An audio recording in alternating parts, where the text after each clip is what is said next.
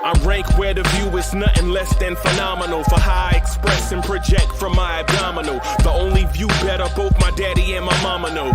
No living parents, my sons give me balance. My wife is my serenity, this mic is my identity. The world is foul enough, that's why I write without obscenities. Provoking danger with broken language and spoken anguish. Begging to get hurt, why would you ask to go through changes? Yes, Lord, life's a chessboard, master the angles. Control the tempo, be the one who holds the info. Acknowledge is just as deadly as machete swings. When spoken, the truth is as potent as that Medellin. While others swear the style is free, I just let it ring. Our time is undervalued, soldiers make us better kings. My family's on my shoulder, reaching after better things. Today I take the shot, for them I'd rather set the screen. My mama told me follow my dreams. My daddy told me get it by any means. Stand tall, make him bow to a king. But I've evolved, you can see the resolve. Look in my eyes when you speaking to God. Life and for those who we caught up in using what I was taught with the muse. I guess they call it proving I'm more than an artist. Penciling out my darkest while sizzling out a harvest. And storing what gets me from A to B, just like garages. Instrumental with collages. Envision what I've been drawing. Broadway to give you rhythm like the great Lena Horne. So bent torn, found comfort in the storm. Find peace and norm when you see them others perform. Organized chaos. Okay.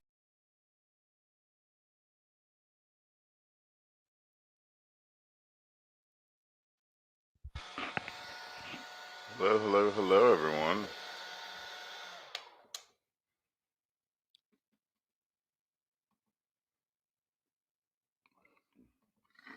City Bear, I think you're on mute.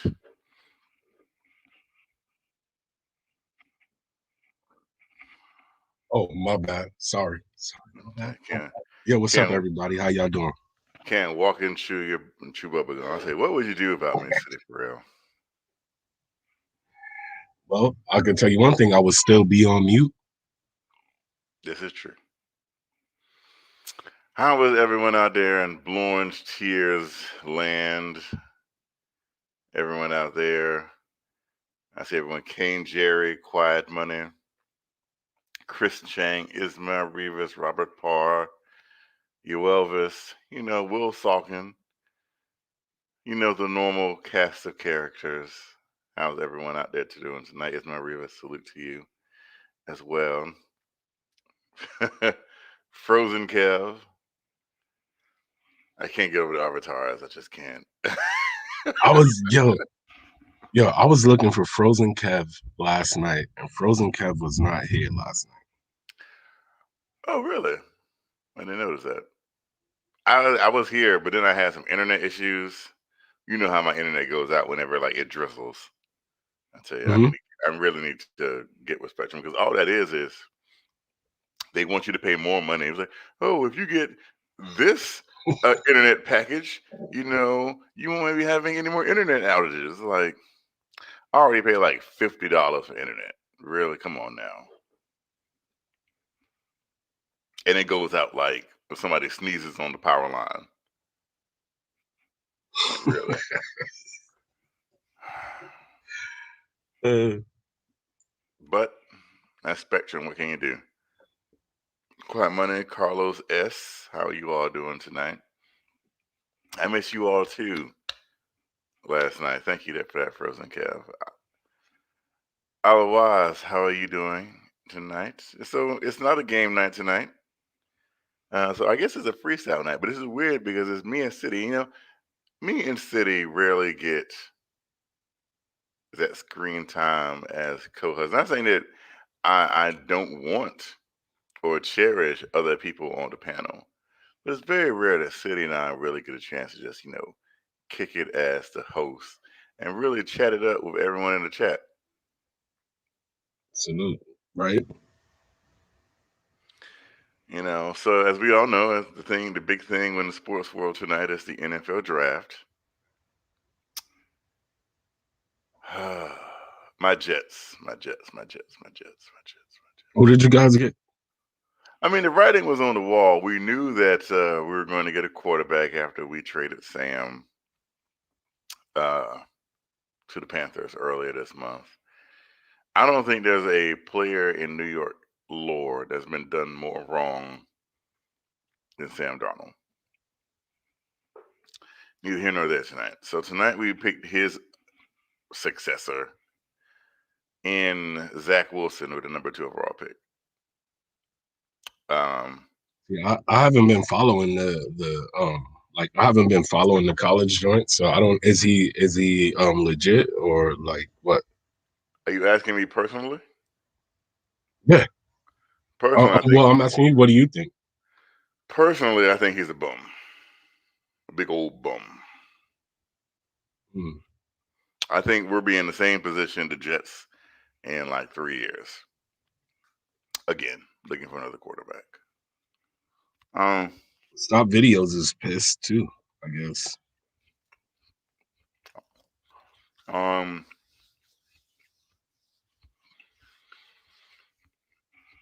mm,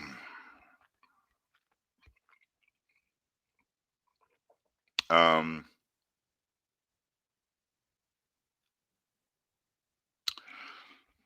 I just didn't like it.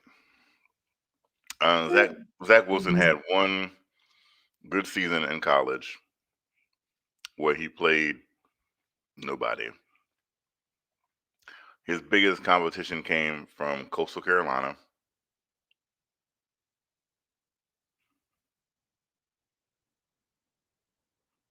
See that dramatic pause there? Let me repeat that again. His biggest competition came against Coastal Carolina. At Ohio State, Alabama, Florida, LSU, Michigan, Oregon, Coastal Carolina. And he struggled against Coastal Carolina. Mm. Mm.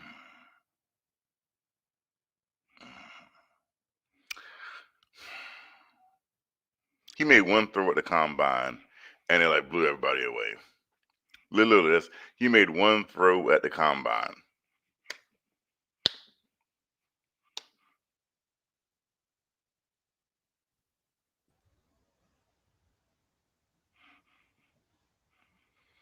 I don't know. But then we got a guard with our. We traded up. We had to trade 2 draft picks in order to trade up to get a guard, Elijah Vera Tucker out of USC.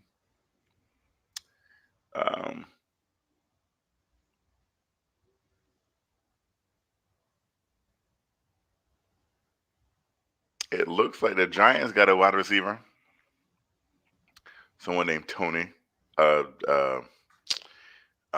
I forgot his name.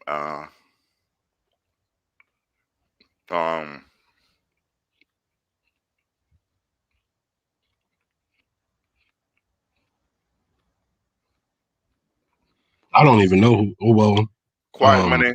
You leave me and my food alone.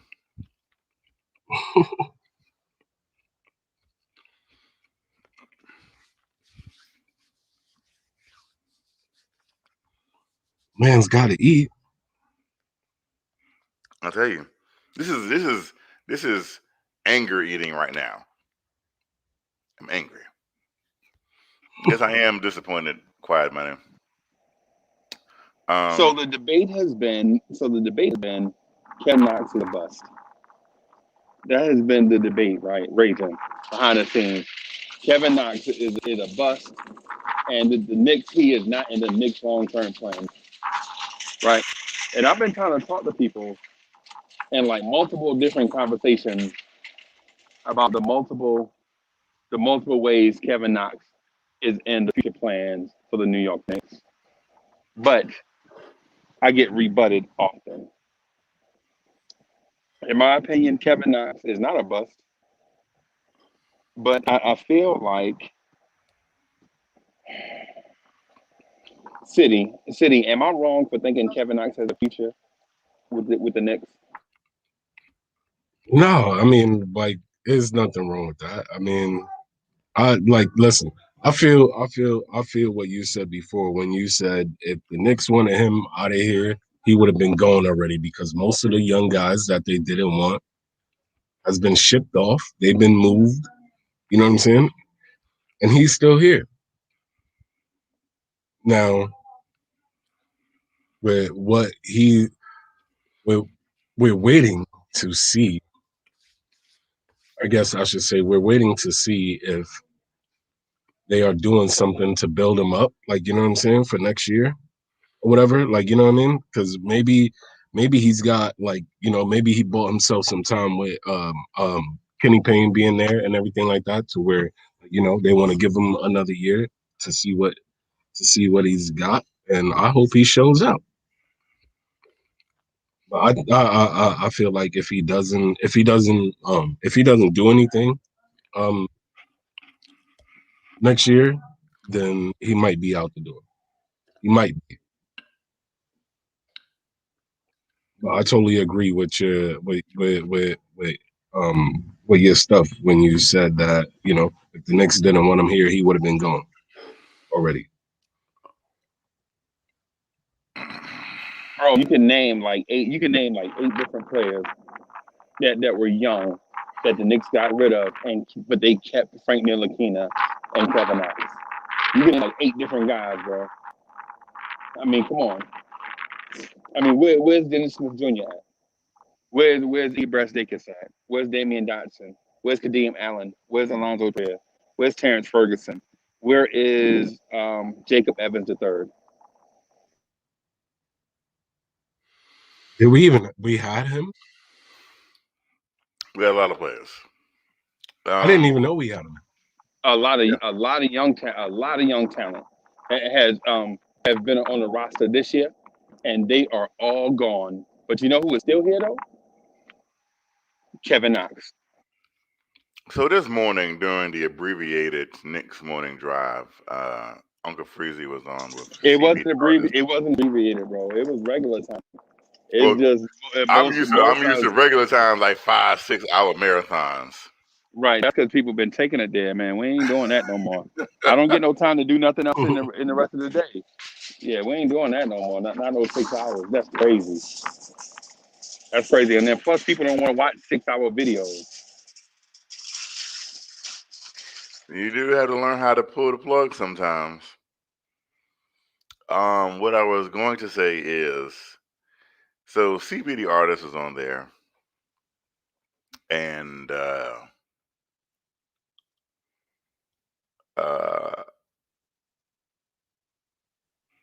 he was talking about the future.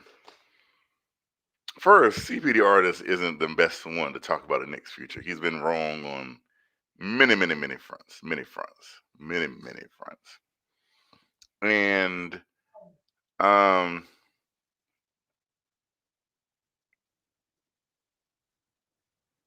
Quiet Money, I see you.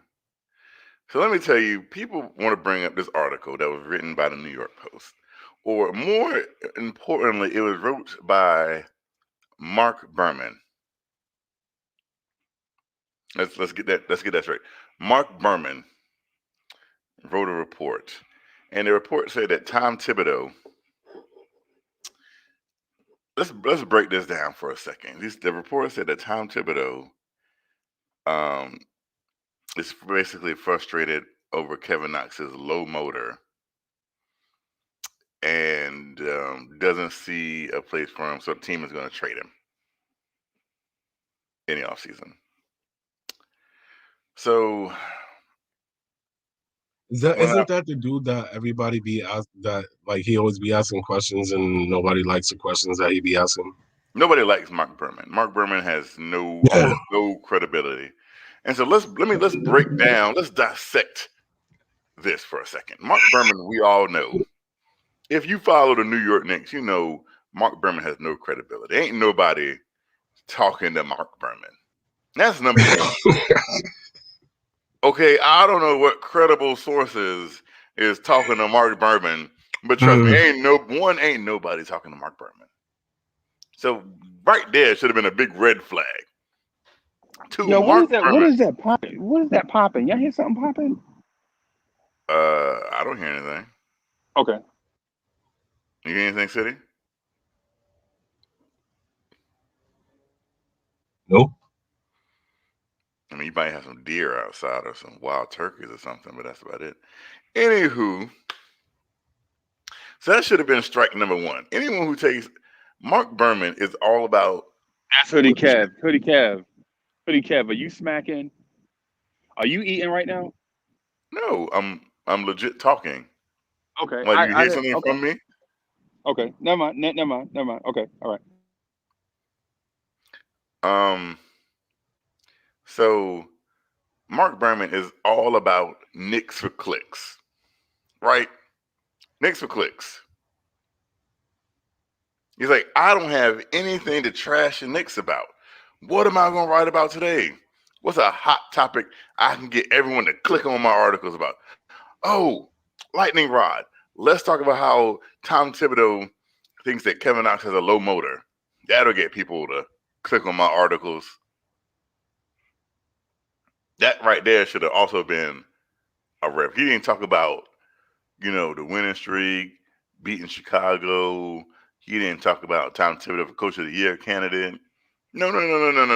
Let's talk about Kevin Knox's low motor. Then he proceeded. Now let's talk about this for a second. So I referenced a video, a recent video, of Taj Gibson, who I think we can all agree is probably one of the more respected Knicks on the team, right? You probably agree with that. And RJ Barrett. They both gave questions, and they were both asked questions about Kevin Knox and Frank Ntilikina. So I'm going to paraphrase a little bit.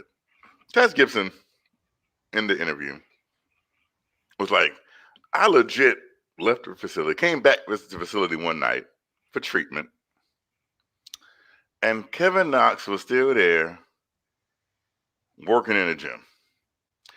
I legit came back for treatment one night. Kevin Knox was in the gym, never even left working and practicing. Let me repeat that again. Kevin Knox was not at home playing Fortnite.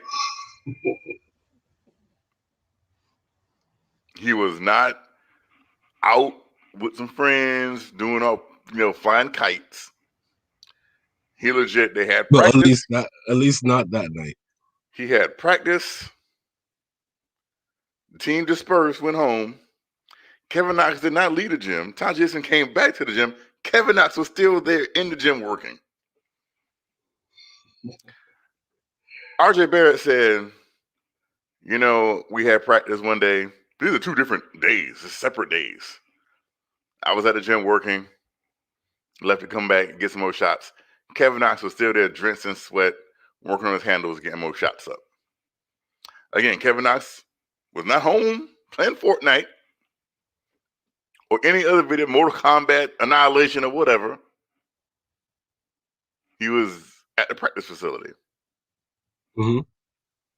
Every single coach that has ever coached Kevin Knox, John Calipari, say what you want about David Fisdale, Mike Miller, Tom Thibodeau, Johnny Bryant, Kenny Payne, all of his teammates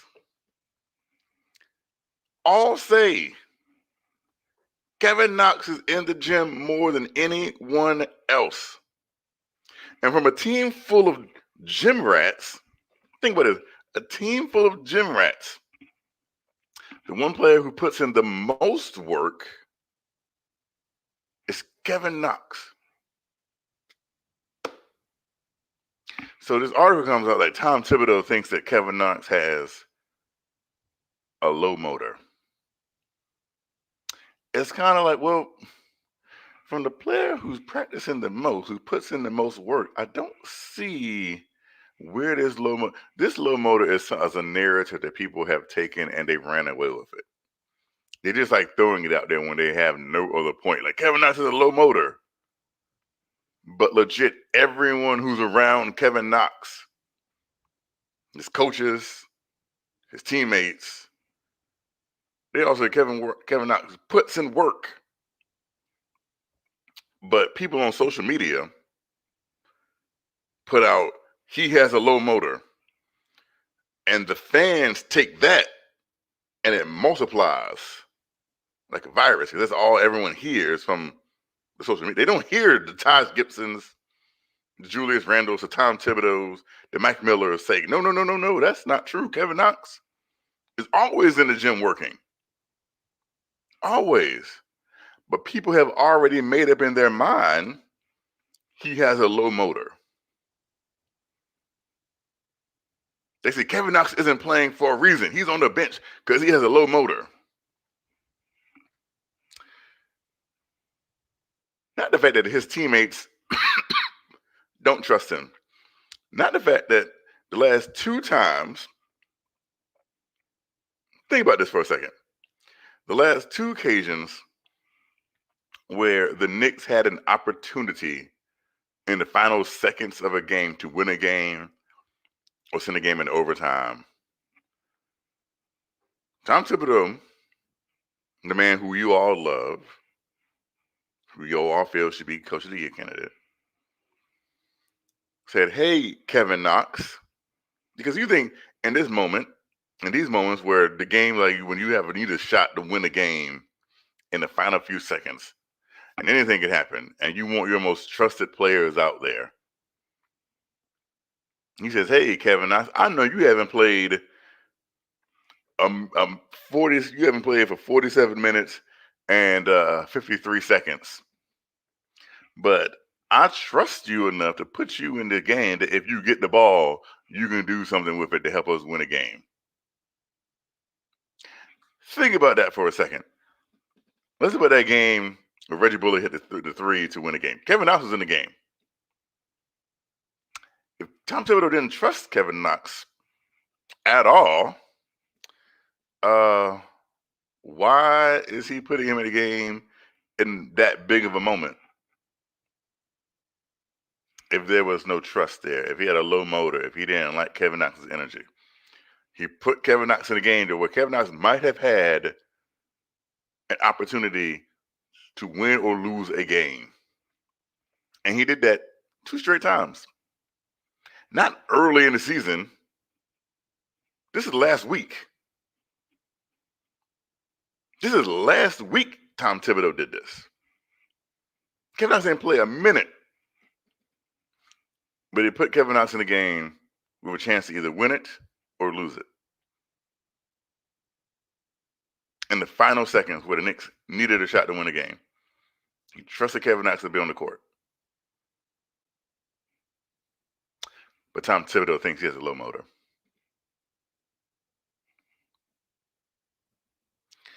I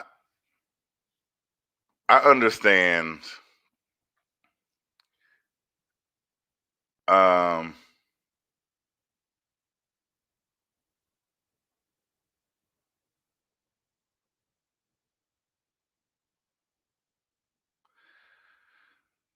I understand that there is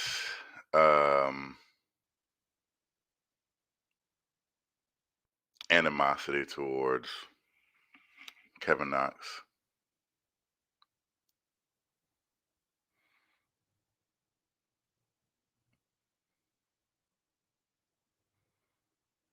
I understand because it's funny. People are quick to say, no. I want Kevin Knox to succeed, but then they proceed to just bash him. But then they'll throw it in there and I want him to succeed though, but he can't do this, and this. And it's like, well, everything that you say that Kevin Knox can't do, he's done.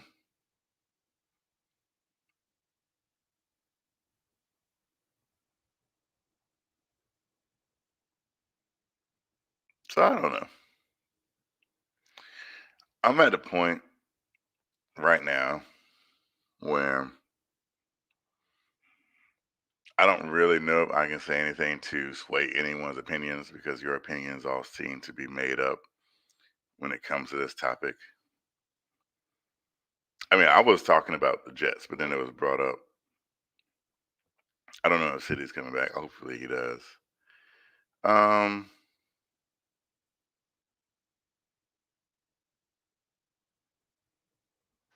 So Nobody I cares mean, about the Jets, bro. Nobody cares about the Jets. What are we talking I, about?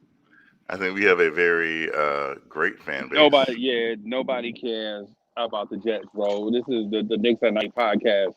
Nobody cares about the Jets. They suck, right? Nobody cares about the Jets. I thought your point about Kevin Knox and Tom Thibodeau is compelling. The only thing that's missing is the organization's faith in Kevin Knox. You know what I'm saying? If you would have talked about that, I think you'd have probably spurred up something, man. But just saying Kevin Well, Knox deserves a shot because he works hard is not going to sway oh nobody. no. I'm not saying that Kevin Knox deserves a shot. What I would like to do is dispel this notion that of this low motor that people always want to bring up and throw around, like Kevin Knox is a low motor, when that couldn't be further from the truth. There's too much evidence by his coaching staff, plenty of different coaches, plenty of different teammates, all rebuke that notion that Kevin Knox is a low motor. And when you talk about the organization having faith in him, and people say, well, Kevin Knox wasn't drafted by this regime. And I think to myself, no, that's actually not true at all. Kevin Knox was drafted by the sitting general manager. Scott Perry drafted Kevin Knox. Scott Perry is still the general manager. And how things are going, Scott Perry will probably return as general manager of the New York Knicks. With that being said, I think it's fair to say if history repeats itself, we all know that Scott Perry has an affinity for his draft picks, i.e., that's why Over Payton is in a New York Knicks jersey, i.e., that's why Mario Hezonja was signed. Scott Perry has faith in his draft picks. So, no, I don't think. Bro, you just Kevin legit compared Kevin Knox to Alfred Payton and Mario Hezonja. No, I'm not comparing him to Why would them. a Knicks fan have faith in Kevin Knox now? This isn't about comparing him to them. I'm saying, and if you listen to what I'm saying, Kevin Knox ain't going nowhere. I'm sorry if that hurts anyone's feelings, but Scott Perry typically doesn't trade away his draft picks. Typically, he keeps them, brings them. He's a hoarder for his own picks. So for all those people who feel like Kevin Knox is going somewhere next year, it's probably not true. I want to look at it, and I've had conversations with Uncle Freezy and Rob the Nick about this situation, to where I see when I say stuff, and I want to make it sound like I'm comparing, but then I want to compare the situations, but not the players. So if you want to believe that Kevin Knox first 2 years in the NBA were a wash, the organization did him no favors whatsoever.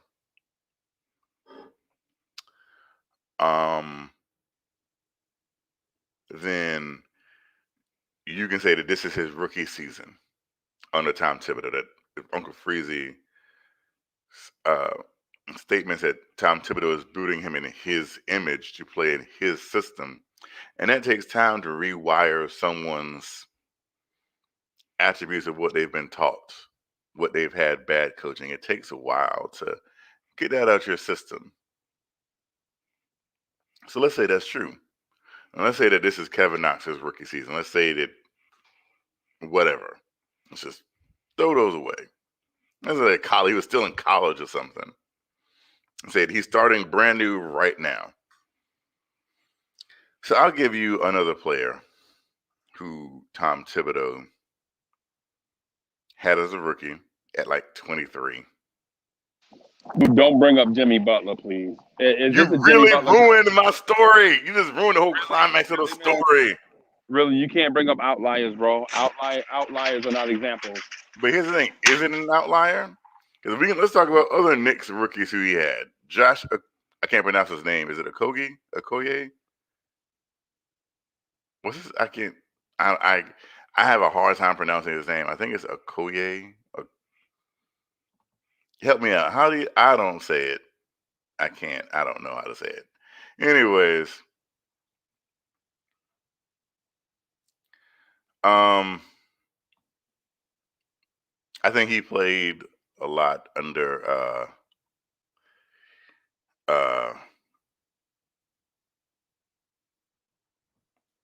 in Minnesota.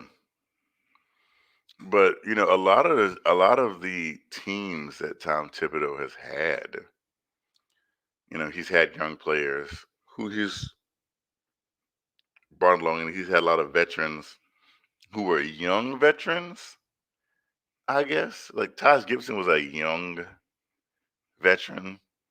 Luau Deng was like a young veteran when he acquired them. In Chicago, Noah was a young veteran when he acquired him in Chicago, and took them and worked with them and helped build them up. And I mean, we see where the result today is. I mean, they basically played almost 2 seasons without their MVP Derrick Rose, and we're still competitive. He asked different players to do different things during those seasons, during those stretches. While they waited for Derrick to come back, I think in the end, I don't know, it didn't work out there in Chicago. They haven't really been the same since. I don't know if that's a Thibodeau thing or if that's just a Chicago front office thing. And maybe a little bit of both. I think Chicago has tried to put together teams. They tried to bring in like odd coaches that just didn't work out. And it's like, why did you bring him in the first place? Even this season, they had high aspirations. They swung for the fences with Vucevic. It hasn't really worked out yet. I think time will tell. I think Billy Donovan is a very good coach, and I'm pretty sure he'll get that together. So they probably are in the same boat as we are when it comes to their point guard situation. And they might be the biggest challengers to the Knicks in getting Lonzo Ball. I personally don't think the Knicks are getting Lonzo Ball next season. I don't think that Lonzo Ball,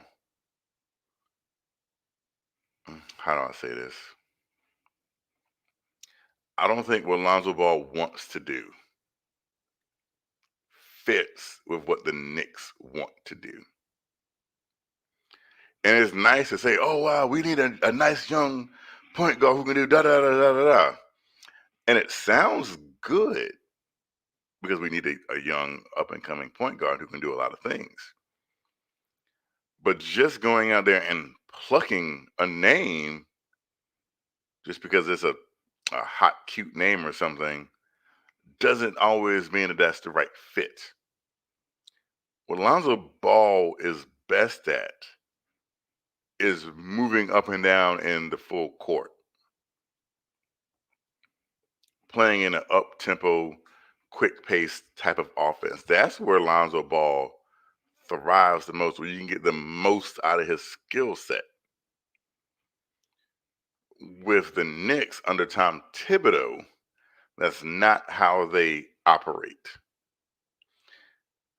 And I think it's an unfair assessment to say, oh, if Tom Thibodeau had Lonzo Ball, da-da-da-da. And it's like, no, I still don't think that that's what Tom Thibodeau would want to do. because here's breaking down the analytics of it. When you slow down the pace of a game, you limit the opportunities a team has in a game, offensively and defensively.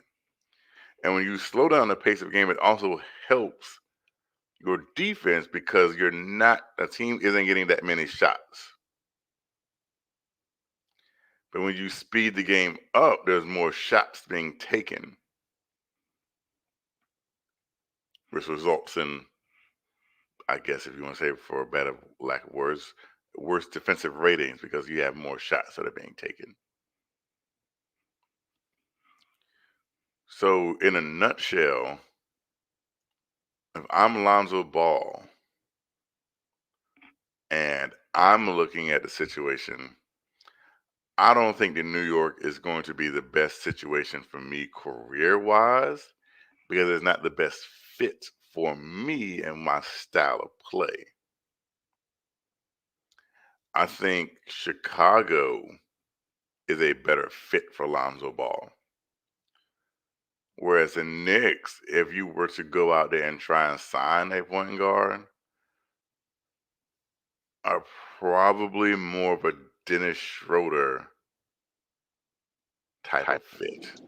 Get out of here. That's ridiculous. That's How is that ridiculous, ridiculous? Okay. So you just said, right? So what you said is Lonzo Ball doesn't fit because he's better in the open court, right? Yes. Dennis Schroeder is not a half court point guard, right? Dennis Schroeder uses his physical gifts, which is speed, and a small amount of athleticism and tremendous quickness, right? It's the same thing. It's the same thing that could be said for De'Aaron Fox, right? Because if Lonzo Ball doesn't fit, De'Aaron Fox doesn't fit, and Dennis Schroeder doesn't fit, right? Well, Because I think it's a difference. because all three thrive using wide open space in order to create for themselves and others. I think with Schroeder it's a little bit different because when Schroeder uses his speed, it's more of his speed in half court sets. To where Schroeder doesn't need to run up and down to be effective. True. Schroeder can be in a half court and still use his speed effectively. Whereas Lonzo Ball's style, Schroeder's not a shooter like that, bro. Dennis Schroeder is not. No, he doesn't. Not No. a shooter, a guy that's going to be off ball, knock down shots. Schroeder ain't gonna do that. Schroeder drives. What Dennis Schroeder is a much better version of Elfrid Payton.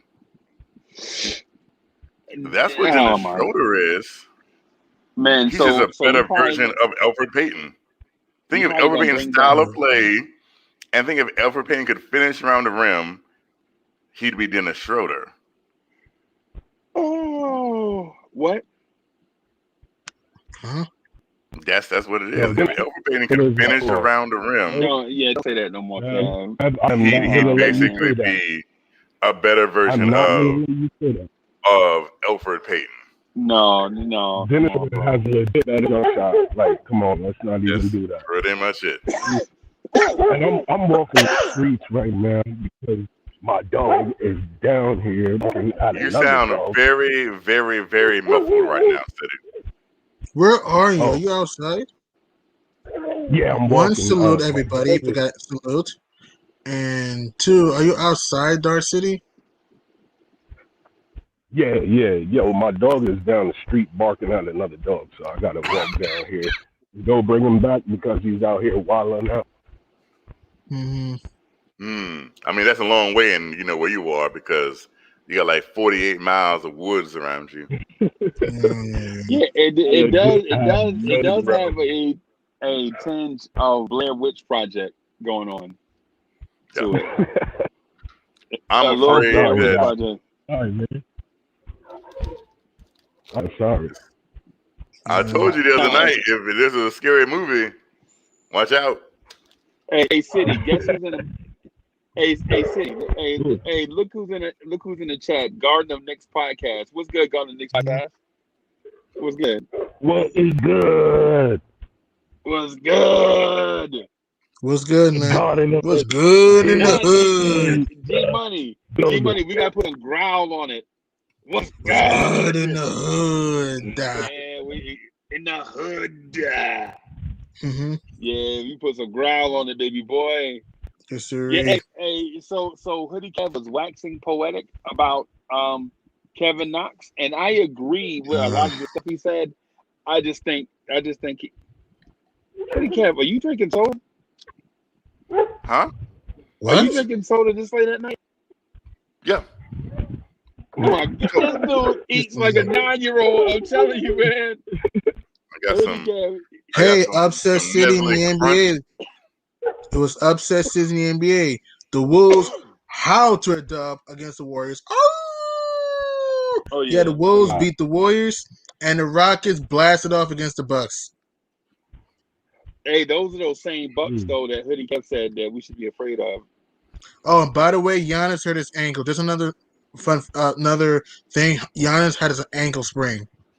Hey, and so everybody in the Knicks universe know that Hoodie Kev is my favorite person in Knicks universe, right?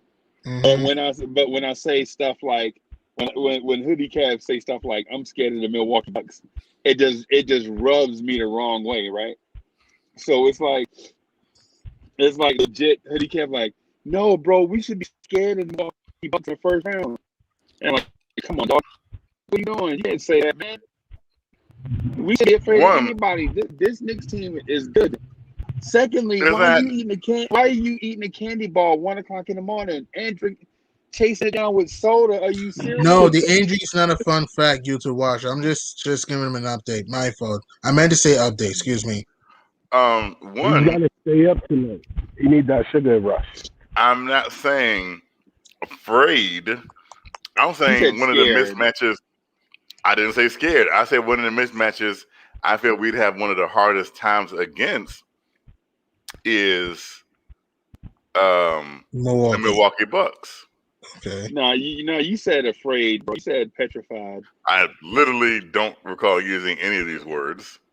You said Ever. the matchup I'm scared of is the Milwaukee Bucks. I literally did not say that at all. Well, our magic number did turn. Another thing, our magic number for the clinching the playoffs is 5. The Pacers lost in the Nets, so it's a combination of Pacer losses or Knicks wins. So our magic number is 5 to clinch a playoff spot. Wow. What about to clinch a winning record? To me, that's the most important thing. What's our number to clinch a winning record? Do we have 35 wins yet? Yes. All right, so we need 2 wins to clinch a winning record for the first time in 9 years, Since right? 2013, actually. 8 seasons. Okay, 8 seasons. Okay. Yo, what's our chat doing? Our chat is crazy, bro. Y'all eating candy bars this late at night? I wish I could see it. I can't even see the chat right now, not until I get back to the crib. Yo, Listen. Come on, crazy. Can y'all still hear me? Or is Yes. Yeah, you would.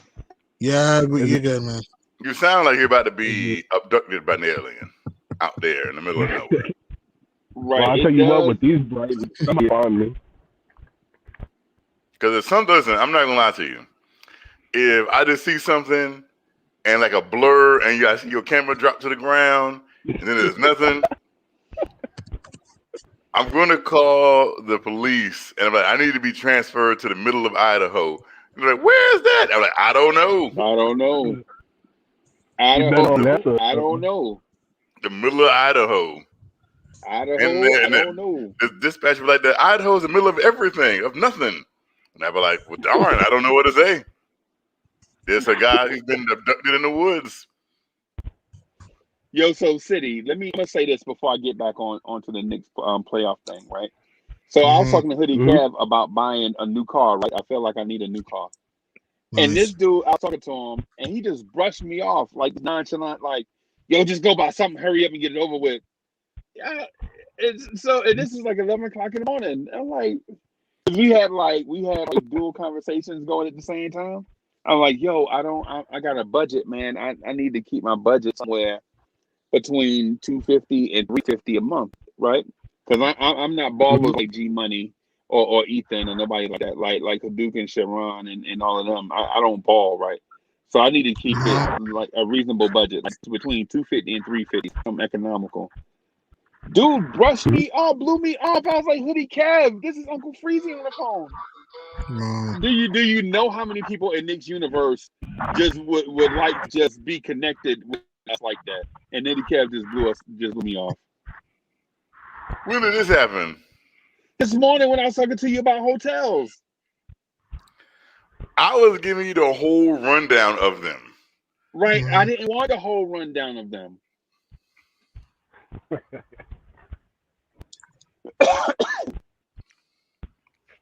I didn't want the whole rundown, bro. I didn't. But anyway, I'm offended. Julian Blum, what's good? Chef NYK, what's good? My motivation. I see you, YouTube watcher, is in the building. 0.5, what's good? Christian, yeah. Can I take a minute to talk about one of the teams G that's Money, one of the what's most good? overrated, I see you, Carlos S.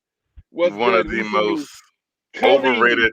aka Jay-Z. It's a hard knock life. What's good? Uncle Freeze, I would like to talk to you for 1 minute about one of the most overrated franchises in the NFL Can I shout and their out pick. Chef NYK? 33 Savage is in the building. Real King, get up, stand up. Good. Allah Wise, what's good? We see y'all.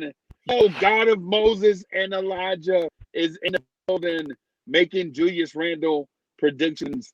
Was good. We see all the Theseus Thomas. There's a Theseus Thomas sighting. What's good? We see you. We see you. I see all of y'all. We see y'all, man. Thank y'all for coming out So and listening Julian Bond. to Hoodie Ooh, Kev man. wax poetic See. about Kevin Knox. Our future gaming. What's good? What's good? What What's I good? say about Mhm. Kevin Knox is true. You all just refuse to believe it. But other than that, I would like to know how Freezy feels about Justin Fields. Oh, I love it, bro. Oh, I love it. I love it. I love it. You love it more than Mitch Trubisky? Did you love Mitch Y- Trubisky? No, because on draft night they call him Mr. Biscuit. And soon as I found out his nickname at North Carolina was Mr. Biscuit, and I was like, "You mean like Mr. and Biscuit?" And they were like, "Yes, they call him Mr. Biscuit." I was like, "No, the NFL quarterbacks you can't call an NFL quarterback Mr. Biscuit and expect for him to be successful." I'm pretty sure teammates have all kinds of nicknames for their teammates. Right. Right. So for those that don't know, that's the same draft that put out Patrick Mahomes. We could have legit traded back to 8, got multiple first round picks, had Patrick Mahomes and multiple first round picks, and Patrick Mahomes would have been playing in the same offensive system that they play in Kansas City. That's the offensive system that we run in Chicago, the Kansas City system. We just don't have the weapons for it yet, right? But what I'm saying is the Bears traded up over Jamal Adams. They could have took Jamal Adams. I would have loved that pick, right? Jamal Adams was there, and we passed on him because the Bears. Our luck is this: we strike out finding inbox safeties. We always find good free ranging safeties. We always have at least 3 free safeties on our roster, right? For some reason, we can't find an inbox thumper. And if we could have got Jamal Adams, oh my God. But anyway, I'm here to talk about these Knicks, bro. Yes, sir. These Knickerbockers. I'm here to talk about these Knicks, bro. I want to tell you one thing. As an Ohio State fan, Justin Fields is overrated.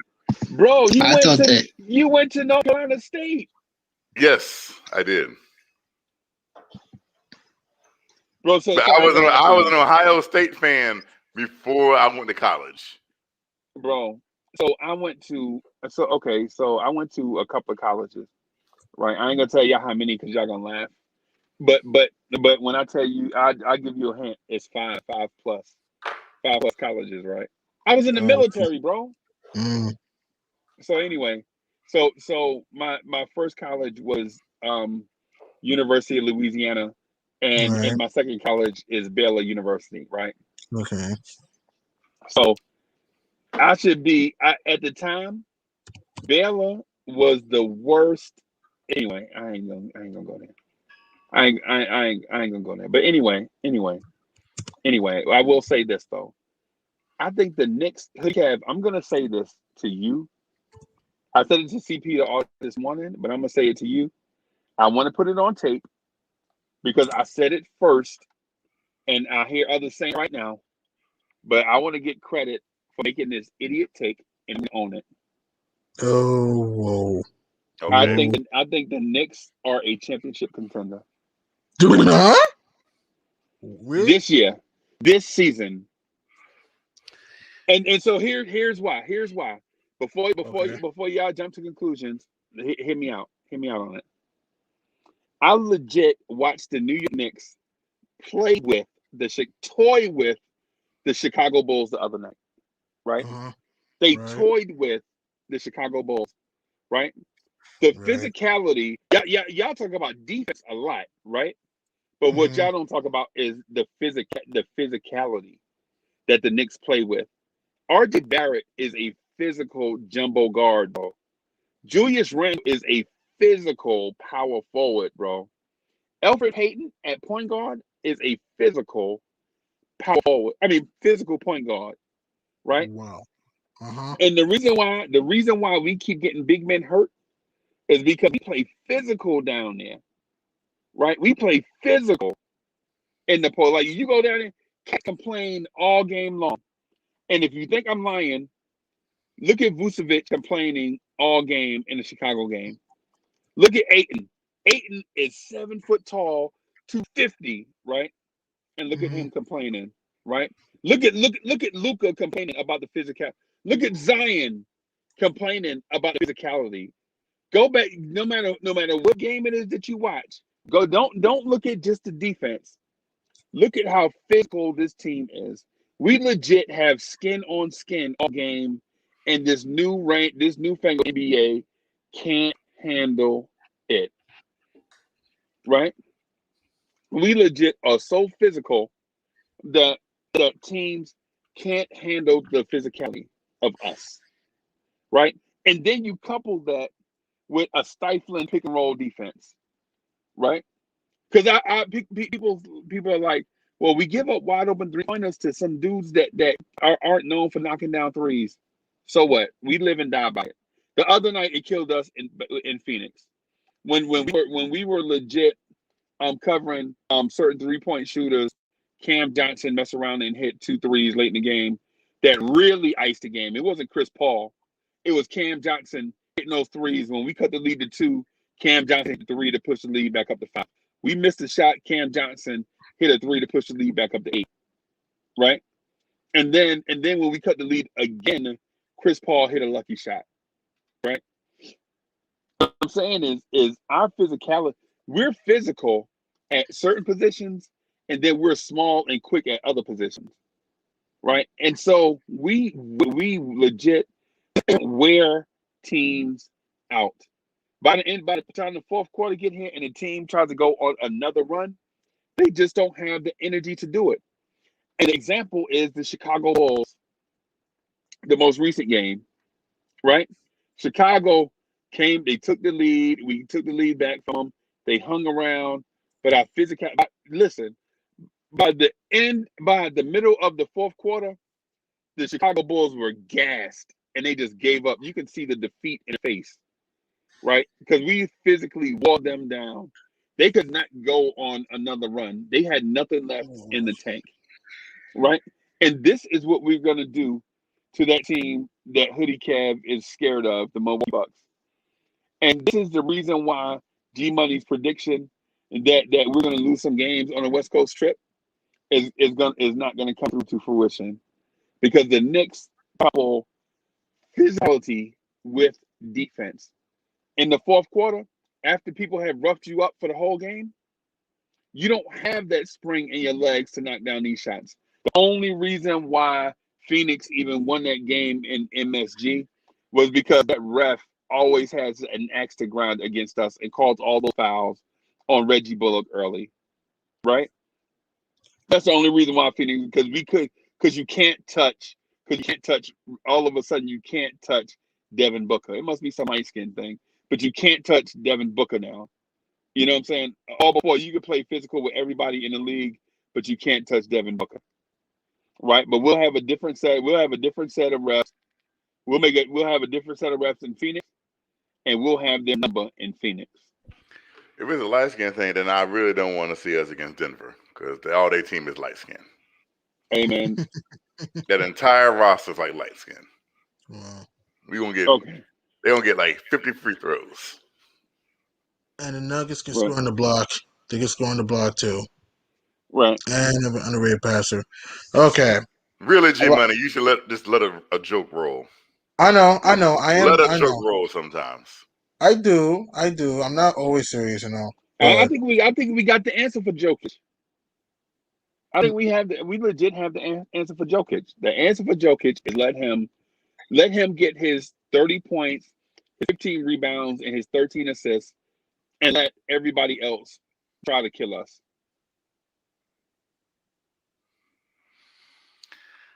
Is that the best game plan?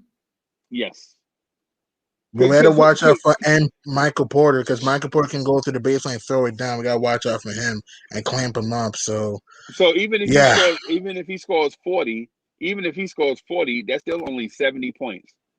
Who else on Denver is going to score for them? Can you name somebody else on the roster right now? I don't even know anybody else on the roster that's healthy. Aaron Gordon. Aaron Gordon can go hot. I think Aaron Gordon can have a big game. When you ever seen Aaron Gordon score 30 points? I mean, he did. I'm not saying he's a great scorer, but he did do that against Brooklyn. I think he almost had 40. Okay. He can if he wanted to. Okay. All right. Well, I won't say he can if he wants to, because I'll say he can in certain situations, because I'm sure he wants to all the time, right? Uh-huh. But what I'll say, certain situations might present themselves where he might be able to. But Hoodie Kev, I'm telling you, this team is good, bro. That also might be an Austin Rivers revenge game. That's your I was just going to say that. It's very possible. Austin Rivers may have like Utah. Game. We all know what he does against Utah. Hey man, we're not Utah, bro. We're not Utah. We're actually good. Isn't Utah have the best record? And Utah is very good. Isn't Utah have the best record in basketball? They do. They just blow out the Kings without Mitchell and Conley. Yeah, by 49. So I was just making sure. I didn't know. Yeah, you're right. We're not Utah. Utah's better. Yeah. No. I was saying something to Uncle Freezer. He said we're good. Like Utah is like bad or something. Like no. They've been good from the beginning of the season. We have not been good since the beginning of the season. We were trying to figure it out. We had to gel first, right? So saying that Utah is better than us based on record, I would take exception to that, because they came out of the door already gelled, and we had to gel. It took us some time in order to get where we are right now, right? That's all I'm saying. I'm saying at this moment, the Knicks are a very good team, is what I'm saying. And did you notice, you didn't see how the Knicks played with the Chicago Bulls? What do you mean? I watched the whole game. You didn't see how the Knicks toyed with the Chicago Bulls? Is that what you call it? The fourth quarter, actually. Yeah, no, it wasn't a struggle. Yeah, it did. No, it wasn't a struggle. Because it wasn't a struggle. The Knicks legit had a 1-point lead going into the fourth. Exactly. It's true. Let's not act if we blew the Bulls out the whole game. We were up 18. Bulls came back multiple times, led by 1 twice. And then the fourth quarter, then we started to dominate. All right. I'll make this quick and painless because I really do. I'm a true Knicks fan, but I'm going to use logic. This team's not winning a championship this year. This is logic. So this is logic, G Money. You what you're saying is you use logic as a something to sober the argument. No, But my but point I'm but saying but is but this: but have we but seen this team in the playoffs yet? that's exactly it. That's exactly it. Is your point, right? But what we can't we you want to use empirical data from previous seasons. You want to say we hadn't seen this Knicks team in the playoffs, right? It's But at the true. same We haven't seen any of right any right version of this season's team in the but playoffs. right, but the point of it all is you hadn't seen this team play in previous seasons. So how can you say this team that you hadn't seen play in previous seasons play in the playoffs? This team is not the team from last year. You can't compare this team to the team that was here from last year. The front office is different. The coaching staff is different. There are new people on the roster. So you can't say this team from last year is the same team as this year. And why how come they hadn't made the playoffs? You're saying I hadn't seen this team in the playoffs. This is an entirely new situation. If all of these pieces were in place for 4 seasons and hadn't made the playoffs, I could understand what you're saying. I'd be like, you know what, G Money, you have a point. Hoodie Cap, you have a point. But when you're talking about a new front office, a new coaching staff, roster that turned over, you saw the team gel within the season, right? You saw all these things come together, right to the point where we are right now. You can't compare them to Knicks of seasons past because this is not Knicks of seasons past. This is the current iteration of the Knicks. Now, let me ask you this: is this team right here, this new team, is this team going to make the playoffs? Yes, All right, then. So what are we even talking about? but okay. I want to ask you: are we going to win the championship this year? Just a yes or no. I Just don't. yes or no. I don't. I don't know. I don't think so. Okay, so No, you just but I said no. I said championship contender. so you're saying fully healthy. And let's say I'm just saying. Let's say the Sixers fully healthy, the Nets fully healthy. We're gonna beat. You're telling me that we have a shot to beat those teams fully healthy. Well, I'm going to say that none of these teams are flawless. And none I of never these said that. teams and none of the no, I didn't say you said that. G Money, I didn't say you said that. That's what I'm saying. I'm Okay, saying that none of these teams are flawless, right? None of these all right. teams are above reproach, right? The Bucks just who did the Bucks lose to tonight, Rockets. bro? And that's the team Hoodie Cab told me that he's scared of, right? KPJ did have to put up a 50-point game for them to win. It's true. So wait a minute. So the dude scored 50 points against the Bucks. I thought they had Drew Holiday Hoodie Cab. Drew Holiday is top 5 at his position. Remember that? Remember that conversation? And a 6'4" dude that was cut by the worst team in the league put up 50 points against them. Yes. And y'all are telling me that the Knicks don't have a chance. We just lost to the Timberwolves, the Magic, the Kings. What The what are we Timberwolves talking just about beat here? the Timberwolves beat a lot of teams, bro. Doesn't matter. The Wolves are one of the worst teams in the league. Like, come on. Right. But okay. All right. I'm gonna pull up because the Timberwolves just knocked off a bunch of contenders. And they're still one of the worst teams in the league. So what? Right. Right. I don't. What are you saying to me, G Money, that this team sucks and we don't have a chance? I didn't say. All right, name me one time that I That's said we what you suck. alluded to. I didn't say That's what that. you alluded to I'm because just saying you just let's legit said relax. Can we win the first round you series? Yes. I really don't want to have this convo because I know how ridiculous it sounds. Look, this team's not winning a championship this year. Maybe in the future. I'm a true Knicks fan, but I'm not crazy. All right. Let's look at the players. Let's look at the players reasonably. I like Alec Burks. Alec Burks is a good player. He's not a good playoff performer. He only shoots 38% in the playoffs in his career. We haven't seen Julius Randle in the playoffs yet. All right. We haven't seen RJ Barrett in the playoffs yet. We don't know what Obi's going to do in the playoffs. This team is still young, though. I like Thibs. Thibs is a good coach, but there's plenty of times during the playoffs he doesn't make the proper adjustments.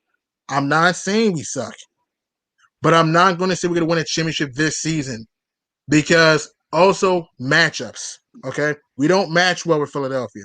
Say what you want about, oh, we were competitive. They didn't have Joel Embiid for 2 games. Seth Curry missed the last game. We still couldn't beat them.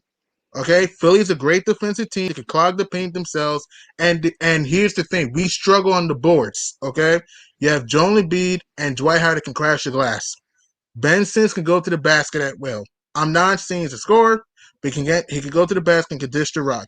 Danny Green may be inconsistent, but Danny Green has proved that he could hit clutch shots in the playoffs.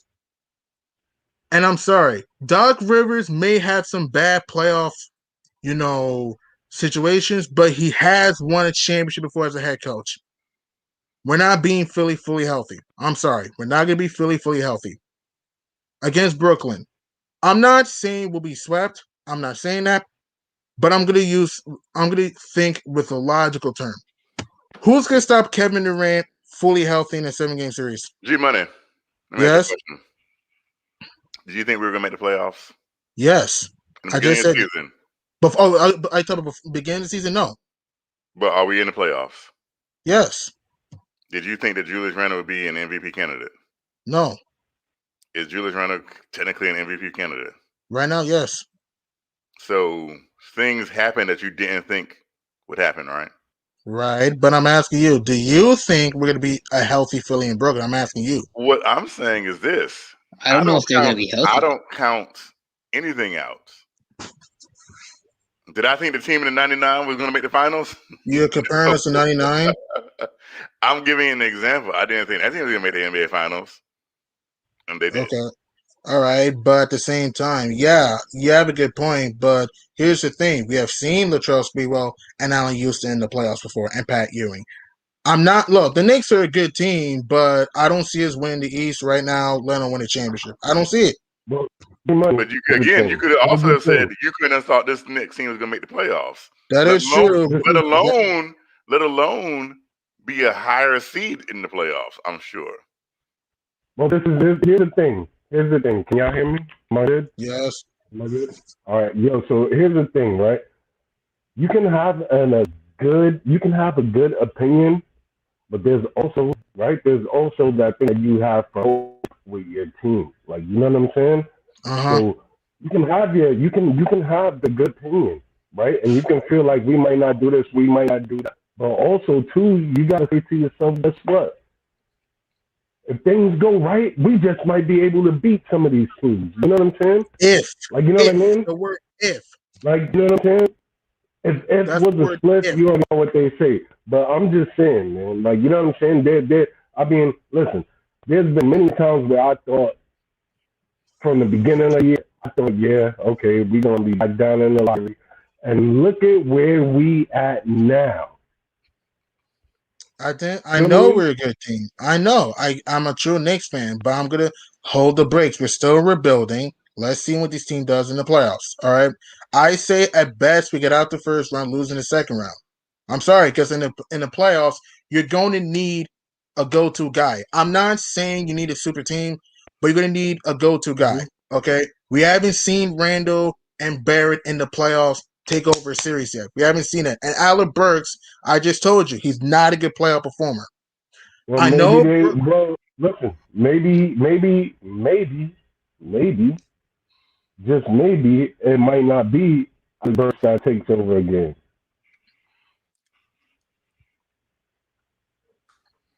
Okay, but salute to you, Uncle Freezy. I couldn't. My bad. I couldn't hear it. Was I talking over you? Because I couldn't hear for a second, so I didn't know. Because I'm on my mobile right now, and so like you guys are mad small. Like, you know what I'm saying? I'm trying to get my laptop working, and it's not working right now. Well, that's the Idaho reception for you.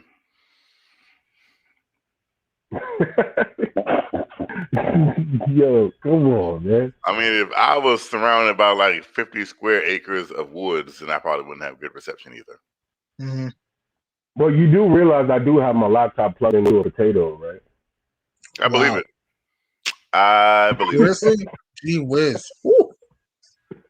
That's not even like surprising to me. Uh, But we'll see what happens in the playoffs. Anything is possible, as Kevin Garnett once said. Okay, we could make the finals, but we're not. That's what I'm saying. Because you know why? Matchups. Keyword. Matchup. Like, for example, right? I'll give you an example, right? Like, here, all right, if hypothetically, let's say the Mavericks make the playoffs, I'm not going to say, oh, they're going to go to the finals. They don't have a chance because you know why? They don't match well with the against a healthy Laker team. They don't match well with them. The Jazz are more deeper team than the Mavs. The Suns are inexperienced, but they have more depth. Like I said, matchups matter. Okay, I'm not saying we'll be swept out of the playoffs. I never said anything like that. But I'm going to think in a reasonable Knicks fan term. How do I expect this team to make the finals when we don't know what RJ Randall going to do in the playoffs yet?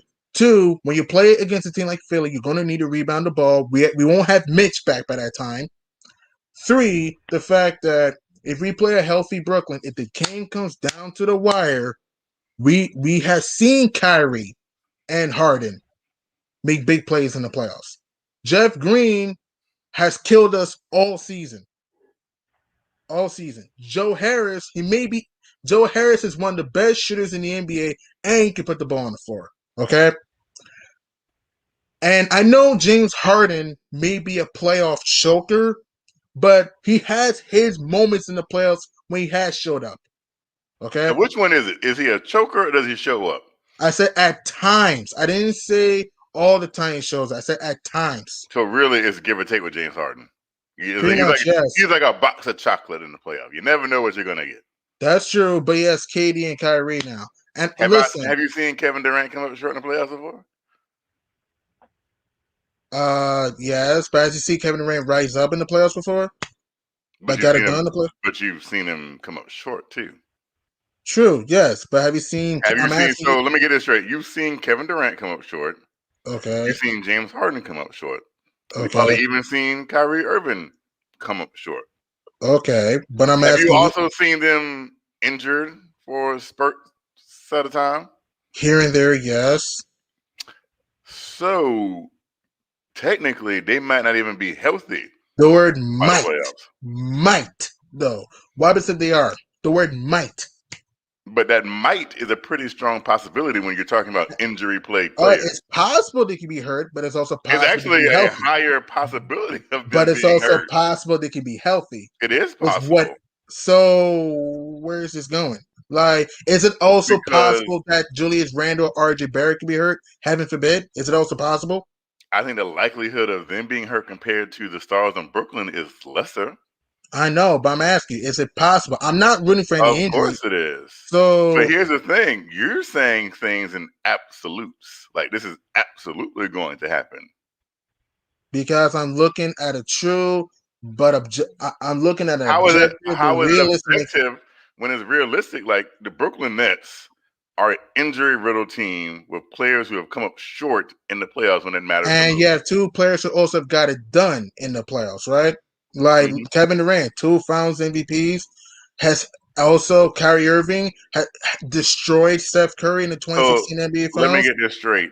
You feel like it automatically allowed Kevin Durant. I never said the Nets were going to win the championship. Kevin Durant. I never said that. How long has Kevin Durant been in the NBA? Since 2008, around that. So 13 years. So 13 years Kevin Durant has been in the NBA. And he didn't win a championship until he played with the greatest shooting backcourt of all time. Right. And I'm not disparaging the talents of James Harden and or Kyrie Irving, but Kyrie Irving hasn't ever won a championship without LeBron James. True. So with that being said, it's fair to say you haven't seen this version of the Brooklyn Nets in the playoffs. And what I never said the Nets were a lot to win the championship. I never said that. I'm not saying a lot to win the championship. That's not what I'm saying at all. All I'm saying is you talk in absolutes. Because I also gotta be honest, we haven't been this team all year when they were not healthy. That's what I'm saying. So if they are healthy, are they healthy right now? No, but we lost to them 3 times when they were not healthy, right? This Is it true. true? So if they, Yeah. I'm just saying, I know it's a possible they could be not be healthy, but it's also possible they can. Let's just say they are healthy. How are we going to stop Kyrie Irving or Kevin Durant? It's not even just the stars. Joe Harris could hit the base shot. Jeff Green could attack the basket. He's a veteran. Also, Elise Johnson, he may not be a star, but he's a good energy player that can rebound, crash the glass, and score, and hustle player. You also have Landry Shamet that can hit the catch and shoot three. Have you ever You seen have the movie Ghostbusters? I'll be honest with you, no. I'll be honest with you, no. So there's a scene in the movie Ghostbusters, right, in the beginning when they're kind of figuring out, like, they're saying, hey, we're going to need, this, and we're going to need this, and if we're going to really be Ghostbusters, this is stuff we're going to need. This is Dan Aykroyd talking to Bill Murray. And he's like, we're going to need this money, we're going to need this, equipment, blah, blah, blah. How are we going to get it? And Bill Murray, and that quote said, I don't know. But he's really big at it. He was just like, and then Dan was like, how are we going to get all this stuff? And Bill Murray just simply said, I don't know. So you ask me, how are we going to stop those players? I don't know. No clue. But I know this. Where there's a will, there's a way. Take that to the grave with you. Okay. So I'm asking you, fully healthy. Just say both teams fully healthy. Who wins that series? I say Nets in 6. I'll give us 2 games because we're a good defensive team. I'll be fair. Between the Nets and the Knicks, both teams fully healthy. Everyone playing. I said Nets in 6, fully healthy. I mean, the Nets will probably win. It's probably a 70-30% chance they win. And also, they have more, and they have a lot of, and they have some depth. Don't forget, TLC can shoot the 3. The Knicks have depth. I don't think the depth is an issue with the Knicks. They have plenty of depth. They have so much depth. They got first-round picks not even playing. True. The Knicks have depth. That's not an issue. How that team uses its depth is a different question. Mm-hmm. So you're still afraid of the. Personally, for me, I'd rather play the Bucks than the Nets. Let's just say I've never been afraid of. I've never used the word afraid. Okay, let's say can I say concerned a little bit? Like you're a little bit concerned about playing Milwaukee than Brooklyn or Philly. I feel like matchups. Mm-hmm. No one technically can match up with the firepower that Brooklyn has. But I also don't necessarily, I guess if you want to use the word fear them. I never said I feared them. I'm not saying you did. I'm saying it. I don't want. If I were to use a word, it would probably be fear. I don't fear them. Okay. But I think that they don't play the type of defense. True. That's like, I think you can score on them. I think you can score on Brooklyn. So they probably have a weakness there, a chink in the armor. With Philadelphia Size. is a very weirdly constructed team, but they've been put together really well because what they did was Mm-hmm. they put like players like Danny Green and Champion. well, it's not really like champion. It's just No, I'm not saying they're going to win the title. I'm saying Danny Green's a champion. That's what I'm saying. Danny Green and that Corkmas dude and George Hill, who's a good veteran. They put players that can shoot, Mm-hmm. or not even around Joel Embiid, but they put players that can shoot around a player who doesn't shoot in Ben Simmons, which opens the floor up more because Ben Simmons just I'm not gonna say Ben Simmons can't Right. shoot because he probably can't. He just doesn't even shoot anyway. He doesn't try to attempt. He's more of a slasher that likes to throw it down, he can score on the block, and he's a very good underrated passer. And he's a good defender himself, don't forget. So with that, it's I don't know. The thing about Milwaukee is this: Hmm. a lot of our offense, most of our offense, is centered around Julius Randle, Right. and the fact that Julius Randle attracts so much attention Hmm. is the fact that when you have another elite player like Giannis, you don't have to double team Julius at all. You can take your chances one on one with Giannis. And so that takes away Reggie Bullock's open shots and RJ's open shots and Burke's open shots and Quickly's open shots because you're not double teaming. You don't need to send the extra help at Julius. Hmm. And so that takes away a lot of easy open shots that the Knicks would normally be getting. Um, with with RJ, you have Drew Holiday, one of the better perimeter guards. Even Chris Middleton's a big body because Right. RJ is not about to go and body Chris Middleton, right? Hmm. Right. Drew Holiday can handle his own physically against RJ. Hmm. Very great And defender. so they have two really, really good defenders. And Drew Holiday can score too. Don't forget he can create his own shot.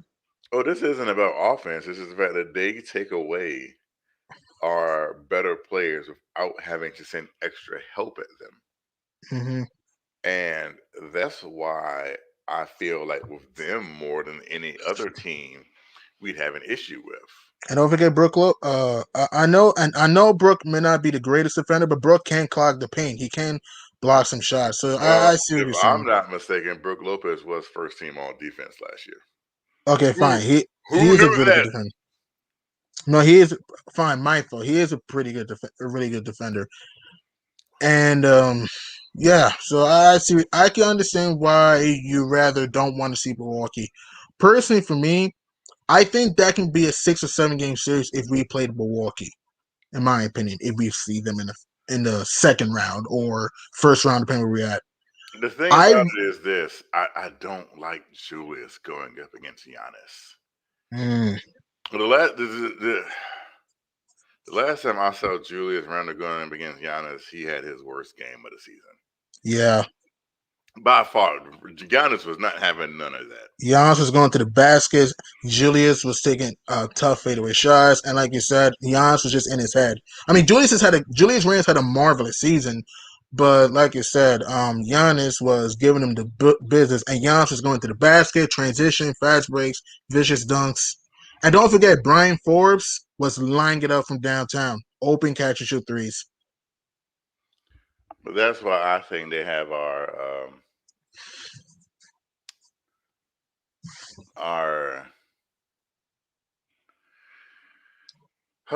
toughest time with them, I guess, if you want to say that Yeah. with simpler terms. So, but there's a lot of things that we can do with Philadelphia. Philadelphia's size bothers me. Hmm. Um, they what is this? They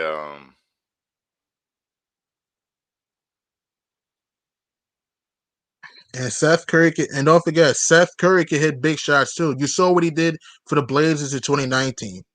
He hit some big shots for them in the playoffs in 2019, and even for the Mavs last year.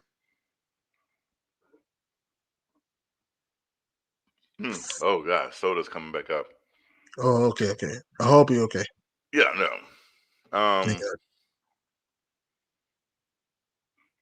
On a weird note, I I just looked at the TV and saw something. It's so weird in my life. I don't know if you watch football or something. It's so weird in my life, in my lifetime. Like I used to play videos. I used to be a big badass Mhm. fan when I was a kid, Right, right.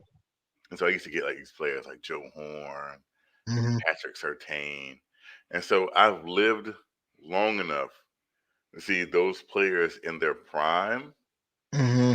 to now see their sons get drafted in the NFL. Mm-hmm. And it's like, good Lord, what in the world is happening? Like to see Patrick Surtain Jr. be drafted. And it's like, I used to play with your dad on Madden when he was like Mm-hmm. rated a 98. Good Lord, I'm getting old. Just a Mm-hmm. side note. Wow. Yeah. And Well, I was talking to Freezy earlier. He mm-hmm. was saying, one day you're gonna be talking about Patrick Ewing to these young kids in like 10 years, and they were like, "Who is Patrick Ewing?" And it's like, because he's like, he talks about, the young kids about Walt Frazier, and they were like, that guy in the suit. And he's like, yeah, like the greatest point guard in Knicks history. There comes a time, I guess you look back like, Somebody said Clyde Frazier. huh? Somebody mentioned Clyde Frazier. Yes. I was telling you about the story that you had said earlier about you talking to young kids about Clyde Frazier, and they just know him as the guy in the colorful suits. Not the fact that he's a Hall of Fame point guard and the greatest point guard in the history of a franchise. Mm-hmm. He's just the old guy who wears colorful suits. Yes, sir. Slamming and jamming, styling, profiling, could drive. Underrated passer, Clyde. Underrated. Personally, I wear a lot of suits, and I wouldn't go that far to wear a lot of things in Clyde Frazier's closet. It's Yeah. like, ooh, wow, Clyde, really? You had that chocolate milk suit on the other day? Wow. Like, Clyde. who picked this suit? Wow, Clyde, chocolate milk? Chocolate milk. But I love Clyde. Clyde's our guy. But, to see, with me growing up in the Patrick Ewing era, Right. it was very, I was drawn to Pat because I believed wholeheartedly Patrick Ewing wanted to win every game. I believe that Patrick Ewing left every single thing out there on the court, every Mm-hmm. single game. And he had a great desire, a fierceness that you could just Mm-hmm. see exuding from him.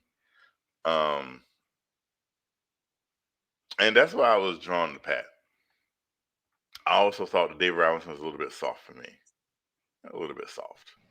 He was too like, Hold on. Delano, what's going on? I don't know how y'all feeling. Good. I just wanted to come on real quick and take my bit from that. All last year, I was thinking about we need to get Nerlens Noel on the team. Oh man, you know how dope it would be if we got Nerlens Noel on the team, paying him alongside Mitch Robinson, the block parties we have. And now we starting to see all that come to fruition. I'm just thinking about Victor. That's it. Every panel I've been on, every platform I've been on, this is what I've been saying. Now I get to see it. I'm just happy. You know what I'm saying? I didn't get a chance to say this yesterday. I was going to travel. I'm not gonna lie, Delano, you seem like you're talking into a tunnel. That's the job.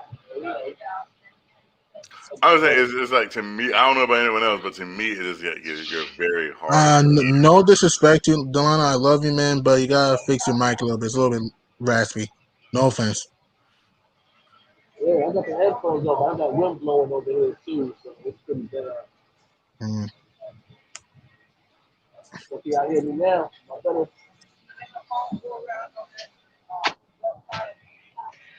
You can be better. You can be better now. A little bit better. It's a little bit better. I understand behind somebody's stuff. But yeah, like I said, I was just taking my victory lap. Happy about the win yesterday. Happy that Nerlens Noel played. Oh, he dropped out. Yikes. Nerlens Noel has been big time for us, clogging that paint, catching lobs. Noel has helped us. He's been a huge insurance for us when Mitch went down. I gotta give it to Nerlens Noel. He's played very well. Very well. He's been okay. He's decent. I'm just saying that he's helped us a lot this year. No, I'm saying he's been okay. Oh, okay. I have Nerlens no. Noel could be considered for the All NBA team. Mm, I think he's positionally blocked. Like, there's no way voters are going to say. Here's the thing: Rudy Gobert might be Defensive Player of the Year. It's probably going to be between him and Ben Simmons, right?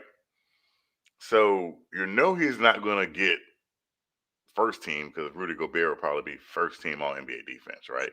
hmm And so you had to ask yourself, has he? And I know he started the last. How many games has Nerlens started the season? Like 25. Around that, I think 25, 26, around that. I don't really know. Around that, yeah. So it's kind of like. So Rudy Gobert will probably make first team. Right. So it's kind of like you have Brook Lopez out there. hmm You have Clint Capella, maybe. True. Miles Turner would have been there too, but he's been hurt a lot. Miles Turner. Yeah. Giannis has to be in there, Well, obviously. I'm talking about centers. Center. My fault. Sorry. So it's probably between Brook Lopez and Clint Capella. So it's kind of like, is Nerlens Noel a better defensive center than those players? Because those players have larger sample size of them starting True. also. So that's probably where he's probably going to get locked out positional wise on the first or second team. Too small of a sample size, I guess. Not saying that what he isn't doing isn't impressive. It's just the sample size probably just isn't large enough for him to warrant to be on either one of those teams. Mm.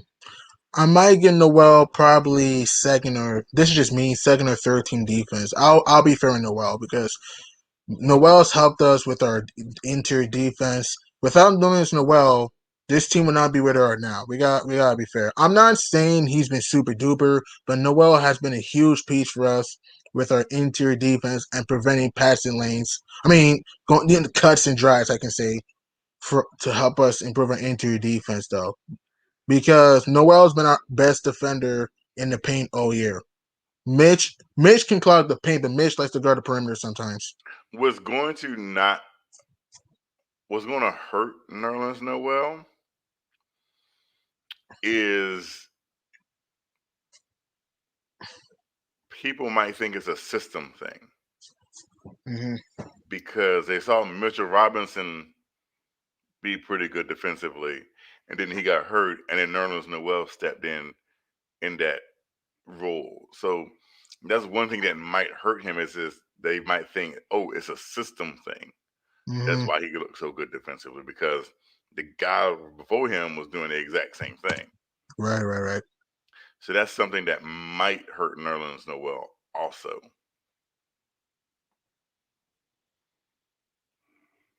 So when I say he's definitely not beating out Rudy Gobert.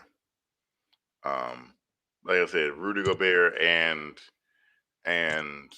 Ben Simmons might be 1 and 2 in Defensive Player of the Year hmm voting. Um,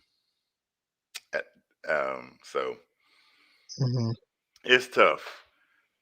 It's really really tough. The thing about it is, are you back now? I don't know. Can y'all hear me? Unfortunately. Yes. Okay. So y'all can hear me. This is a start. This is a start. This is a good thing. This is a good thing because Well, y'all can hear me now. I'm surely am very glad you weren't eaten by mountain men out there.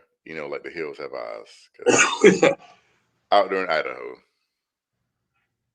Yeah. Wasn't eaten by mountain man. Sasquatch did not get me. That's good. That's For good. Brad Johnson, I'm okay. The turkeys did not get me. You know what I'm saying? I'm okay. But so yo, are we good on the audio? Because I was looking and they said like my audio sounded like radio or something like that. So am I good now? Yeah. Yes, you're well. Golden? All right, sweet. Yeah. Right. What I miss?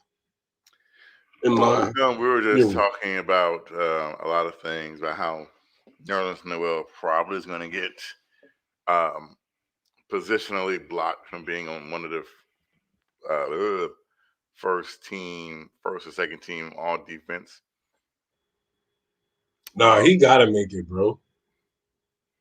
He's gotta make it. Come on. I don't know about that.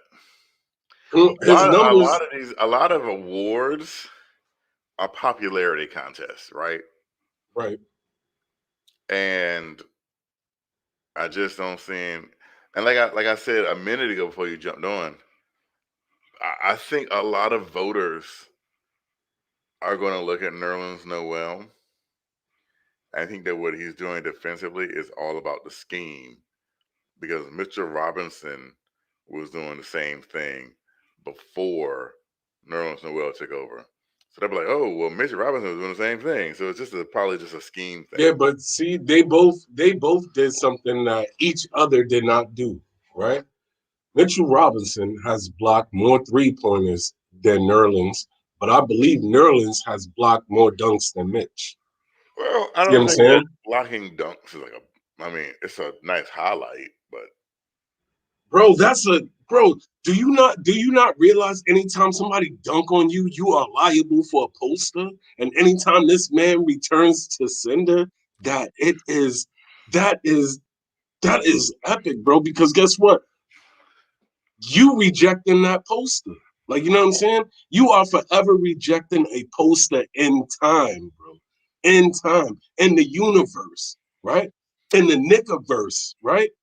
In the Knicks verse, you are forever submitting your legacy in time with time and time and time and time again. People try to come in the paint and try to dunk on you, and you say, no, bro, return the smack, get that out of here. What are you kidding me? Are you kidding me? that's what's happening. Oh. Like, you know what I'm saying? Like, come on, man. I'm ready to get this energy up, man. I don't know. Like I said, there's a lot of factors that's working against him. Like I said, he's positionally blocked against like he's not making the first team on NBA defense. He's not making that over Rudy Gobert. Right. As much as you want to love, like he's not making the first team on defense over Rudy Gobert, who might be defensive player of the year. Right. So that only leaves the second team.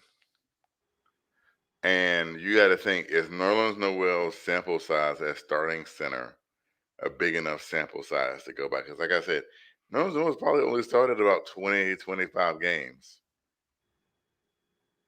Mm-hmm. So is his sample size better than like Clint Capella's or Brooke Lopez or DeAndre Ayton's or even Nikola Vucevic? Well, I would say this. And I would need the human encyclopedia to be on here right now. But obviously G Money is gone. But I would say this, right? Whose numbers have been more impressive since they've been in the starting lineup? Maybe. Well, then again, I can't even say that because obviously 95% of the time I only watch Knicks games. So like, you know what I'm saying? I don't even know what those other dudes are really doing. Like, I don't follow it like that. Like, you know what I'm saying? But I know what our dudes is doing. Like, you know what I mean? Mm-hmm. So you're trying to say it's a little bit of biasness. Maybe a little bit. But I do know this. That man should be somewhere in the standings or should be considered, at least. First and foremost, should be considered at least. Well, he At might be least. considered, But like I said, Clint Capella has played 55 games. He averages 14.6 rebounds, 2 blocks, 0.7 steals a game. So And that's Clint Capella. yes, 14. Nobody even cares about him. He's got a whack name anyway. Oh wow. Still very impressive numbers. You can't argue with that at all. Like, Um, come on, man. Nerlens Noel has, in comparison to Nerlens Noel, who has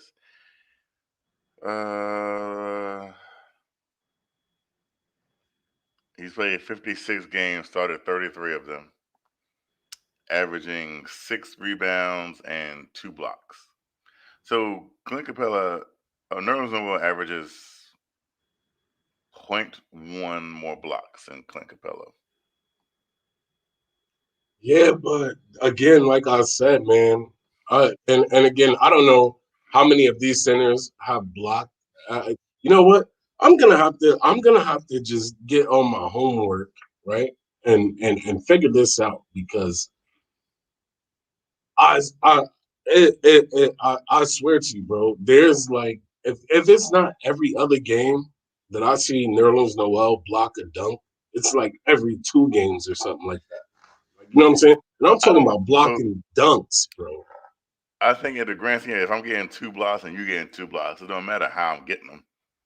No, it matters. We're both getting 2 blocks. It to me, well, for me, it matters because you know why? Because you can get a block off of a little dude trying to get a layup, and you already know that he ain't gonna get that, and you just swat it. Like, you know what I'm saying? There's a difference in between you blocking somebody, some little dude, some little guard's layup, and some big guy coming in trying to dunk on you. Like, you know what I'm saying? There is a difference in between blocks. People might not look at it like that, but there is a difference in between blocks. Like, you know what I'm saying? Like I said, it all goes back to the poster. Like, you know what I'm saying? When somebody goes to dunk the ball and you jump, you know for sure either I'm being on this poster or I'm not. No. No? No. No? No. So you tell me, when was the last player that you seen dunked on somebody, right? And it wasn't super hype and legit if they actually made the dunk. Because the defensive players, they don't get that type of respect when they block dunks. You see what I'm saying? The offensive player gets I all of mean, the I don't know if Clint Capella is down there blocking dunks. every time, I haven't watched any 55 games of the and Atlanta that's Hawks. just legit. That's just facts. Like I said, I haven't watched 55 games of um, Clint Capella, so I don't know if he's blocked dunks or not. All I know is a guy's averaging almost 15 rebounds. He's the league leader in defensive rebounds a game, Right, and he's averaging 2 blocks as well, and pretty much a steal a game. right. So, Kev, not trying to change the topic, but let me take the time out real quick to do this. Is that okay with you? Yeah, that's okay with you. You don't mind, I'm sure. You my guy. Little love. You don't mind. Yo, man. Let's get those likes up, man, because we in the building. Chat family, what is good? Let's get this energy rocking, man. Let's get this thing going. Y'all here, man. We here. You know what I'm saying? Shout out to everybody, man. Shout out to everybody that's watching. You know what I'm saying? Shout out to everybody that's gonna watch. Kev, my guy, shout out to you. Shout out to Freezy. You know, we here. But I think I might have I think I might have cut out earlier. If I did, I did. If I didn't, I'm gonna say it again. It's like I said, I feel like the offensive player gets the better end, right? When it comes to going in the paint for a dunk. When is our next game? Is it Saturday? Wait, is it Saturday? I'm asking you, is it Saturday? Or is it Friday? Well, tomorrow's Friday. We don't play tomorrow, that's for sure. It's either Saturday or Sunday. Somebody said it's Sunday. Jesus Christ, what are we gonna do for 2 more days? Yeah, that's right, because we got the 3-day layover. Hey, so G Money said today is Friday. Oh, well, technically not for me, human android. Yeah, it's still. I look at it. This is Thursday night. Hold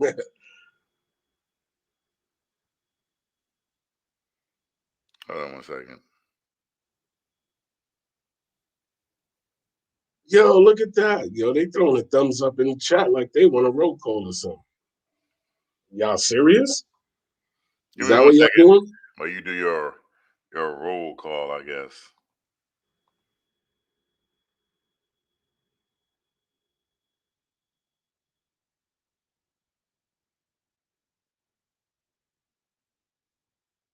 Okay. Kev, we holding I on. think it's time for a roll call, boss. I Yeah, think it's time for a roll call. that's what I'm about to do, man. That's what I'm about to do because y'all know y'all want it, man. Get that energy up in the building. Let's go, man. We are here. I am here. Your boy City for Real is here. Let's go. Let's get that energy up. Throw those thumbs up in the chat, man. As Uncle Freezy would say, y'all want to hear y'all name called out? Is that what y'all want? Huh? Is that what y'all want? Is that what y'all want, party people? Because I am here. 33 Savage got the thumbs up in the building. Carlos S got the thumbs up in the building. Let's go. Garden of Knicks podcast is here, watching right now, right here, right now, in the building. Let's go. Who else we got? Frozen. Oh, Frozen. Frozen Kev is here. Frozen Kev is here. David Jackson is here. Sean Hughes is shining like an ice cube when the sun hits the light on there. You know what I'm saying? But not melting, shining like ice. Let's go. Let's go. Juju 92. I salute to you.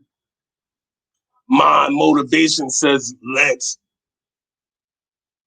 get lit. Robert Paul, the only Paul that's here, you know, the par 5. Yeah, that's a little golf talk if y'all didn't know. But if you don't know, now you know. Chris Chang, my dude, is here.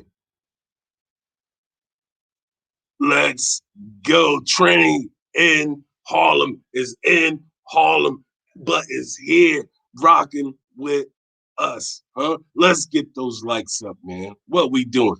Ivy 280 is smashing that like button and is here. Let's get that energy up, man. Who else is here? Who else is here? Do we got any new people here? Is there anybody new? If you new, let me know. You know what I'm saying? And I'll shout you out like the rest of the crew. If So you new, let me know. I'm a first time caller. I'm I'm a first time caller, long time listener. I just want to say thank you to City for Real and Hoodie Kev for throwing on a great show. My name is Uncle Freezy. I'm from parts unknown. I just want to thank y'all. I'm gonna take it off the air. We out already? What? No, that was a joke, boss. What? Oh, okay. What's going on? What are we doing right now? What did I miss? Dame You miss Lillard Uncle versus Freezy Julius tricking me Randle. trying to talk. Yo, you miss Uncle Freezy tricking me trying to Oh talk Lord, about here we we was go out with right this. now. Here we go with this. I would not trade Julius Randle for Damian Lillard. I'm just saying. I am not going to go there. I'm not going to fall for the trap because all this is going to do is lead between dissension between me and City for Real. The City for Real thinks that Damian Lillard is a bum who Wow. Are we doing this again? You talking about the words that you never heard come out of my mouth? who is just trash, one of the worst players in the league, Damian Lillard. Wow. And I'm like, no. Damian Lillard is nice, but City for Real is like, man, he's what we call bum juice. And I'm like, Wow. so I don't want to go See? down that route. No, we could go down that route. You know why? Because right now you saying a whole bunch of words that never came out of my mouth. Are you sure? I am absolutely positive. You want to check the tape? You want to check the tape? I've heard the words bum and Damian Lillard come out No, of your you have never heard it. You have never heard it. And I don't care how much you want to make Frozen Kev believe that that's what he heard. I'm letting you know right now, you have never heard that come out of my mouth. Never. Zero. Zilch. Nothing. Never. You can never say that. Don't try to feed me a sandwich if I don't want to eat, bro.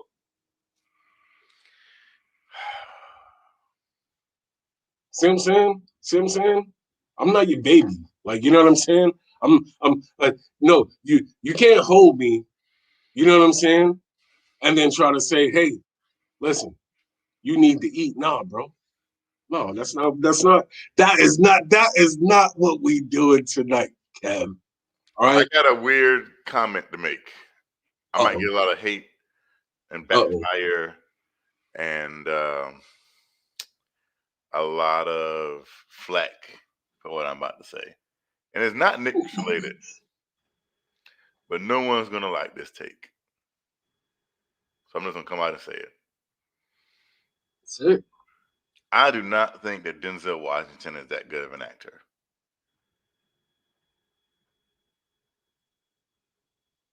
I think he's very overrated as an actor. Are you joking? No, I'm not. You should be joking. I'm legit not. I look at Denzel Washington movies, and it's like I'm just looking at Denzel Washington and playing Denzel Washington in another movie. You know what? You know what, Kev? You my guy. You my dude. I'm not even going to address that. I mean, it's kind of true. I'm not even going to address that. I mean, because we on two different levels with this. I feel like Denzel is absolutely one of the best actors of all times. You know what I'm saying? You might not feel that way, but I do. And I don't want to get into that back and forth banter about it just because, like, no, bro. I listen. would, because if I was to talk about it, I would convince you that he is excessively an overrated movie star. So I want to know why. I want to know I'll tell you what why. this thing is that everybody's talking about. So let's look at it. Kev. What is Did I leave? The difference between Denzel Washington in like The Equalizer and Denzel Washington in like Safe House? Nothing. He's the exact same character. Or Man on Fire, or The Book of Eli, or American Gangster, or Deja Vu, or The Manchurian Candidate, or Out of Time, or Training Day. He's literally Denzel Washington in just like another movie. Has he ever had to play like a role where he had to step out of his character? Like Cuba Gooding Jr. legit played a mentally challenged dude. And you legit thought that he was like a mentally challenged dude. Like there was no question. Like, oh wow. Yeah, when he played Radio. Yeah, that's one of my favorite movies. Can Denzel Washington play a mentally? Has you ever seen him play a mentally challenged dude? No. But Tom Hanks Tom Hanks literally played in a movie where his co-star was a volleyball. His co-star was a volleyball. Right. So how many other bum And when juice moves? and when he lost that volleyball, you felt it. You was But how when many he other lost movies? Wilson too, you felt the pain that How many other Tom movies? Hanks. How many other movies has Cuba Gooding Jr. been in? I mean, he's been in a lot of movies. How many of them weren't that good? Weren't that good? Yeah.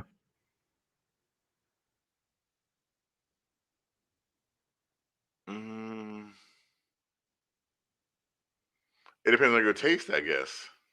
Right. Well, what I'm saying is, don't just use what I'm saying is Cuba this. Gooding Jr. legit won an Oscar.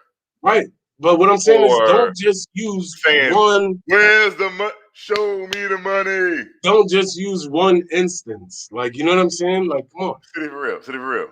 Show me the money. What are you, Johnny Manziel? What? I'm just saying. It's okay. If you didn't get Cuba it. Gooding Jr. played a one-legged sailor. A one-legged sailor. All right. So who's your best actor of all time? All time, it's such a weird. I can give you like a list. Like I think Robert Downey Jr. No. It took you a little minute. Like you had to think about it. I think Jack Nicholson is a great actor. Mm-hmm. I think Tom Hanks is a great actor. Mm-hmm. When you were talking about Ghostbusters earlier, is Dan Aykroyd in there?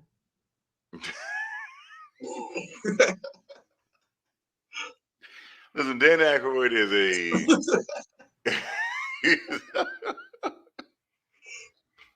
I'm just saying. I had to do it.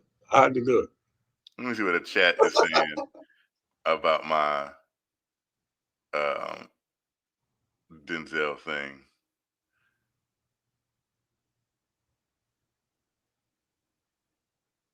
Yo, see, even Frozen Kev got the Johnny Manziel thing. Like, you know what I'm saying? Come on. Salute to Frozen Kev. I think a lot of people are on the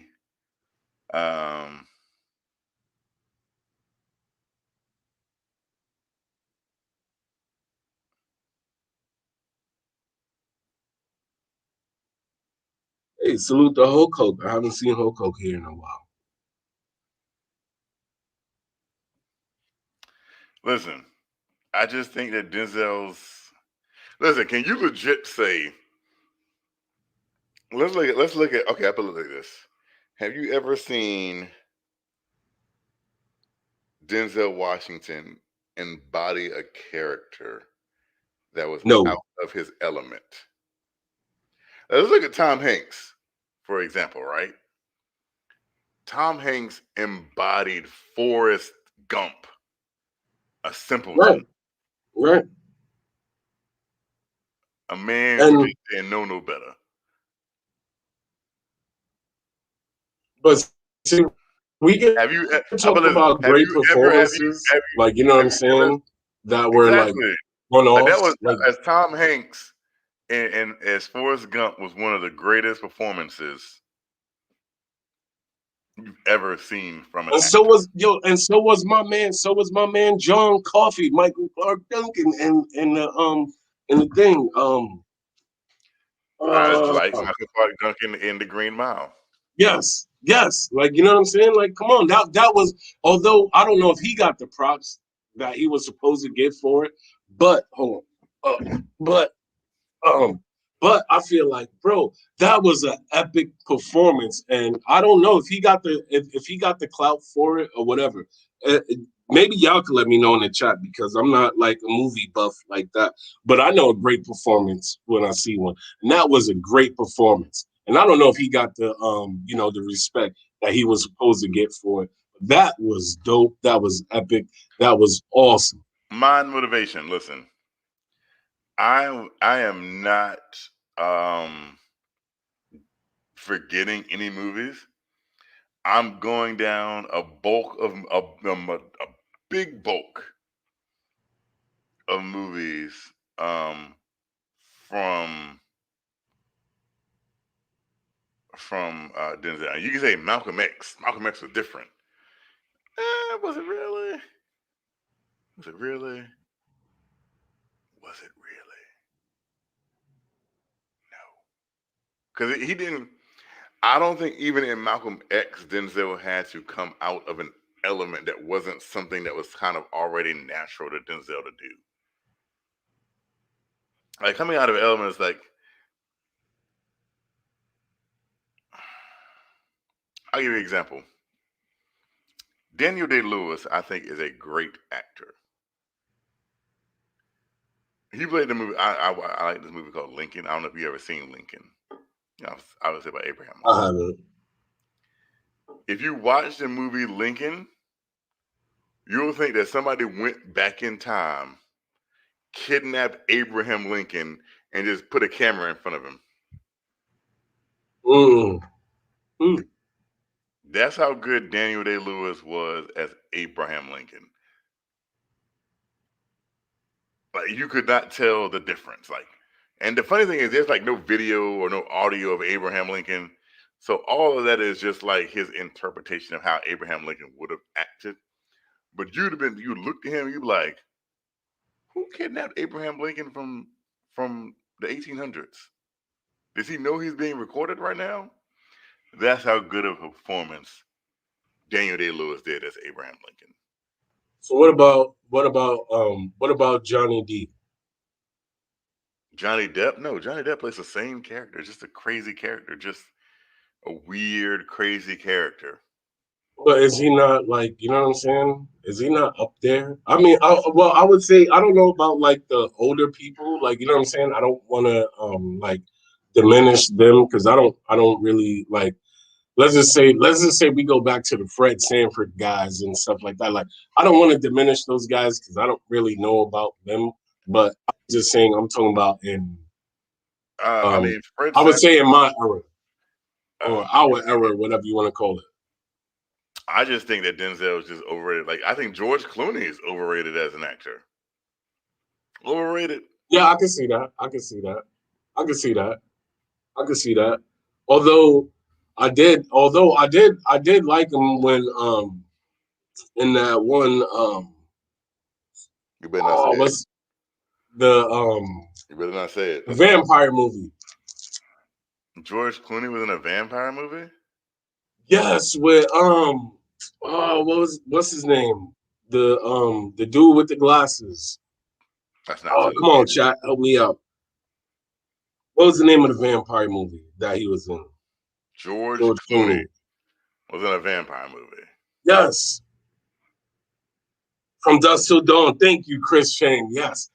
It was George Clooney and That's a long time ago. I can't remember the dude's name right now. Man-Child, good one. Sidney Poitier. They say I remind people of Sidney Poitier, very regal and dapper and debonair. Yes, but yo, RC Creative, what was the dude's name? What was the other guy's name? He's like mad popular. The dude with the glasses that played his brother. I just can't remember his real name for some reason. My motivation, Brad Pitt is one of those like, Brad Pitt is like, yeah. Chris Shane is crazy. Yeah, I remember that. I'm not gonna say that, but I remember it. What, Brad Pitt? No. Quentin Tarantino, yes. Thank you. Finally. Thank you, RC Creative, for the I think saving my life. He's a great director. I wish he directed more movies. Yeah, no, I'm just saying he was in that movie too. Have you ever seen with Salma Hayek? Have you ever seen a movie called The Hateful Eight? Nope. Wow, you don't watch any movies. Bro, listen. So like I mean, I know it's hard. I know you probably don't have movie theaters in Idaho. No, listen, probably like we got so, I got a movie theater 15 minutes away, right? But let me tell you this real quick, right? probably Not even 15 minutes, maybe 10 minutes, like 15 8 at the max. Like, you know what I'm saying? miles But somewhere. let me tell you this: most of the movies that I watch is outside with Like the my telescope back here. Like, you know what I'm saying? Those are most of the movies that I watch. I Like, don't you think know what I'm there's saying? Like, you know what I mean? I tend to break the telescope out, look outside, look at the planets, look at everything that I can see. And that's my thing. That's usually what I do at nighttime. Like, I'm not. There's a. I can guarantee you, bro. You can name a lot of movies, and you'd be like, "What? You never saw that? Are you kidding me?" And I'll be like, "Yeah, bro, never saw it." Like, you know what I'm saying? Because I'd be interested in other things. Like, you know what I mean? that is boring. No, it's not boring. If you had the personal bird's eye view of like seeing a thing like Saturn through the telescope, Jupiter through the telescope, some of Jupiter's moons, bro. Listen, I mean, that's that's my because personal you live favorite. in a That's my place thing. that there's no one else around for like 48 miles. And so it's like pitch What do you black mean? out What? there because you ain't What? got no city, whatever, because you What? got like this 48 miles of just darkness and forests and trees. And so Do it's no you really light think out that? You know what? You know what? One day, I want you to come on the morning drive, right? Right? Right? And what I'm gonna do is I'm gonna walk the neighborhood and talk to everybody while we're on the morning drive, right? And you're gonna there. see, I right? don't want to see you You're talking. gonna say, no, I because I'm don't gonna want show to see you everybody. out No, here talking no, to wild no, turkeys let me finish. and Let me finish. deer, Let me finish. Can I finish, please? Can I finish, mountain please? men. Can I finish, please? And I'm gonna show everybody. No, there's not a bunch of freaking woods, bro. There might be some hills out there, but no, there's not a bunch of woods where I'm at. Like, you know what I'm saying? Where you at when you be driving and you be losing service, there's a bunch of woods. I Okay. be on the Like, you know what I'm highway. saying? I be on the highway in metropolitan cities. No, you be Okay, on the highway with a I bunch have of to woods, switch. and that's why you be losing service. And now you trying to No, turn what back I'm the clock doing and is turn it on me and say I'm the guy in the what woods happens is when because I'm I'm in the driving, potato state. I'm going from like one satellite to another tower, Really? another tower to another tower Really? because I'm on a highway. Really? Is that what we doing? Yeah. Anyways, I need you to do something for me, City. What are you doing tomorrow? I'm getting my hair dyed orange and blue tomorrow. Wow. I'm bringing back the orange and blue joints. Yeah, wow, let's go. Well, So before you do I'm that, or in the morning, or before you do, I need you to get on your laptop. I need you to go on a streaming site, and I need you to watch a movie called The Hateful Eight. And then tomorrow at Hateful Eight. Nixon night, it has Samuel L. Jackson and Kurt Russell, and there's a who's who of Right. people. So let me do this. I'm gonna show y'all real quick. I'm bringing those back. See the little avatar? I'm bringing those back. I'm bringing the orange and blue joints back because I had them last year. We on our way to the playoffs, so I'm bringing them back this year. Let's go. Let's go. Bringing them back. But I need you to watch The Hateful Eight. And then tomorrow night on Nixon night, you were like, Kev, why didn't you tell me about this movie before? It's directed by Quentin Tarantino. And it's the first movie where Samuel L. Jackson is like the star, right? Like Samuel L. Jackson is the star of that movie. He's not the co-star. He ain't like the second or third character. He is the star. When I tell you that Samuel L. Jackson in The Hateful Eight is like me on Knicks at night, right? I am the star, right? People come and they're just fixated on Hoodie Kev. They can't take their eyes off Hoodie Kev. And that's how Samuel L. Jackson is in The Hateful Eight. You can't take your eye, like, what is he going to do next? This mother beep is just bad. But It's like a Western, but it's like a murder mystery, but it's like a comedy, but it's kind of like if Kill Bill was like met Clue, met like a Western. That's what The Hateful Eight is. I'll check it out one day. I don't know when that day will be, No, but I you can need to do guarantee it you. tomorrow, because if I come on here at 11:45 tomorrow, you have not watched The Hateful Eight. Yo, I can guarantee you. I will not watch it tomorrow. I can automatically guarantee you that. I don't want there to be consequences and repercussions. I don't want there to be no furniture. Yo, do y'all see what did y'all see that? Did y'all see that? Is my guy literally threatening me on the Knicks at Night podcast right now? Yeah. Is that what he's doing? Yeah.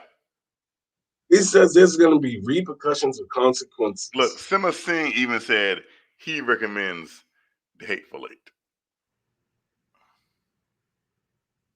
Hey, listen. Only thing I'm saying is I'm not going to be able to watch it tomorrow. I got bigger fish to fry. Like, you know what I'm saying? As the women would say, I could get my hair did tomorrow. Like, you know what I'm saying? I got stuff to do, man. You know what I'm saying? So I do not have time to watch a movie tomorrow, especially if we gonna jump back on. You know what I'm saying? I got a bunch of things I need to do tomorrow. This is insane. What? What's wrong with that? Insanity. Bro, it ain't no different from you saying, hey, listen, need to go get my hair cut tomorrow. Like, you know what I'm saying? It ain't no difference. What are we doing? This is a list of things. Also creative. Yes, I saw Reservoir Dogs. I did. Reservoir Dogs. You mean to tell me you didn't see that? No, I've seen the movie. I just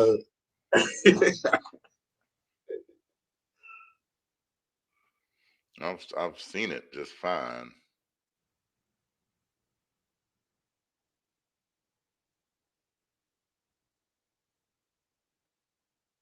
It's not one of my personal faves. That's like Heat, yo. Heat Is overrated. Usual Suspects. Are you really going down this line with Usual Suspects and Heat? What's next? Casino. It's a good movie. I need you to broaden your horizons. Is what I need you to do. Branch out from the known and go to the unknown. There's a lot of great cinematic features out there that you probably overlooked. You know, one of my favorite actors is John Malkovich. I love John Malkovich. He is tremendous. Tremendous. What did he play in? What did John Malkovich play in? Is that where we're going for this?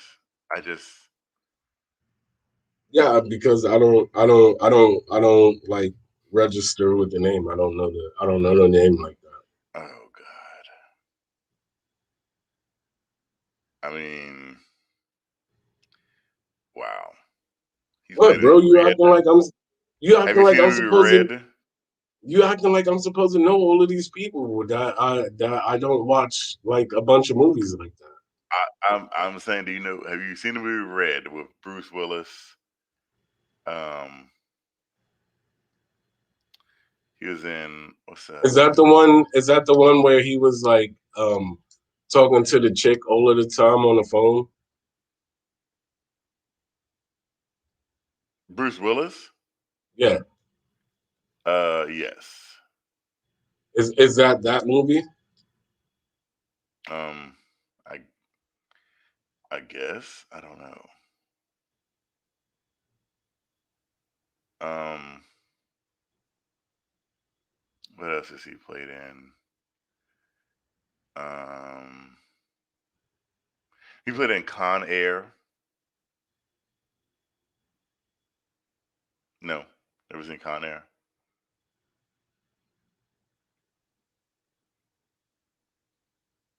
Which dude was he? Because I know He was like the didn't main Nicolas villain. Cage didn't He was Nicolas like, Cage play in Con Air? yes, he was like the main villain in Con Air. Oh, okay. I kind of got an idea who you talking about. Oh Lord. I kind of do. Hold on. I'm with you. Hold on.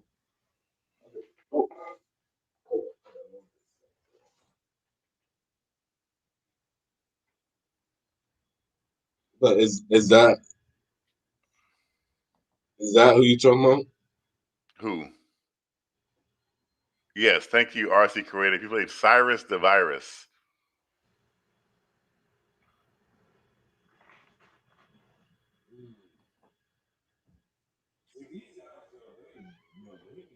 It's movie buffs. Like, You got to watch good movies. You know, it gets you out of your element sometimes. Have you seen the new Mortal Kombat? A lot of people didn't like it. Like Uncle Freezy didn't like it. I don't know why he doesn't like it. It is a awesome movie. Uh, obviously, I like how they use some of the dialogue from the game. Like they say, flawless victory and fatality. And what really got me is when Scorpion came up in here and was like, get over here. I loved it. I had to rewind it when I got home because I watched it. I went to a I went to a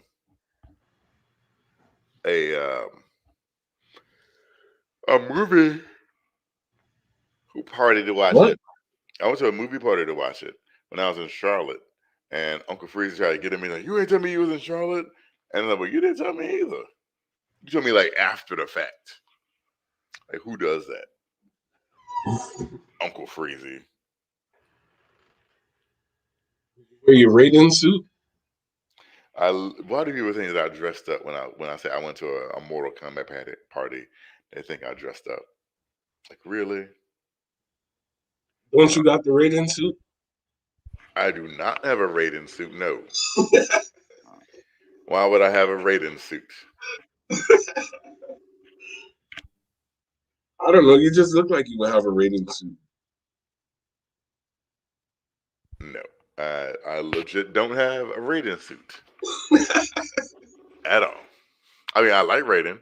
He's my favorite character, but no to the Raiden suit. What? That's your favorite character and you don't got a Raiden suit? Why would I have a Raiden suit? I don't know. Darth Vader is one of my favorite characters, and I got a Darth Vader suit. I Really? just support my favorite characters. I mean, I don't want. I really don't want to ask this, but I guess I'm gonna ask just because you got a Kevin Knox suit. Why would I have a Kevin? I didn't know Kevin Knox had a suit. I know he has a jersey, probably with his name on it. I didn't know he had a suit. Or as Lucius Fox would say, honey, where's my super suit? That I think is one of the funniest movies, one of the funniest lines when he said, honey, where's my super suit? And he's like, why do you need it? I need it. I'm like, oh, you ain't about to go out there and do no daring do, no nothing. And he's like, the public is in danger. And he's like, Mm, my dinner's in danger. He's like, but it's for the greater good. He's like, great is good. I am the greatest good you will ever get. That was funny to me. You know, on the low, I think like Disney and Pixar really don't be making like kid movies. Like on the low, they really don't. well, You, yeah, know, you can tell by the jokes. you can go back and be like, this is not kid appropriate. What is this? Oh goodness. Did they know what we was watching when we were little? I don't think they do. They just saw Disney. Like, oh, let's go for it. But they was telling some weird stuff. I look at the Looney Tunes. The Looney Tunes is violent. They be shooting each other, What? Oh, the old school joint. doing all kinds of violent things. I was like, this is a cartoon. Well, you talking about the old school joint with Yosemite Sam? Yes, I mean there's only one Looney Tunes, but they was doing some weird stuff back then. I was like, good God. Wait a minute, this is not kid friendly. Frozen Kev that is a good thing. So he said Mr. Incredible's name was actually Robert Parr. Oh, yo, yeah, And we caught on to something here? yeah. Wait a minute, do we got Mr. Incredible, Robert Paul, Didn't even think about always that. live with us? I didn't even think. Well, is Robert Parr in the chat? Because next time I see him, Yeah, that's dope. next time I see him, like, are you Mr. Incredible? Yeah, Robert that is Parr. dope. I did not even put those two together, man. This is why you need to for try. that. Yes, John Smith. Lucius Best, also known as Frozone.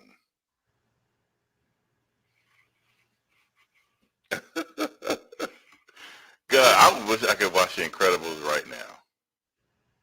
Oh, Robert Paul is here. He said, Robert Paul said, I can't fit into the suit anymore. Oh, see? I knew something was going on here, Robert Parr. You thought you pulled the wool over our eyes for a long time. We are on to you now, Robert Parr, also known as Mr. Incredible. Legit, yo. Thank you, Frozen Kev, for pointing that out. You know, the supers can't be supers anymore in the Incredible universe. They got to be low-key part of the general public. So I understand why Robert Parr didn't reveal his true identity as Mr. Incredible. Yo, so Kev, let me ask you this, right? And I want to, I'm trying to get your, My mic is. Yeah, it's like a little choppy. It's like, I don't know.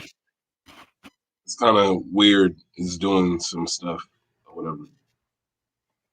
Is this better? Can you hear me now? It's still kind of messed up.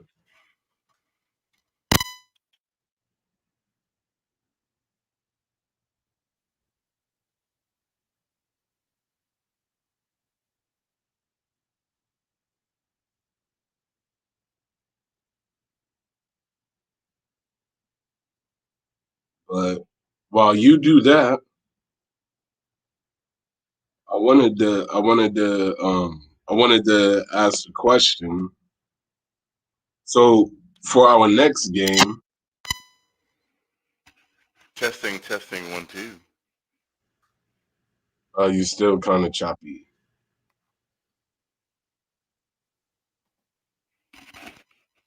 Choppy. Testing.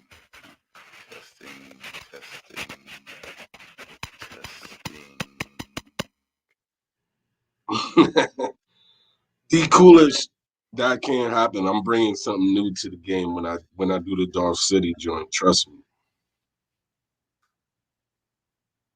But yo, anyways, our next. Something random? I mean, is this better or is it still the same? No, it's like you sound like a robot. I mean, I don't know what's going on.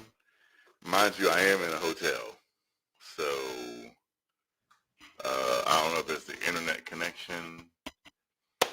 Because usually I sound like Johnny Gill, smooth and sensual. Yeah. I sound like I should probably, host one of them late night R&B radio stations. You're now listening to The Cool at Nights with Hoodie Kev from 11 to 1 a.m. This is for all my lovers out there. Some smooth Luther Vandross tonight.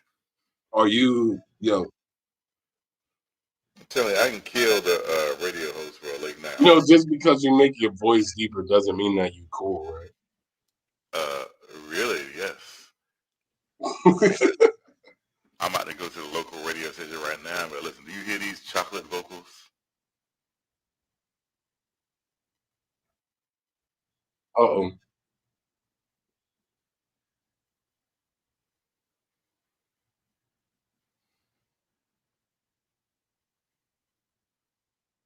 Are you frozen, Kevin? Oh, no.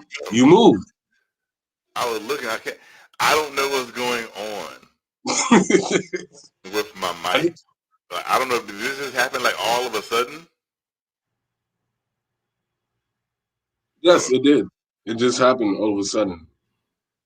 Maybe RC Creative can help you out with something.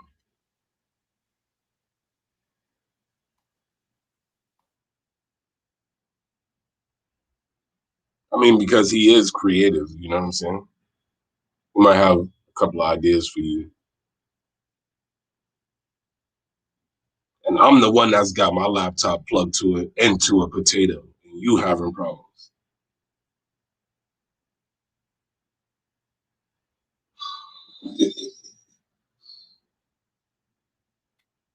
Is this better? Oh, you fixed it. So this is better. I'm good now? Yeah, you could thank Darth City for that. I literally just, adjusted my settings. Sure. It's right there on the cam mic thing.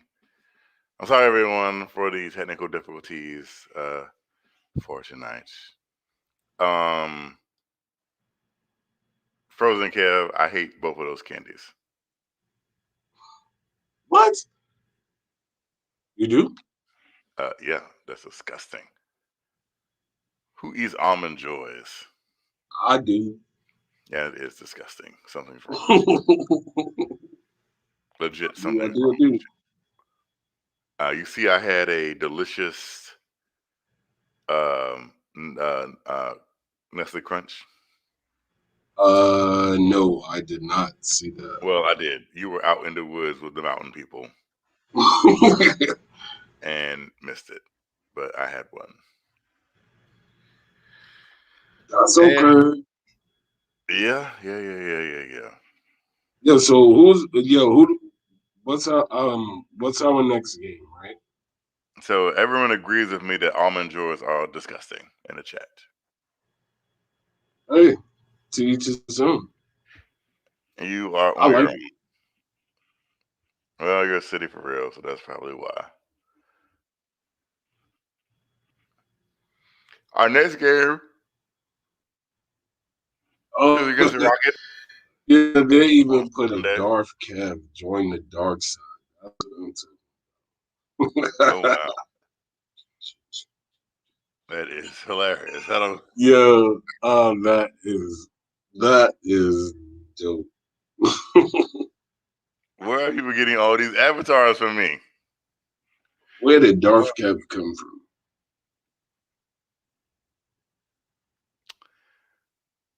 Don't know.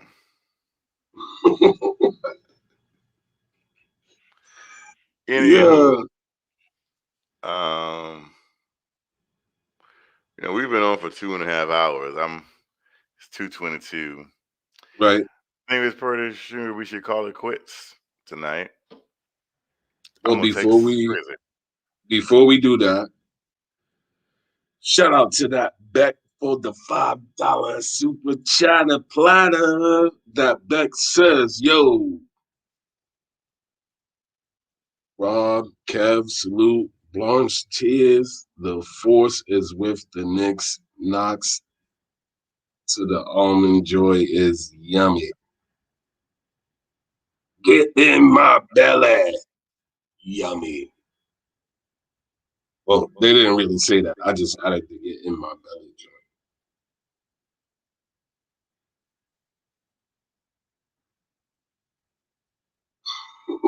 Yeah. Wow.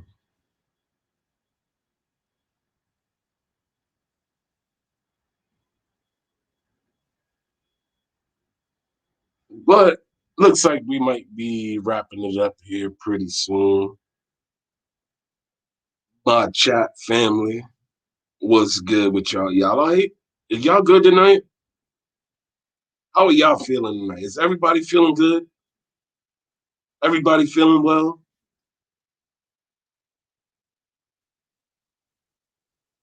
Everybody feel like we could go on this West Coast trip and go at least 4-2 or 3-3?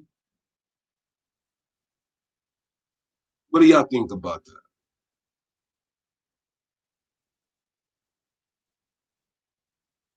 That's what I'm talking about. Yes, sir, Chris Shane. Yes, that's what I'm talking about. Chris Shane said, yo, he wants us to go 6-1. I'm okay with that. If we go 6-1, oh man, you already know. Listen, I got a whole case of batteries in the house, bro. This thing gonna be lit forever.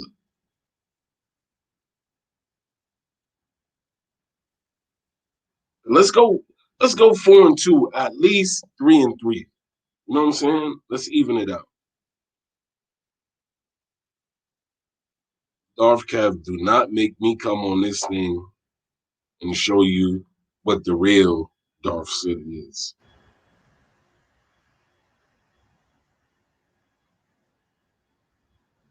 7-0, only if Knox starts. Are you kidding me?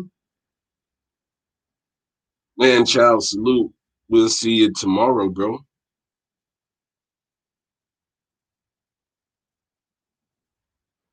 Donald Cannon, I do not know when we will clinch the 4th spot. I think we got a couple of more games to win, and I think it might depend on whoever else loses and stuff like that.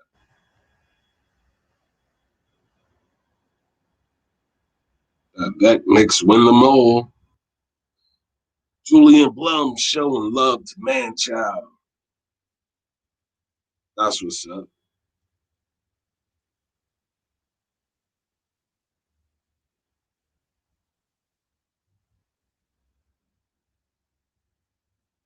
The real DSJ. More famous than who? More famous than who? Wait, who's more famous than who? What are y'all talking about? Uncle Freezy was literally on the phone with me and just jumped in like, whatever. I was saying how the Jets have one of the most. Y'all see my new name? Y'all saw my name from this morning on here? Petty Mason? Yeah. What's that about? Hey, because Cornerstone Kev went to the Knicks game and ruined our winning streak. Is that what happened? Cornerstone Kev, instead of minding his business, instead of whistling and walking, he decided to go to a Knicks game for the first time in forever, and we lost that game with Cornerstone Kev present. I'm starting to think if your name is Kev at all, then you shouldn't even be around the Knicks, bro. Ain't that right, Hoodie Cat? Oh. Maybe not completely. Maybe Hoodie Cat is the exception. I have legit gone to see the Knicks plenty of occasions, and they've won on many of those nights. Was it at the Garden? Not recently. I haven't been to the Garden in years. Right. Years. I mean, I usually go see them when they play like the Hornets, maybe sometimes the Hawks, and they usually win against like the Hornets. So, right. I can say I see them victorious often in my presence. Wow. Oh, wait. Wow. I also seen them against the Washington Wizards, and they won that game too. I can't remember. Is that game at home for us or what? When we played the Hornets? At home. Oh, okay. Yeah, unfortunately, we only played them in North Carolina once, and it's like, well, what's the purpose of that? Thanks a lot, NBA schedule makers this year. Wow, y'all about to wrap up? I thought y'all was about to get crunk. Okay. No, I'm good. I'm saying I'm good if everybody is good, but like you know what I'm saying? Like, yo, I'm here. Yo, now that Hoodie Cav is the boss at work, he don't have the stamina no more to hang out with us. Too busy firing people. It takes energy. She literally quit. I didn't fire her. I didn't get the opportunity. Wow. Wow. No, I was having some mic issues. They were saying I sounded like T-Pain, and I couldn't have that because I have the chocolate Johnny Gill vocal cords. What? Yeah, I'm the perfect host for like a late night radio show that plays like R&B from like 11 to like 2 a.m. That kind of voice. Are you trying to? Velvet. Are you trying to get? No. All right. Anyways, I'm not gonna sit. And yes, Uncle Freezy, I said Denzel is overrated as an actor. I heard you. And you agreed. Okay, thanks. No. Now we can move on to another topic. Now that Uncle Freezy agrees that Denzel plays legit the same character in every movie. No, we don't, bro. Literally the exact same character in every movie. Right. I feel you. Like, yeah. Has he ever played like a special needs character No. like Cuba Gooding Jr. did? No. Who? Did he play a simpleton like Tom Hanks did? Hey, so the Knicks are legit, bro. The Knicks may mess around and win the NBA championship this year.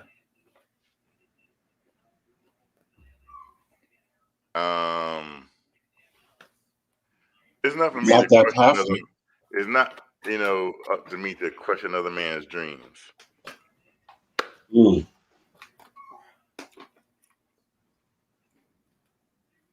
Right. I mean, if that's what you believe, could you explain, at least give some kind of clarity on why you believe this, other than saying the Knicks are good? The Knicks are good, bro. The Knicks are good. And what made me realize that is how we toyed with the Chicago Bulls. You keep saying that, but we were up by 1 point going into the fourth. Nah, we wasn't even giving them our best. You ever saw Muhammad Ali? You remember how Muhammad Ali used to just lay on the rope and catch they used to just wail away on Ali, and then Ali would be like, "Okay, all right." So the club. What time you said the club start? Dropped out. Ali be like, "You said the club started at 2 a.m. What time is it?" And the dude would be wailing away like, "I'm gonna kill you, Ali." And you say, and Ali be like, "How far away is the club? 30 minutes? I need about 45 minutes to get ready." It's about an hour, 15 minutes. Okay, what time is it? Champ, it's 12:45. Okay, let me get this sucker out of here. Bam! The fight over. Ali take 45 minutes, drive to the club without a scar on his face. Unblemished. That was what the Knicks did to the Bulls. That's how I used to. City said he needs the link again. It's in the chat. Why doesn't he realize all you gotta do is scroll up and it's right there? Yeah. Or he can copy it. There it is. He got it. There it is. So what I'm saying is to people like Donald Cannon is don't let people fool you with these false narratives. They always want to tell you that you ain't good enough, bro. They always want to tell you that they ain't good enough, that you ain't good enough. They're going to be like, "Oh, you a Knicks fan? Nah, whatever you do is never going to be good enough." Right? Meanwhile, the Miami Heat can make the finals from the 6th seed. Right? Right? Meanwhile, the Toronto Raptors can win an NBA championship. They were like the number 1 seed, though. No, they wasn't. The Milwaukee Bucks were the number 1 seed. Excuse me. They were the number 2 seed. Forgive my impertinence. Right. Well, They were a top 3 seed like the previous 3 seasons, though. what? I said they were a top 3 seed for like 3 or 4 straight years. Right. So what? They weren't just like new on the scene and then went to the finals. No, they kind of built that. They took steps to get to that. What I'm saying is y'all scared. Y'all scared, bro. I am trying to be grounded, is what I'm trying to do. Who's scared? I think there's a difference between being scared I'm and really- being I'm- grounded. So because I'm grounded, I'm scared. Okay. I'm ready to get these W's going when we get on this West Coast trip. I'm telling this man, the Knicks have won 10 out of the last 11 games. And he's telling me, but we don't look like them. Hoodie Kev, I'm telling you, you good enough, bro. Hoodie Kev, you good enough, bro. You don't have to look like them to be successful. You can be yourself and be successful, bro. So them is like the Phoenix Suns, who, if we had beat them, who are one of the best teams in the league, and like I've been saying to you, we haven't beat an elite team since like the first 5 games of the season. Wah. If you keep crying, we'll get our kayaks and paddles out. I'm just saying, we haven't beaten an elite team since like the first 5 games of the season. Right. But have we beaten good teams? Yes. Let me get this. We haven't beat a good team in like 50 games. Right. Says Hoodie Kev. What? This narrative is whack. Says on each team, there's 6 teams. Have we beaten a top 3 seed since we beat like Utah? I mean, granted, you can say we beat the Milwaukee Bucks. Technically, on paper, it says we beat the Milwaukee Bucks. And the Lakers. And the Lakers. Well, the Lakers technically on the top 3 seed right now. Yeah, not right now, but when we beat them, we beat them. And they are a good team. On paper, it says we beat the Los Angeles Lakers, but it doesn't say we beat them without LeBron or Anthony Davis or Giannis, Middleton, Brook Lopez, DiVincenzo, Drew Holiday, Bobby Portis, PJ Tucker. It doesn't say that. It just says we beat the Milwaukee Bucks and we beat the Los Angeles Lakers. You win. You got it. Kev. Right, but we beat other good teams too. Didn't we beat Dallas? And Memphis. And New Orleans. Yes. And so we beat New Orleans, Dallas, and Memphis all back to back. Are they upper echelon teams? Now, here's the thing. If we yo, Kev, I'm not gonna let you do that tonight, man. You trying to downplay our wins, and I do not like that because we have beaten good teams, bro. Give us credit for beating the good teams that we beat. What y'all have failed to do, is grasp the reality of the concept. I said, have the New York Knicks beaten a top 3 seed since we beat Utah back in November or December? We haven't played. Well, oh wait, we did play a top 3 seed. Other than the Milwaukee Bucks, which was Brooklyn and Philadelphia. Kev scared. And Phoenix. Kev scared. So we are 0-7. But it took a hope and a prayer for Phoenix to beat us. We also lost to the Clippers. So that's 0-8.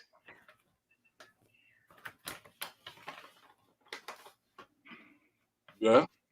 Kev scared, bro. Hoodie Kev, I didn't realize that you were this scared, bro. How was it scared? How was facts? You are petrified. So again, let me ask you a question. Since we beat Utah in December, When was the last time we beat a top 3 team in either conference at full strength? Not backups like Jordan Nora and Thanasis Antetokounmpo leading the team, or I don't even know who was playing for the Lakers. I really don't. So Kev is like, man, if they punch us in the face, we're gonna get a black eye. It happens. It happens in a fight, bro. That happens. What about the other person? Did we come up short against Phoenix? Didn't we beat Boston? Are they not a good team? I mean, they don't have to be a top 3 team, but what I'm saying is we've beaten good teams. Have we beat the upper echelon team? Yes or no? I mean, you can sugarcoat it all you want to. I don't want to date back to you beat good teams. So if I date back to old stuff, then yes, we have beaten top echelon teams. So what are you saying? And I said since we beat Utah in December. No, you asked a question, right? And I told you yes, we have beaten those teams. Who? What do you mean who? You already know who. You said it yourself just now a little bit ago. The Utah? And who else? That's it. No. And who else? You know.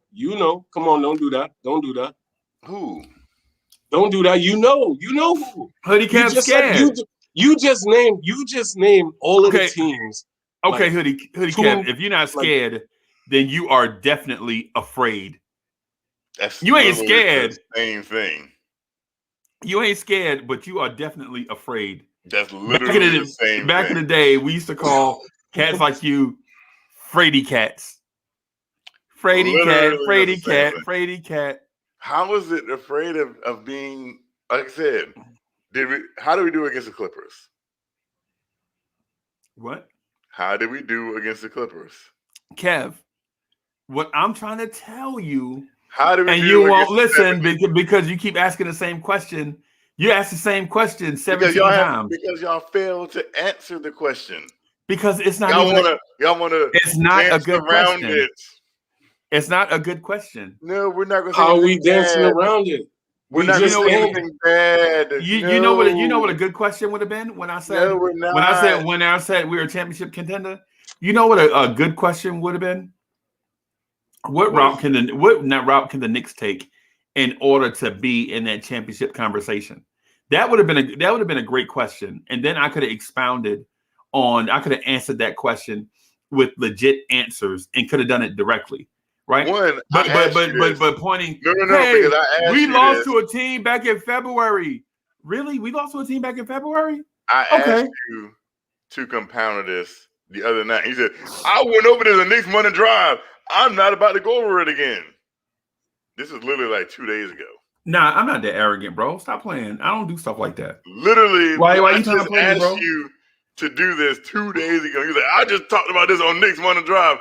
I'm not repeating myself." Man, I don't do that. Hey, for the folks watching, they legit know I don't do stuff like that. Literally, this is what happened. City Peru is laughing because he knows it's true. Bro, listen. What I'm saying is, Alawise called you SOF capital T when it comes to the Knicks in championship contention. The T to the T to the T. And that's what Alawise said. SOF capital T. To the T to the T to the T. Listen. You know what that spells? Mr. Softy, the ice cream truck that comes. Yeah, Kev, what are you talking about, Kev? You need to get that energy up. You know what I'm saying? Kev, you need to get that energy up. He got his Coca-Cola. He good now.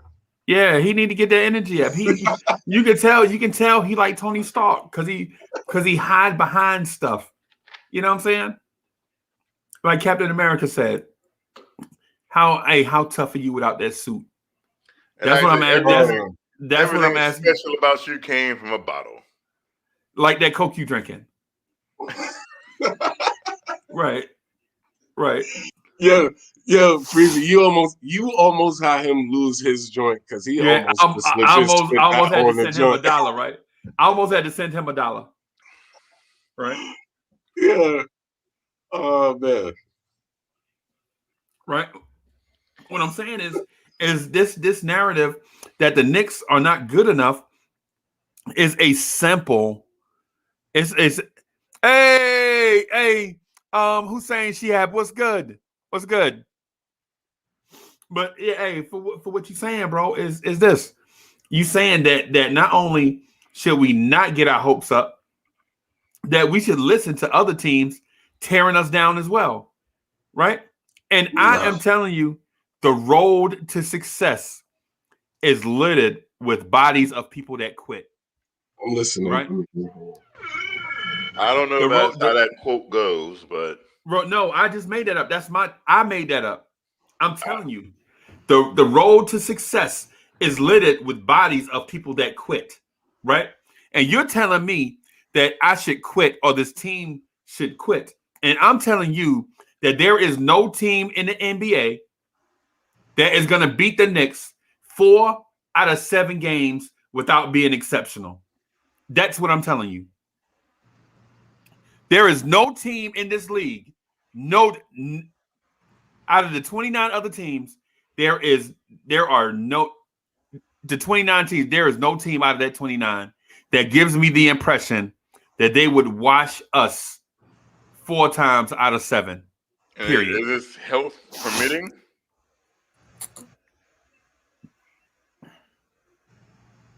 Like if everybody was 100% full strength, I don't care. I don't care. I'm not making up. I'm not hiding behind a Tony Stark Iron Man suit, bro. I'm saying Durant, you put they 5 on the court and we put our 5 on the court. No team is washing us 4 games out of 7. They may win, but there ain't no team going out there washing us 4 games out of 7. Period.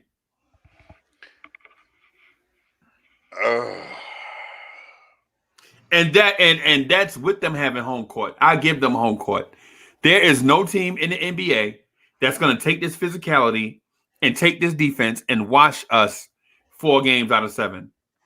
There is no sweep or no gentleman's sweep or no thank you for coming. You know what I'm saying? If they beat us, it'll be if a better team beats us, it'll be in 7 games. Period. 7 games. That's saying a lot. That is saying a whole lot. Because they're at full strength, I don't know if anyone in the East can hang with Brooklyn. Maybe Philadelphia. But I don't see anyone. If Brooklyn is at full strength, did you see Kevin Durant tonight? Now, but question: How many times? That's going to be a tough one. How many times do you say in your lifetime, man, did you see Kevin Durant tonight? That's how special that man is. They beat Indiana. They beat Indiana by 17. Okay. Oh, whoop-de-doo. Whoop-de-doo. They beat Indiana We could do the 17. same thing. We could do the same thing. And what did Durant have? I'm going to look that box score number up.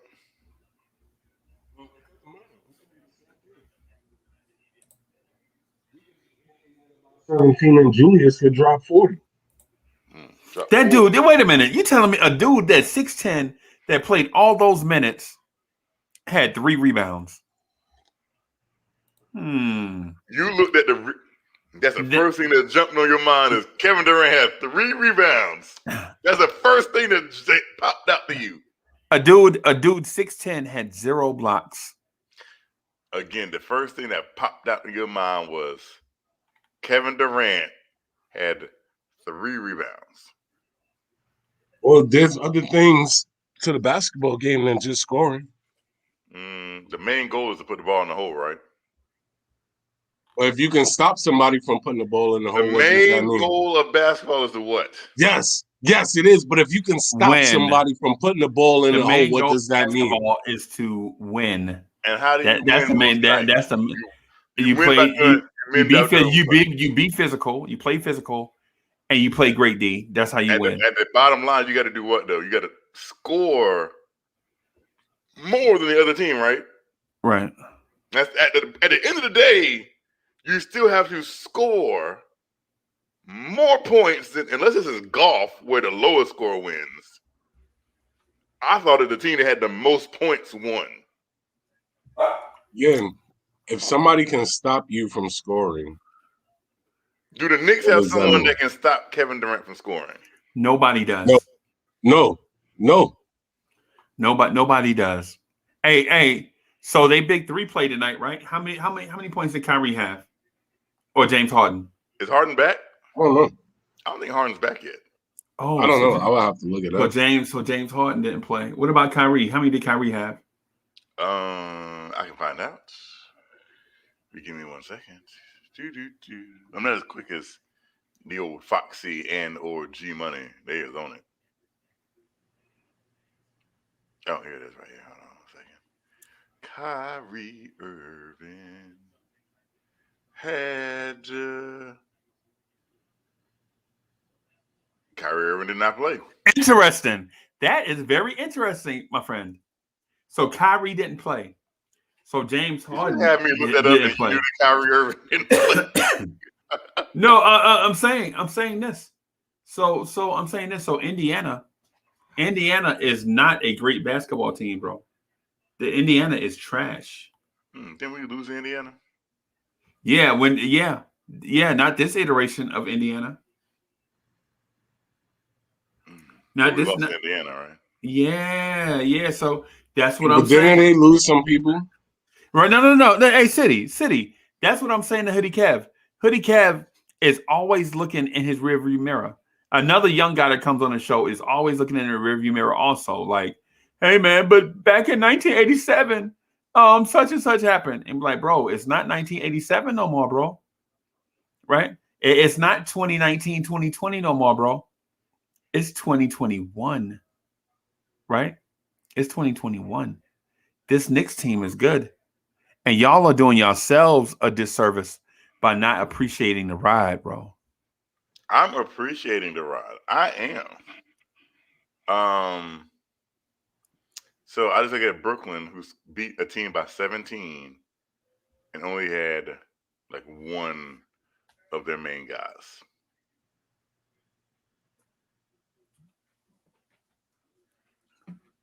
Right. Hey, how did Malcolm Brogdon play? Did he play tonight? For the I got to go back and look. He said for the Patriots? No, not for the Patriots, bro. Since you brought it up, he probably didn't play. I'll go look again. So Malcolm Brogdon did play. He had only played 12 minutes. Did he get hurt? Interesting. He only played 12 minutes. Yeah, so a lot wise said the same thing that I'm trying to tell Hoodie Kev. Hoodie Kev just said, legit, we beat the Lakers when Braun wasn't there, but now that the Nets beat Indiana without all they players, you talking about, oh, Kevin Durant scored. Yo, bro, come on, man, really? What? These are two different things. What about Miles Turner? How many points did Miles Turner have tonight? We know that Miles Turner didn't play. Oh, Miles Turner didn't play either. Okay. Nah, I'm just trying to make sure that the argument is fair.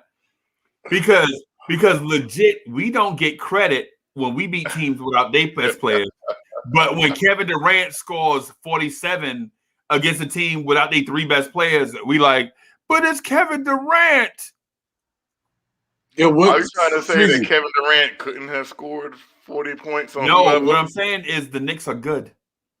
Freezy, my question is this, right?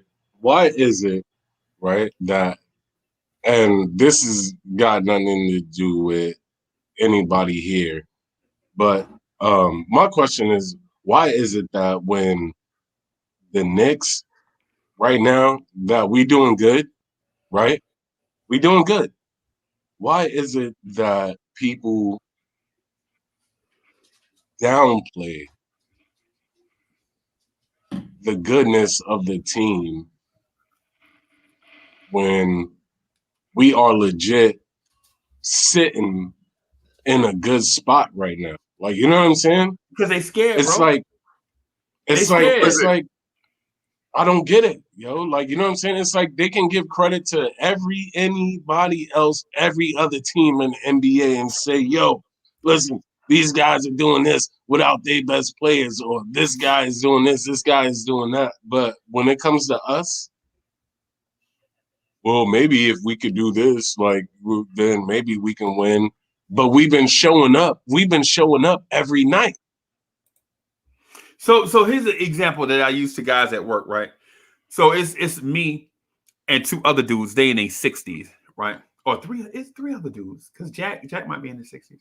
So anyway, it's like three dudes from New York and me, right? And they said, "Man, you still doing that thing on the internet?" Yeah, I'm still doing it, bro. You still talking up Knicks? Like, yeah, man, I'm talking. He's like, did y'all win? Yeah, we won, bro.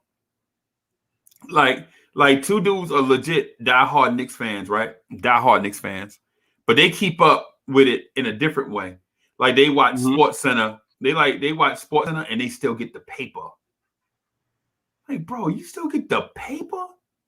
And he's like, yo, no, my daughter taught me how to read it on a Kindle or some mess on a tablet or something. And I'm like, bro, on a tablet? You know. And so the other guy is like, you know, the other guy is like, yeah, check this out. So Highland says, Uncle Freezy send the link. Uncle Freebie. Uncle Freebie? Uncle Freebie? And then typed it again and wrote Freebie again. Yeah, you can say auto correct thing. Auto correct. Autocorrect is undefeated, bro. Autocorrect is legit undefeated. So here's the thing, right? Here's the thing. So Jack and them be like, man, I remember when. I be like, bro, I don't want to hear another I remember when story, bro. And another guy that's with us, Bobby is a Brooklyn fan, right? But he a Knicks fan too. Mm-hmm. So I'm like, Bobby, how are you a Knicks fan, but you a Nets fan too? Right? Mm-hmm. Yes. So I'm like, Bobby, pay attention, bro. Cubes, what's good? What's going on, Uncle Freezy? Hey, so how was that allowed? So what happened is he grew up in Brooklyn, right? Rooting for the Knicks. You know what I'm saying? The Nets moved to Brooklyn. He felt like he got to root for his hometown team. Mm-hmm. So I'm like, yo, either you with us or against us. He like, nah, I'm with both. I'm like, bro, either you with us or you not. He like, nah, I'm with both. Nah, bro. His daughter got him a shirt that has Knicks on one side and Brooklyn on the other. What? And he wear it. Confused. I've seen it. How was that even allowed? I know it's like Hoodie Kev. Like how Hoodie Kev has Charlotte on one side and Knicks on the other. I don't think I have it. Wait, like that. yo, did they make that thing in China or something like that? Because I don't know. They might have made it in Hoboken. I don't know. I don't know. I don't know. Are you kidding me? They have Freezy. Are you kidding me? They have shirts like that exist. Bro, I'm telling you, it might have been made. It might have been made in Perth Amboy, bro, or somewhere. I don't know. You know what I'm saying? But what I'm saying is Cat is legit. He wear it, right? Like he might have it on the night. You know what I'm saying? And so what it is like our weekends start tonight, right? So tonight to be like when we lock up all the stuff, tonight we'll probably lock up all the stuff about 6:15. You know what I'm saying? 6:30, and then break for the weekend or whatever. You know what I'm saying? He like, yo, nah, man, I'm with both. I was born and raised in Brooklyn. You can't tell me that I can't like Brooklyn. I'm from here. And he be telling me all these places that I ain't never been. He like, yo, man, you know what I'm saying? I used to get to such and such from Red Hook. And I'm like, what is a Red Hook, bro? You know what I'm saying? You know what I'm saying? Like legit, I'm from Jersey. I heard of these places, but when I fall right to New York, it was either in the city or to the Bronx. You know what I'm saying? Mm-hmm. You know what I'm saying? A few times. So I've been to through the Bronx a few times to go to So Kev, I don't know if you ever heard of this place, but there's this place called Mount Vernon, right? Where you Yes, can I know where legit. Mike Vernon is. Okay. All right, I'm just saying. All right. Hoodie Kev is mad touchy. Why you so touchy, bro? I'm not. There's no word. Mount Vernon is. What I'm saying is the Knicks are good, bro. What I'm saying is the Knicks are good, and if you scared, get a dog. That's what I'm about to say. You scared, Right. get a dog, bro. I was Right. thinking about getting some fish, but I think that might be too much work. Bro, if you scared, get a turkey. Get some wild turkeys, bro. Well, I might have to go I can send you one. I might have to go to City for Real's backyard. I can send you one. Right. I can send you one. Right. I'll send you one in the mail, Kev. Right. And so, you know, back in the day, we used to drink wild turkey, but that's not the conversation right now. You know what I'm saying? I'll The paint it conversation orange and blue before I send it to you too. Bam, bam, bam. I for some reason believe that wild turkey is not going to be still enough for you to do that. Hey, otherwise with the old school rap. Otherwise with the old school rap. If you nervous, join the service, bro. Hey, that's the old school rap right there.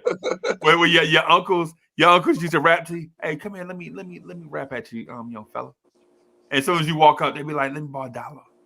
They be like, oh man, I ain't got no dollar, man. What you doing, boy? What you need $1 for? You know, we just trying to get us a little nip, man. We trying to get a little collection together.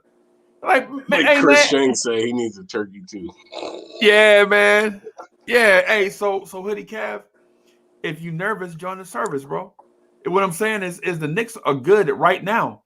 All that stuff happened before this moment doesn't even matter because all it was a build up to what we are right now. It's like what's on Hoodie Cav resume. All that dirty work he did all those prior years is the build up to where he is right now. That's why he the man. We don't go back and look at his resume and be like, hey, you did this wrong. You did that wrong. You did it. So what you doing right now, you don't deserve it. You don't deserve to be where you at right now because back in the day, you did this wrong. You lost to the Bucks. I mean, come on, bro. We talking about where we are right now. Right now, we are good. Okay. I believe that. I feel the same way. We are good. You know what I'm saying? Hey, Cubes, what's good? I'm good. How y'all doing? Man, man. Hoodie Cav got me a little crusty. Talking about man, y'all, you lost to the Utah Jazz. Really? I don't see how that's possible. He was trying to convince G Money earlier that we could do it, so I'm confused. That's what I'm saying. Oh, look at this setup. What's good, boss? Uncle Freeze. Good afternoon. Well, good morning. What time is for y'all? It's already 12 over here. So good morning. Yeah, good morning. It's 3:02 right here.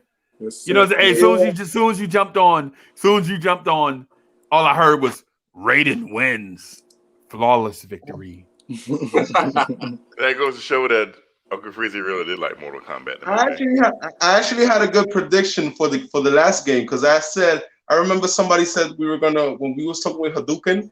Somebody said we were gonna score we were gonna lose. We were gonna beat them by 101, and I said we were not gonna allow them to score more than 100. And I said they're only gonna score 94, not even 95, and that's what they scored. I said 94 to 112, and we actually won 113. So it's on 4K. I'm just saying. Right. Oh. Right. But you guys are doing a great job. I'm glad to hear you guys. Thank you for the platform, Uncle Freeze. Kev, let me ask you a question. How realistically, two questions. How far do you think we can get with this roster in the playoff, and how far would you be content if we got? What would make you happy, Kev? What would make you happy? First, I come in with the mindset. I'm already winning, no matter what. I'm already content with the situation that we're in. We're in a playoff situation. We wasn't talking about playoff last year. We wasn't talking about playoff before the season started. So to be in this position already is a win-win situation. Now, on top of that, big Osos in the building. I like to say that I predicted this team would make the playoffs. In the Salute. Another thing, remember how a part of me complains that we have a tough matchup against very tough Western teams, right? But then that's how you sharpen your tools. So when you get to the playoff, you don't become that, you went to the playoff and you got kicked out in the first round. Let's not forget that there's been eighth seeds that come back and beat the first seed because the first seed sat down for too long and sat down the guys from the last 3 games. Hey, Hoodie Kev, you ever seen an 8 seed beat a 1 seed? It happens a lot. We've seen it time and time again. The Denver Nuggets it happens every year. Right. What about us? Do we have that in our history? Wizards. Do we have that in our history? Have we been an 8 seed and beat a 1 seed? You do realize there are people on this team who weren't even alive when that happened. Legit, there are people on this team. That's a false argument because you and our technology called YouTube that you could search that. So what you saying? Hey, Kev. So with that said, Kev, you're saying that there are people in this chat that were not alive when Tupac was alive. Is that what you're saying? This is also correct. And so we should not hold Tupac in reverence because they were not alive when Tupac was alive. He's good, baby boy. Freezy, with that being said, I'm gonna assume that everybody that is here right now is available and is over the age. Well, look, check it out. We got Young Sai in the building. Sai's in the building. Young Sai is in the building. Let me do this real quick. Let me do this real quick. Let me do this real quick, Hoodie Cap. Let me do this real quick. Hey, so Gas and Cubes, let me do this real quick, and then I promise we're gonna get back to the conversation. Right. Yo, Sai, if you answer this question correctly, I'm gonna pick a random person in the chat. And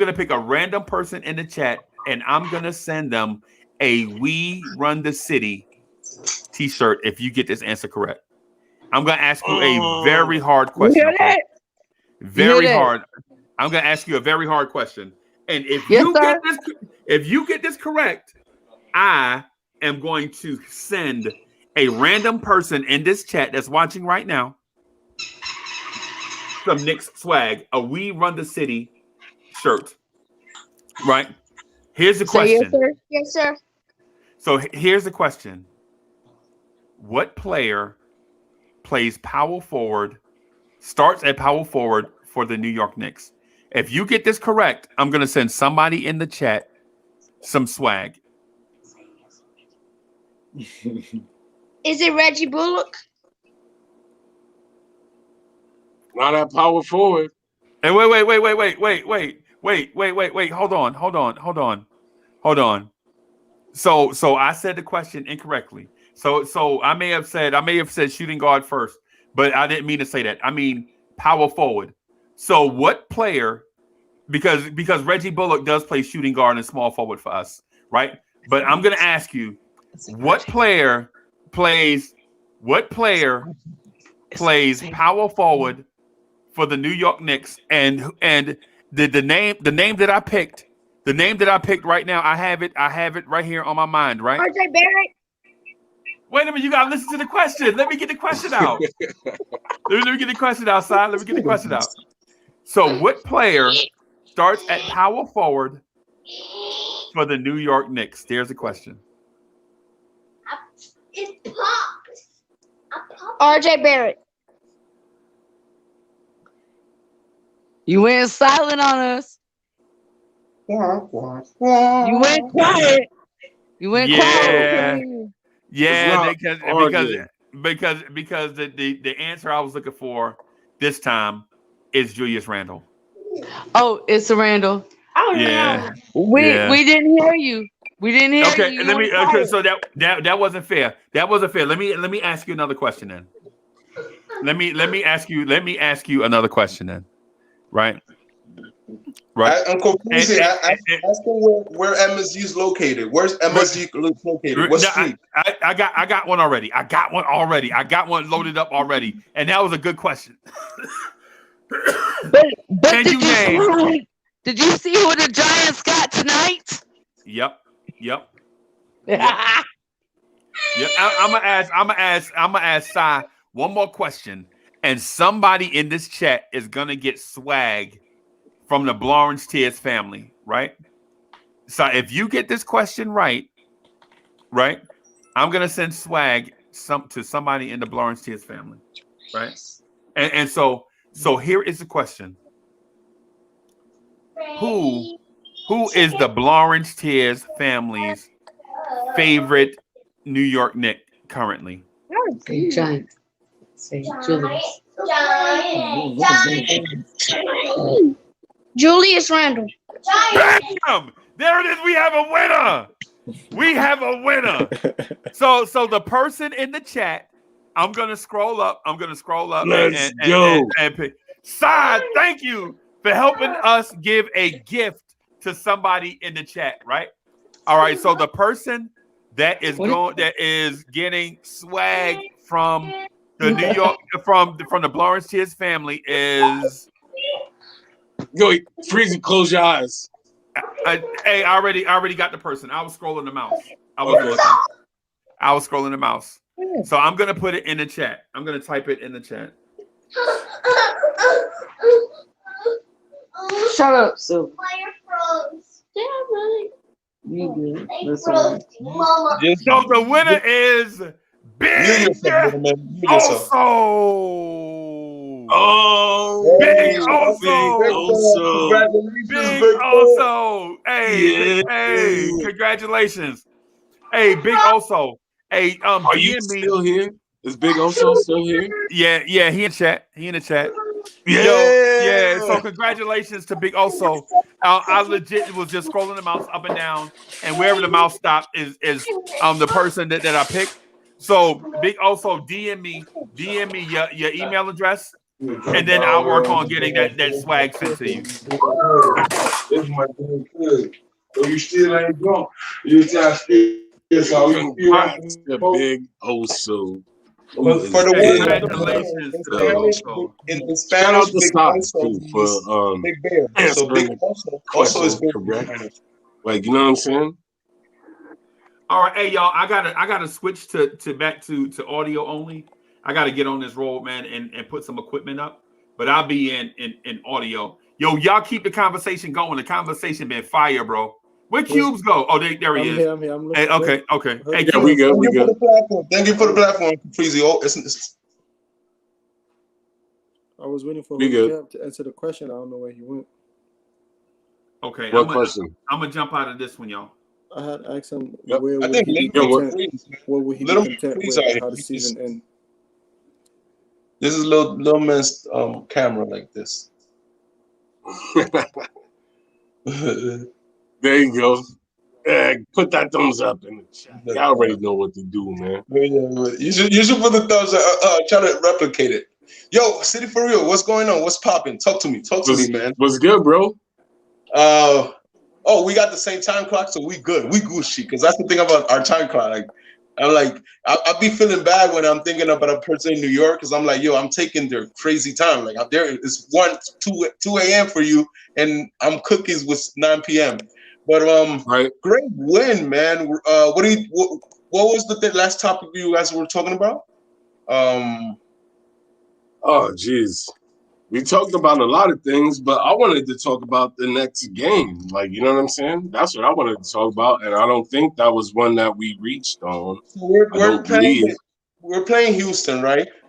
Yeah. And right now, let's do a roll call and give a shout outs to the chat as a way, to appreciate Chris Chang, Alan All Wise, right. Push Nice, Big Also. Like I said, Big Also in Spanish means Big Bear. Also. So congratulations on that win. Wayne Peterson in the building. Simma Singh, Hadouken is in the building. Chris Chang, 33 Savage. Hit the thumbs up.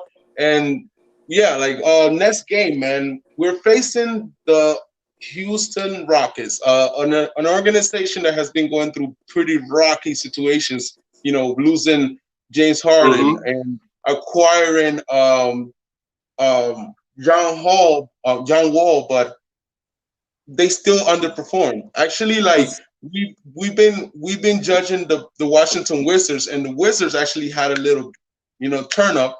But it's showing you that the problem the whole time was John Wall. It was not Westbrook. Because look at Westbrook beating the Lakers. I was like, the Lakers losing to the Wizards?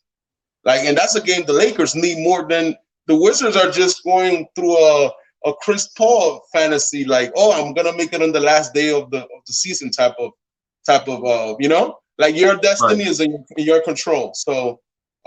We're in the same position, and then right now we have a cushion, but we can't allow this cushion. We don't have the ability to stop. How I don't like fans that are just thinking of what if we stay in the 6th seed? So it's you're already putting in your position of failing. You're feeling okay, we have 10 games and we might win 3.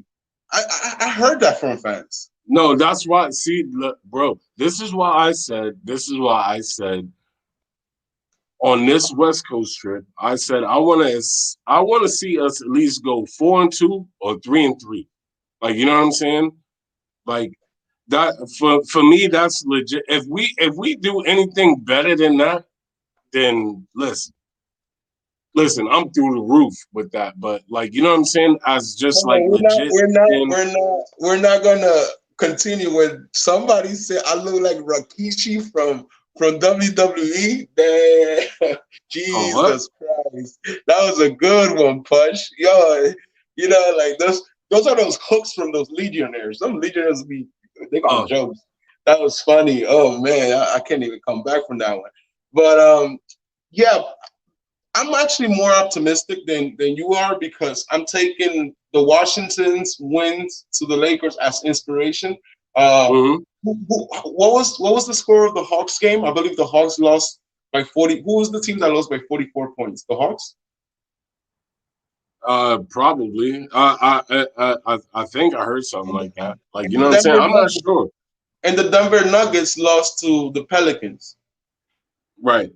I believe yesterday. But I'm not worried about. I'm not worried about everybody else. You know what I'm saying? But I'm worried about the teams we're facing. So if the teams we're facing are falling for teams that have less than we do, that's how I average. That's how I know if I go to Denver, don't be too scared because Denver took an L to the Pelicans, and we're better than the Pelicans. So we should come with that. So you already know. We coming in the building. You already know, bro. We stepping in the building, never scared. You know what I'm saying? We stepping in the building. You know what I mean? With that orange and blue on our backs like this. Yo, let's go. You know what I'm saying? We ain't worried about nothing. We're not even partying. We're just trying to be in the telly, get this win, and get out of here. Go to the next spot. And Facts, bro. You already know. I mean, man, yesterday's game was very inspiring because gotta give it to Tips. Gotta give it to Tips on the way and gotta give it to RJ because RJ is very media trained, or I don't know what is it, but RJ messes up. Coach laughs at him, right? Then he gets interviewed. And during the interview of the post game, he said, "And what happened next?" He said, "Because if somebody asked him, oh, Coach talked to you and things like that, what can you say about that?" Yeah, but Coach talked to me, but you saw what happened next. You understand? So the accountability of this 20-year-old to allow coach to, you know, I'm pretty sure, and like Andrew Edwards, the guy from the Timberwolves, he would not allow the coach to talk to him like Ted's talk to RJ. But it's like in the mean of the moment, you understand that you gotta click in. You gotta, you know, this is not the time to be slacking off like you used to slack off. Like this is the time to get that money, score what you're gonna score. You already got that 3 wing. It's official. So like, I love that Tibbs pushed them, and we saw it on real life. We didn't saw it in the next game. We lost the game, and he comes back. No, we saw it on a third quarter. You understand? Now we break in his ability to be a quarter to quarter. You know, some players are game to game. You know what I'm trying to say. Don't let me talk too much. Yeah, no, yo, bro, listen. I feel you. But some players are day to day. Some players got to be like, yo, I'm in my fluke, and the whole game is just like, yo, coach, just take me out.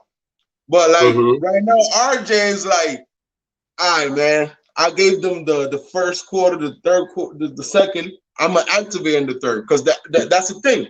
We used to think the first and the second, because we are Madison Square Garden City for real.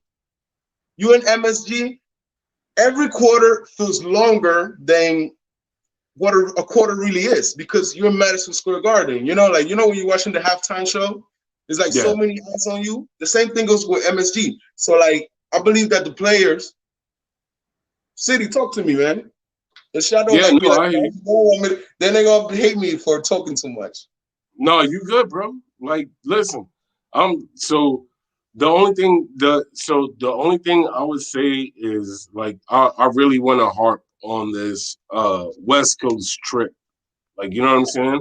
Because, so go through the games. Tell me the teams we're facing, and then I'll give you an assessment of what I think we're gonna do. Because like I said, the Rockets, that should be a win. That should be not only a win, but we got to recover for the other loss. So the thing is this, bro. Like, you know what I'm saying? And I get it. Listen, trust me, I'm rooting for my guys, bro, all the time. But the thing is with this team is we've had meltdowns before. Like, you know what I'm saying? And sometimes, you know, with this team, just generally just saying, sometimes you never know what you're gonna get. Like, you never know who's gonna show up, who's gonna show out, or, like, you know what I'm saying, who's not gonna show up.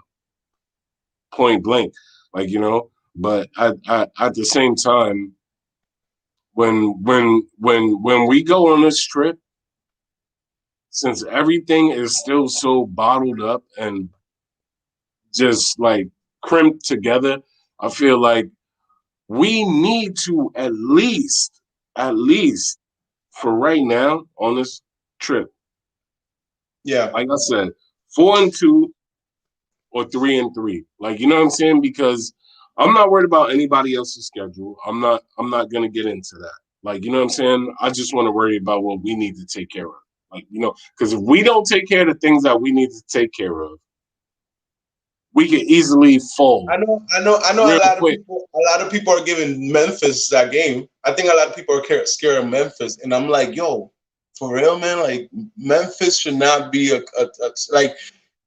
I'm throwing all my confidence on the team, and it's like it's not. It's like right now, it's never gonna be a letdown, and that's the thing. We're just like, yeah, we just have so many letdowns that, like, yo, like, I want to like get too hype, because, like, you know, then you get too hype. Get hype, bro, because even when we get eliminated, the New York Post is gonna talk about the next moves, even when the Nets are gonna be in a playoff, regardless. So like, don't get in mind in that negativity, because you get comfortable when it happens, because you be like, oh, I knew it was gonna happen. So it's like that feeling is so debilitating. It's like I don't want to have that feeling. I want to have the feeling of like, yo, we could be that team that comes in and eat their food.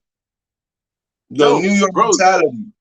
Make something out of nothing. We making something out of nothing. That's not. I was actually gonna say the Brooklyn way, but like, that's New York. Right. That's New York. Did you not hear what I said the other day? So the other day, I legit said it. I said it, and I've said it many a times. We playing in the season that anybody can get it, bro. Like, you know what I'm saying? That's a Just because fact. there's been so many weird things, but our team legit is This straight is not flat a, out and playing good. that's a great point. That's a great point. This is a different tournament. This is not the same NBA season. This is not the same physique that you have during the NBA season. This is not, because you know what? Yes. The NBA season is run like a circus. Will be run like the tour of Lil Wayne or the tour of Chris Brown, because they go on a tour. When the Lakers are going on a tour, guess what? There's Lakers from Washington or even us. Let's just use our example. I'm sorry, but we wake up the fans, because I'm already trying to get a vaccine to be able to go into the Staples Center. You get what I'm trying to say? No doubt. Not for me, because I'm very dubious about it, but I'm like, I want to watch my Knicks. They come. So like, man, I'm just trying to say, like, it's not bad to be confident, man. Say for real, like the odds is already on our side. If there's anybody that ever comes on this panel, you know what I'm saying, with the confidence in the team, it's your guy. It's your boy right here. Like, you know what I'm saying? Because I'm always... And you got to require more from the guys. Like, let's say when I look at, okay, I give you that you lost with the Suns. Bet. It's all right, Papa. Yeah, but look at what it took for the Suns to win, though. Like, you know what I'm saying? That's what you get out of it. That's what you get out of it. You got the point guard, so now you're just gonna be in the highlights of a bunch of teams that went through that with CP3. You're not the only victim. There's a lot of victims in that schedule, But yeah, it almost took a miracle shot from CP3. Like, you know what I'm saying? It's the point guard. That's like, those type of players gotta have those type of wins. So to remind people, yo, I'm still here, because the disrespect of us saying, I'm not giving Westbrook 40 million. I'm not taking CP3 40 million, because that's his contract, like almost 40, right? Right. So I think it is. Hey, you think we as Knicks fans were not tagging him on every conversation? Yo, Chris Paul, I ain't taking him. Oh, he washed. Oh, he this. Look, he's making a team in the West Coast. So it's like, I'm just saying, like, man, like, we're winning, bro. We're winning. We're gonna win. We're gonna win 4 out of those 6. I don't think it's 3 out of 3. 4 out of the 6, because if you lose against the Suns, you with me. So you with me with the 4 and 2? Are you with me with the 4 and 2? For every loss, you give me 2 wins, and I'm good with that, right? So if you lose against the Suns, the next game you cover up that hole. The next game you actually make up. So this is the make-up game for losing for me. You lost me that 10-point lead. Go ahead, papi. Go, relájate. But at the same time, don't get too comfortable, because we got to regain that lead. The Hawks lost, but they in our neck. And then behind the Hawks, the Hawks are right now trying to be like, yo, we either face the Knicks, which really sucks, or we could probably be in the play-in, and we're not trying to do that, because the Hawks are going through hell right now. Exactly. So now you see why. Back even before we played them, right? I said it, yo. I said it, bro. This is an important game, because if we lose, right? And some people try to discredit it. They try to say, like, yo, oh nah, like, you know what I'm saying? Like, oh, we'll be good. But no, that was an important game, because if we lost, we would have dropped a little bit in the standings. But again, everything is so crumpled up together that if you lose, wait, hold on. If you lose like 3 games, you could, and another team wins, you could very well fall to the play-in. Like, you know what I'm saying? This is why all of these games are important. Like this is the thing. We legitimize him. Like we're trying to give, man, like, it's just like, if the basketball guys are in our side in so many situations during this season, because they are. They did, like, Like it would have been a miracle if we would have gotten the play-in and then beat the play-in and then lost in the first round. That would have been a success story of our fan base. That would have been Yeah, but we got our eyes set. We got our eyes set on the T-bone right now. We got our eyes set on the steak right now. Like, you know what I'm saying? In a different dimension, but like the world switched. You know, like you ever seen that? Like they were saying that like some in some places some animals that were like endangered species have been growing more because, or some of them have been giving birth more or like reproducing more because of the fact that some parks are closed, so the humans are not touching. So the humans are not like scribbling on the bamboos in Philippines. Like there's a place in Philippines that people just scribble their names in bamboo. So like and like for a year people didn't go, so you see the bamboo growing. So like that, like man, I'm just like I can't get it with fans because like the basketball guys are on our side. Like winning this game and having Julius Randle turn up just like that, having D Rose still be healthy to be able to like do what he can. Like the injuries that Taj Gibson have been going through, I think Taj Gibson got an eye right now that is yeah, he's a warrior, bro. When he first came in, I think we got nervous because he got injured too, right? Wasn't it like a hit or something? Like Taj Gibson got hit.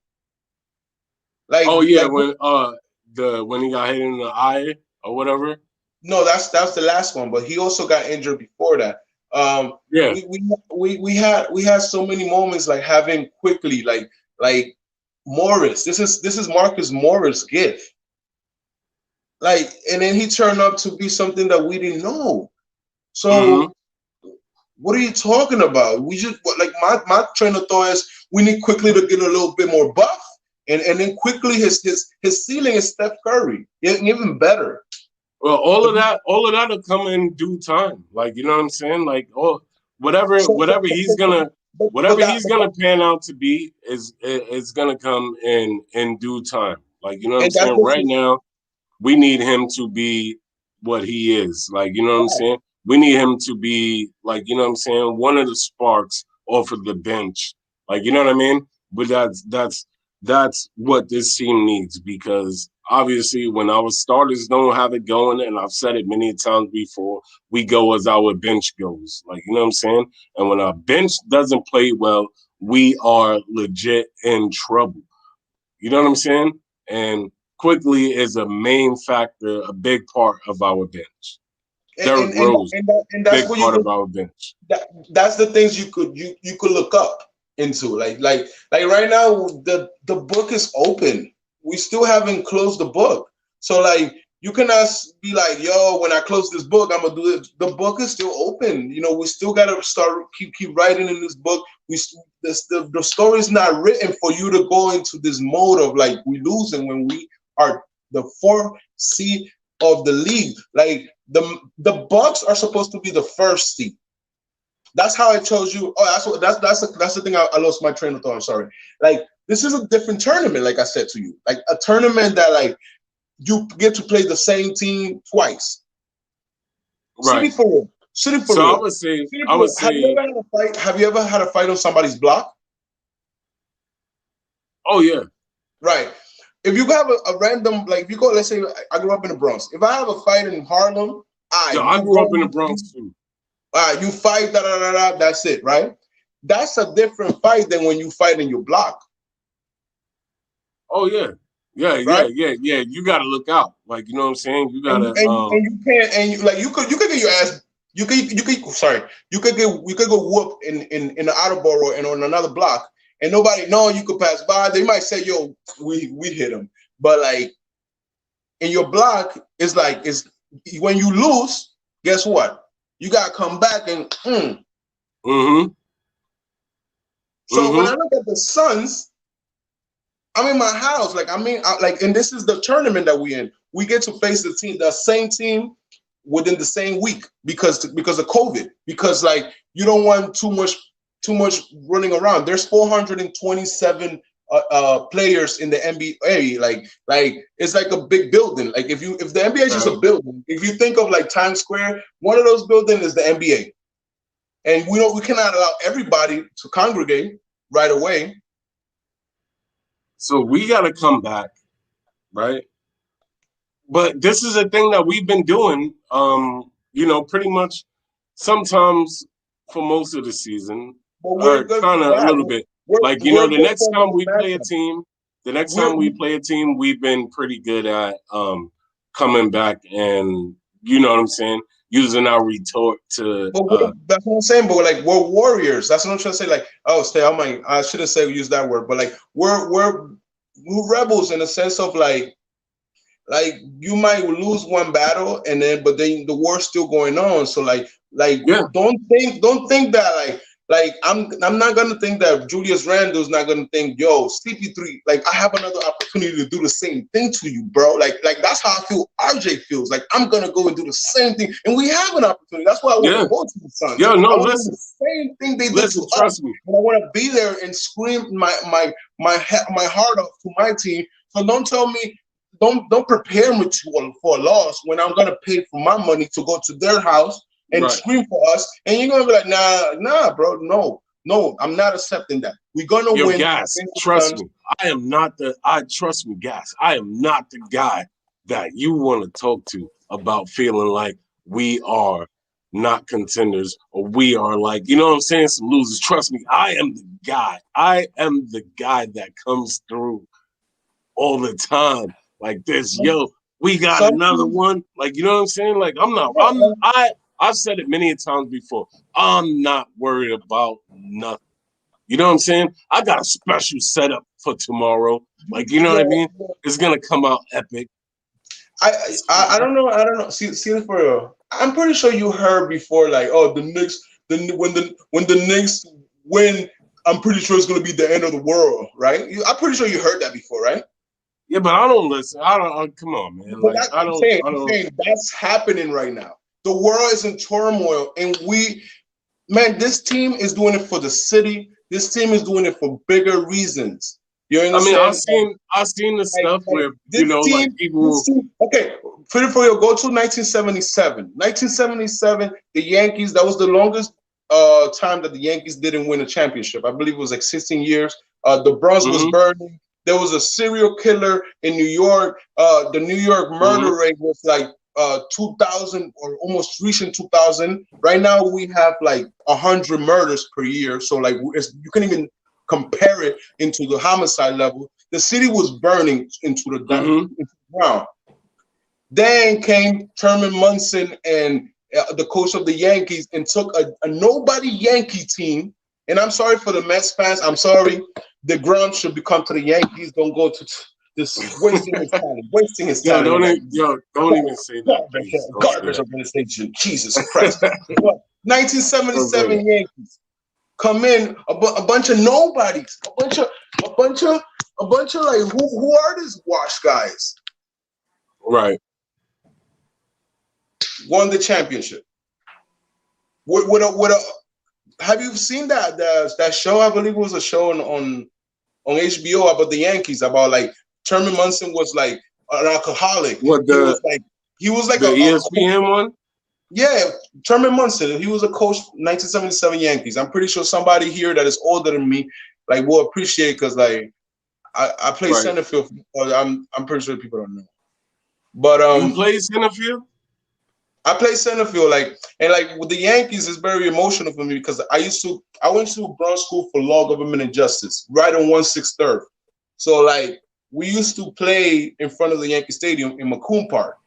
Later on, Macomb Park, they took our stadium to build the new Yankee Stadium. So hey, bro, when I go to that stadium, I get to brag. I used to play there. That was my part. You know, like that. You know, it used to be the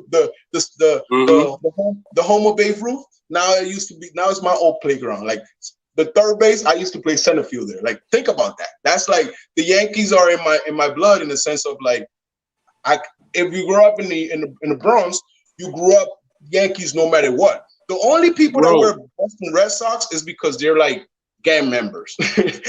You'd be like, you're a Boston fan? Like, nah, bro. Like, but it's like in reality, like it's ingrained. That's why some people in Brooklyn are probably going through that. Like, yo, I wanna rock with them because it's cool to be from Brooklyn and like da da da da da.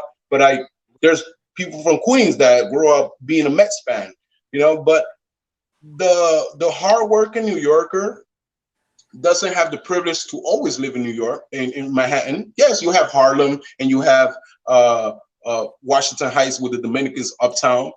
But not everybody get the privilege to live in a city. But the Knicks is like being the loser is also a convenience for a lot of like people of like, I don't know, if you're the underdog and you see the team is the underdog and not like the Yankees. Some people are Mets fans because they feel like the Yankees are like, look at the name, a Yankee. A Yankee is like, yo, City Fury, are you there? Yeah, I'm here, bro.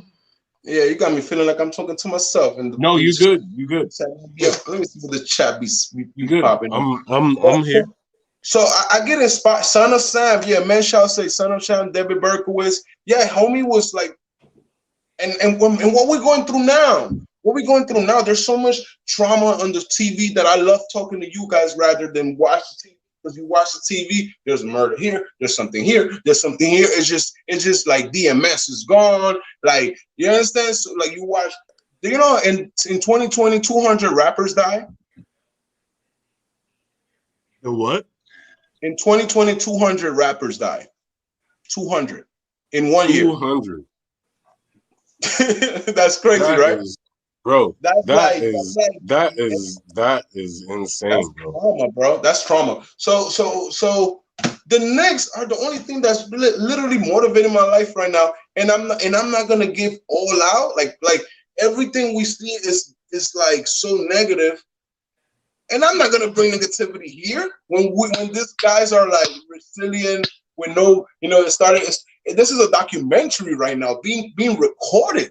What are you talking about? Starting from having no fans to having 2,000 fans. This is the last dance. In 10 years, we're gonna be like, yo, I remember talking, and it's all documented. You can't, man. Tell them we on our way up, and people don't even realize that, bro. Like, you know what I'm saying? We've been recording. People don't realize it. This is a Knicks dynasty that like it's written so well that like, why not fall with the fairy tale? Why not? You know what's the funny thing too? You know what's the funny thing, guys? Is like people just straight legit look at us, right? They look at us and they be like, oh well, they only did that. Like, you know what I'm saying? Nah, bro, we did a big thing. Nah, we did a big thing. We up and coming. And y'all not realizing it, that's okay. We can fly under the radar, you know what I'm saying? But this team can take a punch, you know what I'm saying? And bounce back, right? And bounce back because we've seen it. This team, they can take a punch and bounce back. You know what? And guess what? They come back and get the W sometimes. Not all the time, but sometimes. You know what colors you're wearing right now? You're wearing I got the light up joint, but also I got my Knicks joint. You're wearing the New York City flag. That's what you're wearing. That's why our colors are. It's not by coincidence.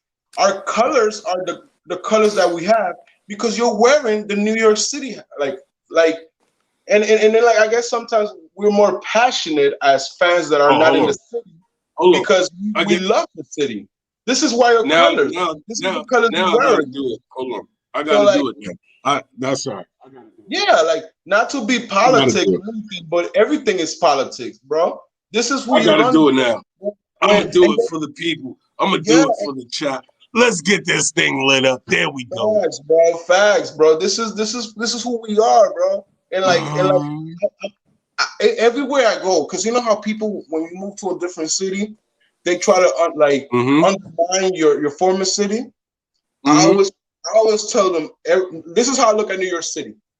I always put it in a higher pedestal. I'm like, first of all, you can never compare no city to.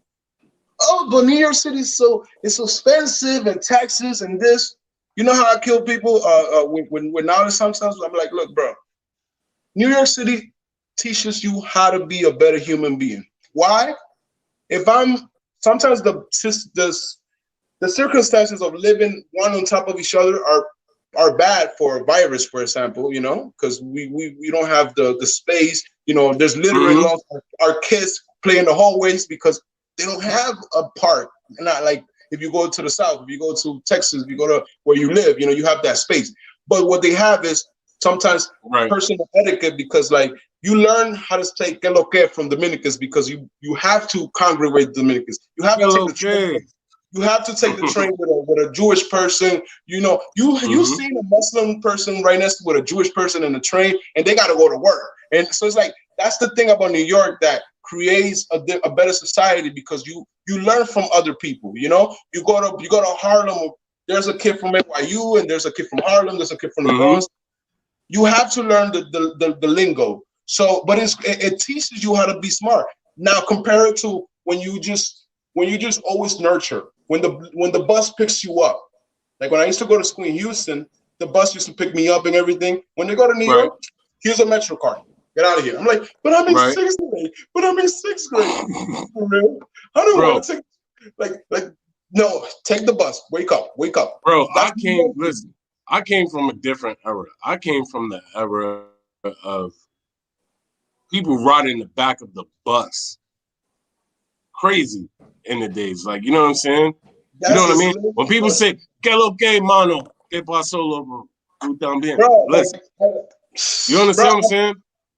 You know what's funny? Like, for example, I took my dreads off, but I had dreads, and it's funny because, like, let's say when I lived in Flatbush, Brooklyn, Flatbush is like one thing about Caribbean people that I appreciate is that they look like the black people that love to be black the most. You know? Let's say as a Latino, Latinos love to use like Latinos and whatever, but I'm black. I'm a black person. You know, and white people there's a helicopter.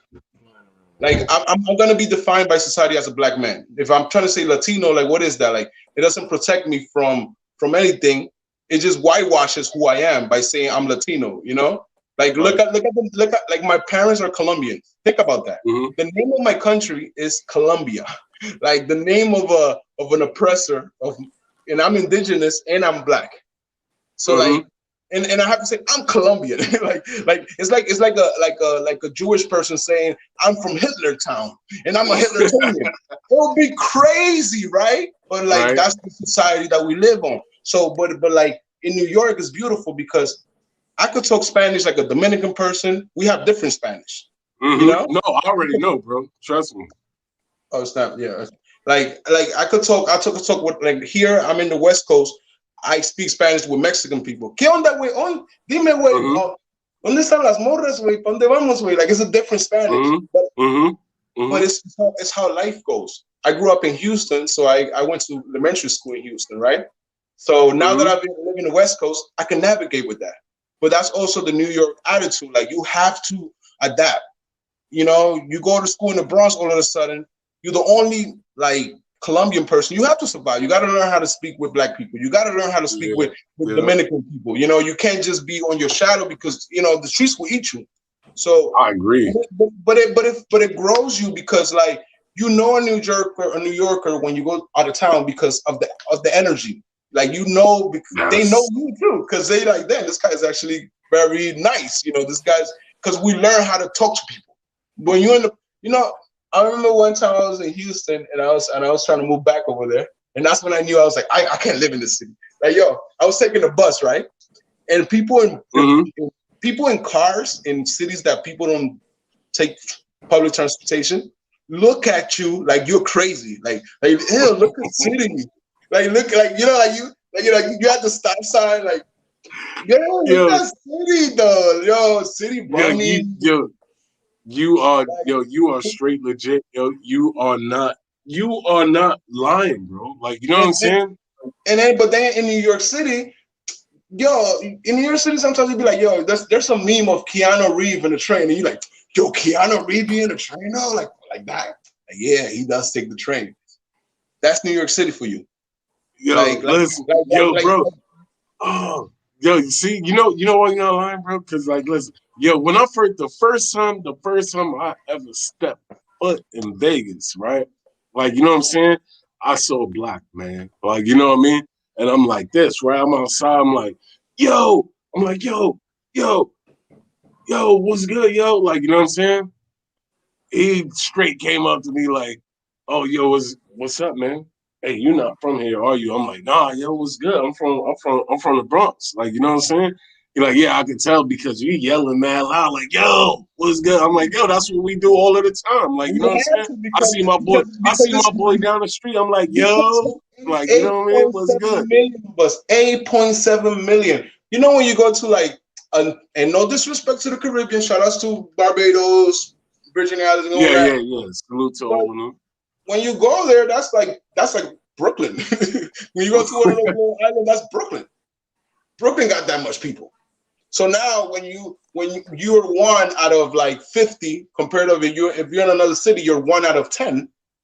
Mm-hmm. When you're in your city, you're 1 out of 10. In our city, you're like 1 out of 1,000 per population, let's say. So like you have to scream, you have to be loud because you need that attention, bro. Like you need to let them know, like, yo, we the Knicks, bro. Like we got our name back. That's what somebody said yesterday in Man's show. Like Man was Ron was like, yeah, that's the motto. We got our name back. Like put some respect on our name. Like don't get it wrong. City for real. People enjoy our downfall of New York. New York. Just take the Knicks out of it. The New York downfall. No. Listen. Any team in New York. People are legit. They either lovers or haters, bro. Like, you know what I'm saying?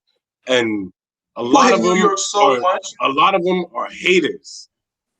Yo, people hate New York so much that a lot of us, mostly like a lot of people right now in the chat, like I'm gonna let y'all out. A lot of y'all are cannibalizing yourself because you know when you go and you do that Mets versus Yankee thing, that's not patriotic. You got to go New York all hard. I don't look down on the Mets. I don't look down on the Jets. It's just not my team. It's not my colors. The only time I stick with orange and blue is with the Knicks because it represents Manhattan. Like it's just different. Like but we like that's how much people hate New York. People hate New York so much that even New Yorkers try to bring an excuse to hate on each other. Like let's all go to the Eastern Conference. You can't say that though, bro, because it's always been divided. Like, you know what I'm saying? Like, like the New York fan base has always been divided. It's always either you're a Yankees guy or you're a Mets guy. It's either, you know what I'm saying? Like you're a Giants guy or you're a Jets guy. Like, you know what I'm saying? But that goes the same way. But hold on. That goes the same way, right? Because New York is a big state and we got most of the teams just like LA, right? So in LA, you're either a Lakers guy or you're a Clippers guy. If you're not a Clippers guy, you're a Kings guy or whatever the case might be. Like, you know what I'm saying? Yeah. And most of the big people, the big state teams, they have multiple teams, right? Where everybody always picks and chooses which one they love. Like, you know what I'm saying? So it's not about like, you know what I mean? It's not really about that, but it's just about coming from a big city and representing the team that you feel like you want to represent. Like, you know what I'm saying? Because at the end of the day, like I said, anybody can tell you, oh, I live in LA, but I'm a Clippers fan. Anybody can tell you, yo, I live in, you know what I'm saying? Like, yo, I live here, but I'm a fan of this or that, whatever the case. Like, you know what I mean? I could give a couple of teams in there, but like, you know what I mean? Like, at the end of the day, it don't really matter. Yo, by the way, I was going to say shout outs to Austin Rivers' agent. Whoever is Austin Rivers' agent, I'm saying to whoever is in the draft, get that agent. That agent is a good agent. Austin Rivers just signed a contract with the Denver Nuggets. He went from being in the Knicks, getting fired, his father not picking him up.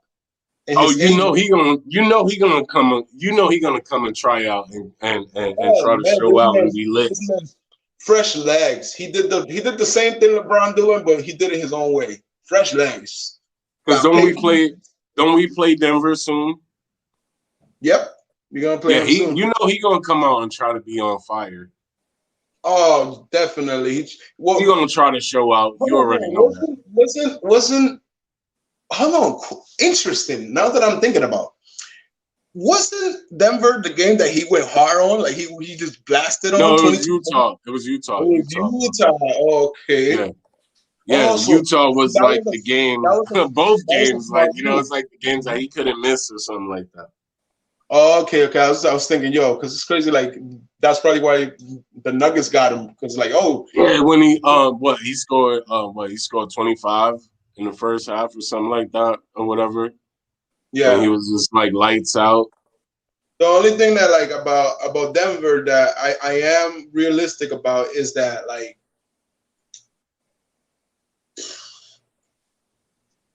a mile high city, it's like. Oh yeah, the altitude thing. Like, yo, listen, that gets to everybody. Like, you know what I'm saying? But we gotta listen. We the New York Knicks, man. We gotta overcome that. Like, you know what I'm saying? Facts. We gonna overcome that. Like, you know what I mean? There ain't no and listen, and it's not gonna be easy. Like, you know what I'm saying? We ain't just gonna roll up in there. But I'm already like accustomed to the cards they handed us. So like I'm not complaining. Like I'm actually like I'm actually like we invited to this. Like we're part of the conversation. Like we have the chance to compete, because that's all I wanted. Like just have the chance to compete. Just have a chance to like be there. Listen, we've done more than compete, bro. Like, you know what I'm saying? The bubble felt so disrespected. How they were like, we're not gonna bring them. We don't want them to get us sick. Think about that. How sick is that? They were like, we don't want the Knicks players to bring us more virus. Get rid of them. And like that's what they did us in the bubble. Like they didn't even invite us. Like, come on, really, bro? Like, how you not gonna invite a whole squad? That I don't know. So, but that's right though, because that was last year. You know what I'm saying? Yeah. Like, you know what I mean? And that's what I'm saying. We are documentary in the living right now. Like this is. I'm telling you, Jay Boogie gonna be on the documentary of the Knicks. Like what during the Knicks streak and Cinderella story of a season. Yeah, this is a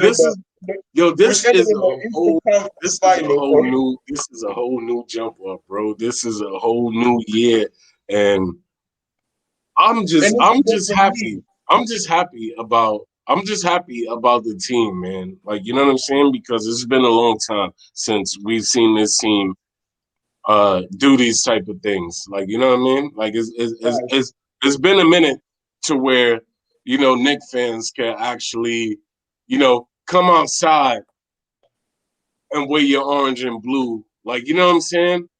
Oh, and not only be proud about it, but not have to hear somebody say, "Oh, you're a Knicks fan? Yo, haven't you guys sucked for like such and such amount of time?" Like, you know what I mean? Or whatever. Like now, you can wear your joint and you good. You just mentioned something that happened to me, and I actually documented it. If you go to my page, I actually have a 1-minute video of like I work for this company called it's like a THC delivery company. Right. Like. So I don't want to say the word because it's a family show. Right. Just tell us what happened, bro. Tell us what happened. Yeah. So one of my customers today was a Knicks fan. Mm-hmm. So he sees me with the hat. He's like, "Are you a real Knicks fan?" And then it was like a whole 5-minute conversation.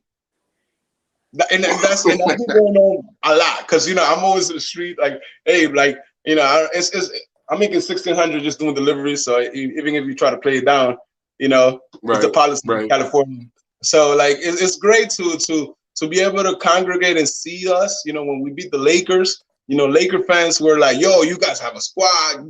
Give us Randall back." That felt good. Like I was like, okay, like they put in respect on our name, man. They seen that we're trying, and like, why give up on the fan base right now? No, we're gonna go.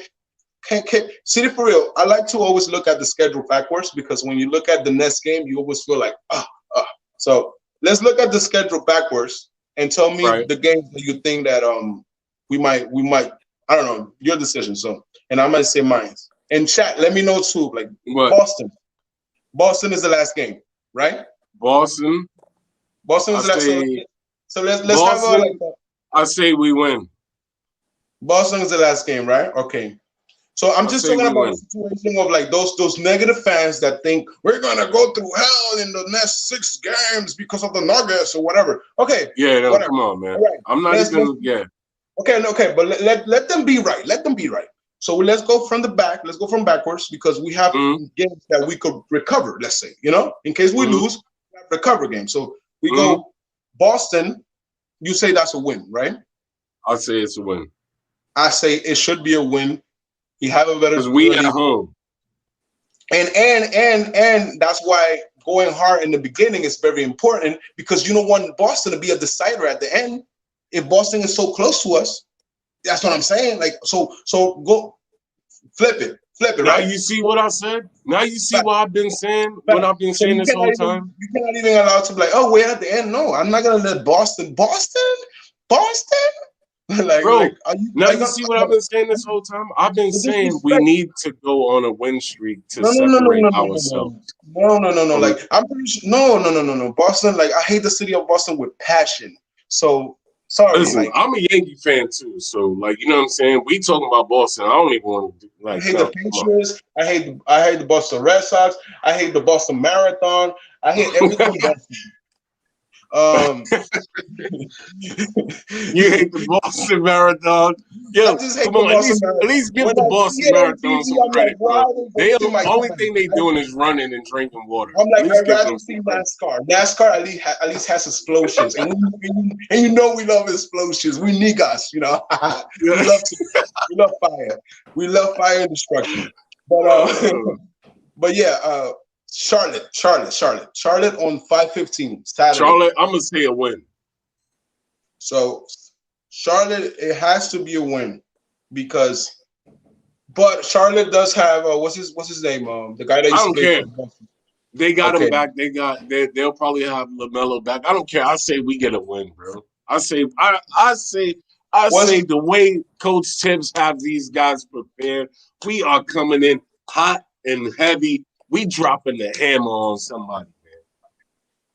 Okay, before Charlotte on a Thursday, because Charlotte's game was going to be on a Saturday. I know it's backwards to look at it like this, but it's just like when you think about the next game, you feel a different way. But if you look at it from backwards, it's kind of like, let's say if you lose to San Antonio, you're already feeling like this game is a must-win, right? Like the Charlotte game, right? So it's like, it feels like pressure. So like that's why I'm going backwards. So I'm sorry if I'm missing y'all. But no, you're good. I mean, I'm following. I don't like you good. San Antonio on Thursday, 4:30. San Antonio, by the way, because like all these games that I'm saying, the last 3 games, San Antonio, Charlotte, Boston is at their house. Like. They not. This league was not playing. The league was not trying to give us nothing. They stole. Yeah, but also at the same time, we're not the only team that has a hard schedule, bro. Like, you know what I'm saying? Like there's a couple other teams. The Hawks are. There's a couple of other teams in the league that got a tough schedule as well. Like it's not just us. All right, we have a Laker game that's gonna mean more than the Laker game that Julius Randle played in MSG. Yes, Julius Randle loves us. He said New York we're here. But the New York we're here is something that somebody told him. It's not something that he felt. Now, when he says New York we're here in Los Angeles, California, and that will feel different because I want to tell them we here. At home, you could say it easily. We could be biased, I want them to come to the West Coast, and I want him to. But usually players mentality and score 50 points on them. I want them to score 50 points. I want Julius to unravel and let them know, hey, LeBron, goodbye. You're washed. You're a great player, You're gonna go into a great adventures. You're gonna make more money than Shaq. Amazing. Your kids are gonna be playing, but your time is more out the window. You know, your time is more. Listen, Like there's that nothing more. Yeah, like There's this is nothing more I could hope for. Yeah, like look at CP3. CP3 performance is like that. Those last waves and things like that, because like the miles are run out. So Julius Randle is in that predicament of like, yo, am I gonna allow the class of Ja Moran and Zion to skip over me, to skip over the line? That's why he putting in the work. He's trying. He's telling. Yo, listen, man. He's like up Jason Tatum is allowing them, like, let's say, other players to eat off his plate, because when Boston is not winning, it's like, this is your time to be the next LeBron, to scale up, because there's not going to be a lot of commercial later on. There's going to be a new Chris Paul doing State Farm commercial. There has to be a new one, Right. So, like, I think for Julius, this is a bigger important game, a bigger important Laker game. So, like I said, 4-game winning streak at the end. I'm saying, I think we win in Boston. We win in the Charlotte. We win in San Antonio, because I think I'm gonna give Fixdale. Jesus Christ, Andres, what did you say? Fixdale, don't. Oh my God. Tips. Jesus Christ. Oh my God. But yo, shout out to Cully too, man. I'm glad you just woke up and we still here for you, bro. Shout out to Cully, man. But it's a super chatter platter. What is good, brother? So am I crazy to think that Julius Randle has what it takes to score 50 points with the spirit of Kobe there, the feelings of his son born in LA? Why would you be crazy to think that if we've seen Julius Randle almost score 50 a couple of times this season? And don't get it twisted. He's had a couple of 40-point games. Like, you know what I mean? Hold on. I just thought about something. It's not crazy to think that. I just thought about something, sir. So if you look at the schedule, because I'm so positive. I'll tell you. What? It says here we have LA, right? And then before that we have the Clippers, right? Yep. Because we're going backwards. We flipping it. Today we're flipping it. They allow me to unleash, like somebody said. They allow me to unleash. Uncle Freezy, God bless you. But I'm sorry. Just the thing went away. Quickly is going to be able to have access to the Staples Center training facility for a whole week. Let me see. Hold on. Oh, stop. Say word. No, wait. We faced after Phoenix on 5-7 on May 7th. On a Sunday, we played the Clippers. So that means on Friday we faced Phoenix, and then that means Saturday, Sunday, Monday, and Tuesday, because Tuesday we played the Lakers. That's 4 days that you get to train in the Staples Center. That's 4 days that quickly is going to be sharpening. Because you back to back, but you're not back to back on 1 day at a time. So yeah, but how did he get that? They're going to be acclimated to LA. They're going to be acclimated to the stadium, even though it's kind of like a road game. It could feel like a house game because Julius is gonna now be a good leader and be like, yo, I used to eat right here when I was a rookie. Kobe used to, yo, this guy's put popcorn in my car. That's what they're gonna talk about, like the bonding of a team, And Julius is gonna show them all them championships, and maybe they get inspired by seeing 12 championships, some type of magic, some type of like you remember that movie Soul that disrespected us? Remember the movie Soul, the cartoon movie Soul, and there was a moment that the cartoon was gonna dunk. No, I never watched it. Nope. Oh man, you gotta when you watch the clip, right? That they make fun of the Knicks. Yeah, I seen that, but like you know what I'm saying? I didn't see the whole movie. Ever since then, that's a promotional move. That's marketing, by the way. That's marketing. Right. Some teams paid money for that to be a marketing. That's a marketing plot. And within that marketing plot, it gave us. Since then, I've been feeling a type of way because I was like, "Yo, that's messed up." Well, that's I'm like the having a Ninja problem. Turtles joint. I took my nephew once. What you say? Sorry. No, I said that's like the new Ninja Turtles joint.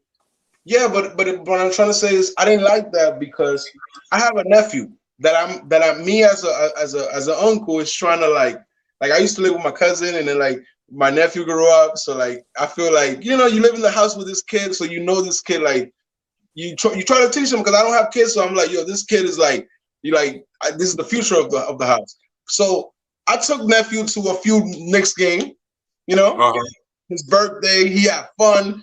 Unfortunately, Charlotte came in and but we still was in MLK, in MSG. We still still went to get some pizza or whatever. So it was a good experience to try to fit him in, right? But you know what Pop's gonna do, His Pop's gonna do I'm like, yo, bro, so we have this niche of yo, we Knicks fans, and he's fighting, and the little kid is fighting his father, Yeah, no, you don't gotta say it. You don't even gotta say it. You don't gotta say it. He's fighting his father because he's still holding on to my Knicks, and right now it's back with me and the nephew because yo, you see that we winning? Well, you know what I'm saying? Yeah. He lives in Flatbush, bro. He lives in Flatbush. His school is giving him free Nets gear so he could become a fan. Here, grab it, please take it from me. Modell's used to when the Nets first moved into Brooklyn. Modell's was like, please take it, please. They were giving it out because they were trying to push this idea of please be part of our fan base. No, bro. Yeah, they were giving out tickets everywhere. Yeah, so they were giving out tickets to the hospitals and everything. So when a cartoon does that type of marketing of telling a little kid that our team is not a good team, mostly with my let's say my other nephew, his little brother. I wasn't there when he was born, so I don't know him like that. You understand? It's different. One nephew is yo, why you don't come to the house? The other one's who is this guy? So the other guy, so it's that's what I'm saying. For the other guy, you're putting in his hand already as a little kid that my team is bad. Right. You put all the teams, you just put, oh look, we make fun of this team, and we always make fun. Blah blah blah. Huh? Look, the Knicks lost. You remember the end? He was and the Knicks lost. I don't like that, bro. That was disrespectful. That's trauma. That's the sign of trauma as a fan. I used to be on MBK with you. MBK. Oh man, you don't even know. That's why I love talking to you guys. But it's city for real. I'm having a little. Having a flashback moment? I'm having a flashback, but I'm having a little problem right now adjusting to the new platform because. Me, you. No, yeah. My person, you, Mark, Big Bubba, Guillermo. Right? We used to be 2 a.m. Sometimes I used to have conversations with Mark after the show turned off. You know how we didn't use Stream. Right. We used to use the other one. What's the name of the other one? The other app that we used to use with Sim? I forget. I forget. I just had it in my head too. Something. Whatever. We used to use another platform. Remember another before he went to the Zoom joint, it was something else. So I look at y'all. I look at let's say you, Guillermo. It was Whereby. The boys. It was Whereby. Yeah, Whereby. And Sim. Remember when I first started doing this, I wasn't like this because I didn't know. I had to learn from you. I had to learn from Guillermo, and I had to go through a lot of losing and a lot of frustration of just talking and still going through it. So now, fast forward to a year ago, 2 years ago, Each one of these guys have platforms, you know, and shout outs to Sim for providing so much platform for you to be in this platform and holding it down for Verizon and opening doors for so many people. But when I talk to you like City for Real from you know what I'm saying? Like my boy. Yeah. You already know, bro. I have a dilemma with Guillermo because when I talk to Guillermo, I forget that Guillermo has so much fans, bro, that his fans now harass me, bro. Like they be harassing me, like not in a bad way, but like they like you can tell like you hating me here, you hating me here, you hating me here. Like come on, bro, like Jesus Christ. They legit come for you. Yeah, like them legionnaires. What's the name of it? Legionnaires. They like so I'm like back off me. I have no beef. I just talk to him the way I talk to him because I probably it's the thing, like, you know, you have a big platform, so it's like, oh shit, you gotta tone it down, bro. So like I'm learning day by day, you know, to tone it down and to like not be too but it's because let's try to keep the language, you know, a little bit. Oh, my bad. No, definitely. But like 2008, I won mock trial, New York State. So like debating is what I do. You know, no doubt. I grew up watching Pardon My Interruption or PTI or like, you know, that's how Stephen A. Smith gets his money. So like I like this, you know, this is the technology that we used to watch it on ESPN and it used to look cool. Now we have the access to it. And like now we're the ones creating content. Like the Knicks we make our own ESPN. The Knicks, no, not even ESPN. ESPN is watch. We make our own, like, you know what I'm saying? We got so many great minds that come on here, and we got so many great people that come on here and talk the talk. Like, you know, we are Barstool. We are Barstool. We are good, man. We are good entertainment, if I should say so. You know what Barstool is? Do you know what Barstool is? In what era? No, do you know what Barstool is? In what era? No. It's a media company called Barstool. So it's this guy. I forgot the CEO's name, but Barstool. All right. So I don't know. I thought you were talking about terminology. That's why I said no. Go on YouTube and look up Barstool. So this guy has like different shows and different podcasts that he owns, and most of them are correlated with sports. So like, let's say he will see that there's a YouTuber from Philly, right? So he'll bring the Philly guy and he'll work for Barstool, right? Like, have you ever seen $1 million worth the game, the podcast with Gilly the Kid from Philly? $1 million worth the game on YouTube? No, never heard of it. It's like a podcast. They're basically like the Breakfast Club in the sense of like they have interviews with artists and things like that. That's part of that. Like you also have it's like what I'm trying to say is there's a lot of potential going on here because there's different factors of different Knicks fans. You know? Right. I'm with you, bro. Don't worry about it. I'm here. I'm with you, bro. We're seeing how CP is getting like CP right now is getting like so many interviews with ESPN. ESPN, he's a regular now. Right. You know, he graduated. Right there, you start seeing that, like, guess what? Now they got to come back down to our world, to the YouTube world. Because this streaming thing is, we have 49 people right now live. You know, if we turn it off, the 49 people have to find a thing to do. But at 1 a.m. West Coast for us, 49 people are right now. So that means like the value of money right now is eyes, City for Real. So if you can maintain a human being watching something, that's money. YouTube is money. Like there's a fight right now with Jake Paul and like the UFC, for example, right? You ever watch UFC fights? Yo, City. My man City left me alone out here. But like I'm talking about like how like Jake Paul right now is fighting UFC because the UFC fighters would fight for like less than $1 million, $200,000, right?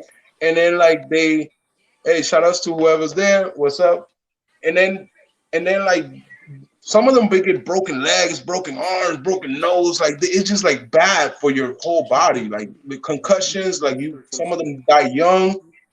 And meanwhile, a YouTuber is making $65 million in pay-per-view for a 1 minute fight. So the system is rigged because like YouTube is the moneymaker. Like people are making millions. Like academics is making $200,000 a month on YouTube. So like, and what type of job can you have that you can just do this? Whatever, dude. This dude just left me. Now I feel vulnerable. Like, Yo, go back to the schedule, good, bro. Yo, I'm back. Yo, you know what I just thought about? What up? I just remembered. I got another West Coast brother that's a Knicks fan that is here with me right now in the building, and we still chopping it up, bro. This is what this. Yo, it don't get no better than this, man. No, this is Nick at night for real. Because you know, this is where it's at. No, this is the thing. What happens is Uncle Freeze actually got a suggestion. Mm-hmm. We could be Nick at night, right? But I think we need Nick uncut. One day we need. Remember B. Oh, you know why I love being I do stand-up comedy, and like, so you know why I love comedy, like, because they used to have BT uncut back then. Remember back in the days, BT uncut about 12 a.m. They used to be comedy. That's where I met Kevin Hart and all of them. Like they used to just be on repeat. And then after that, they used to have like a lot of like, obviously like adult content on BT. So like, I think sometimes you need the uncut. There's shout outs to Die Hard Knicks. Homie's doing it. I like his show. Have you seen Die Hard Knicks? No. So, shout outs to Die Hard Knicks. He has a great podcast. He's very unfiltered. I understand the algorithms is Bruce YouTube, so take it from myself. I lost my YouTube account last month. Almost 900 subscribers, all gone. Wipe around. Got to start all over. So follow niggas, man. Let's go to a roll call, man. City for real out here. Should put in the. Yo, bro, listen, bro. The 3 bar link, so make sure if you want to pull up, pull up. If I remember correctly, are we the only two right now? Are we the only two right now on the West Coast that's still holding it down for the Knicks at Night podcast? Are we the only two? AJ Flume, what up? Cully, pull up, Cully. Is that what we doing? Yo, man, shout. Are we rocking? Yeah, what's the chat family talking about? What are they talking about? But they were talking when we were talking facts, bro. My guy, City for real, the niggas, y'all just. Yo, who is here? Who is here? Throw those thumbs up in the chat. There's 48 people in here, dude. There's 48 people. Throw those thumbs up in the chat, y'all here. A lot of them are snoring and dreaming about the Knicks winning. Let's get these guys. Let's get these guys going. Who is here, man? Who is here right now? Who is still here? Who's still here in the building? That was here in the building from the beginning. Who's still here? What is good? You, half of the fan base is dreaming about the Knicks. Like you didn't see the guy that was on the live stream right now. If it looked like he woke up to go to the bathroom and realized, like, oh man, right? Yo, Chris Chang, I don't know when we will see that guy, but we will see. Big Oso is still here. PRJ is in the building. PRJ is still here. Come on, man. Who's still here? Who else is still here? Let's go. Get this thing lit because we still rocking. You know what I'm saying? We got the West Coast duo going on right now. West Coast swing. And we about to go on the West Coast swing. Like, you know what I'm saying?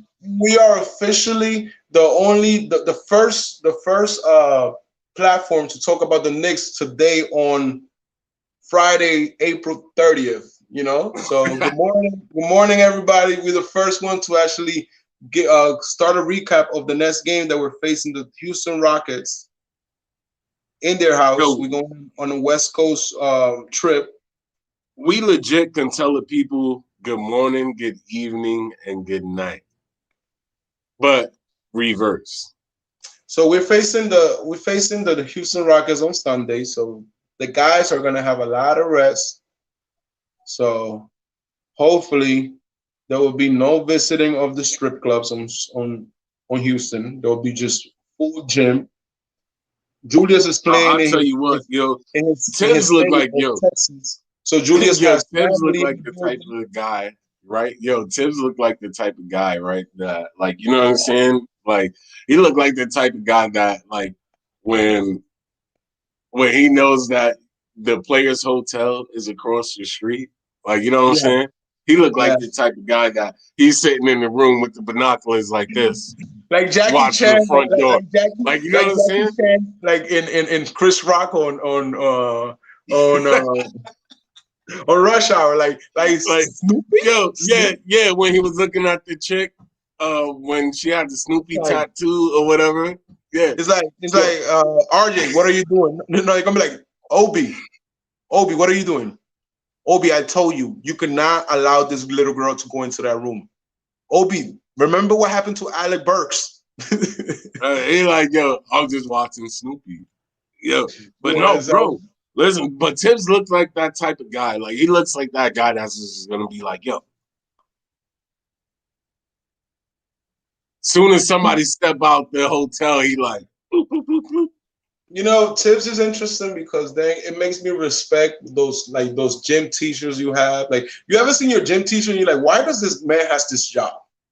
You know, like I used to look at my gym teacher like, why is he like you're washed? Like you're like, how are you gonna teach me basketball? Because I used to think like you should be young and athletic to show me basketball or baseball, for example. Like I used to be very critical of my baseball coach because he was just like how you gonna be the baseball coach and the bowling coach?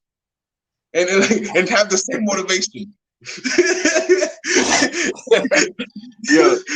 I used to be mad at him. He was like, yo, bro, like, come on, man. Like, you can't have the same like we used to be nice in bowling. Like nice. Not in baseball, man. Like, yo, PSAL used to do us dirty. Yo, is Cully trying to get in the building? Uncle Freeze is probably buying a Freezy. Oh, yo, my bad. Uncle Yo, Freeze Cully, man. Yeah, I Uncle would say I don't know if Freezy is. I don't know if he's still backstage or if Freezy is watching, but Freeze is in the backstage. No, I thought Cully was in the backstage. I mean, Cully. Yeah. But no, yeah, but like, you know, but otherwise, yo, we rocking, bro. We good. Facts. Yo, this is crazy. This is crazy. Is this? This is no different. This is no different. This is no different than Max Kellerman and Stephen A. Smith. So we're doing what people do. You know, it's just like, look, TV is coming into this world. Right. This is the world I run. Cully is backstage. There's a great platform here called Knicks at Night podcast.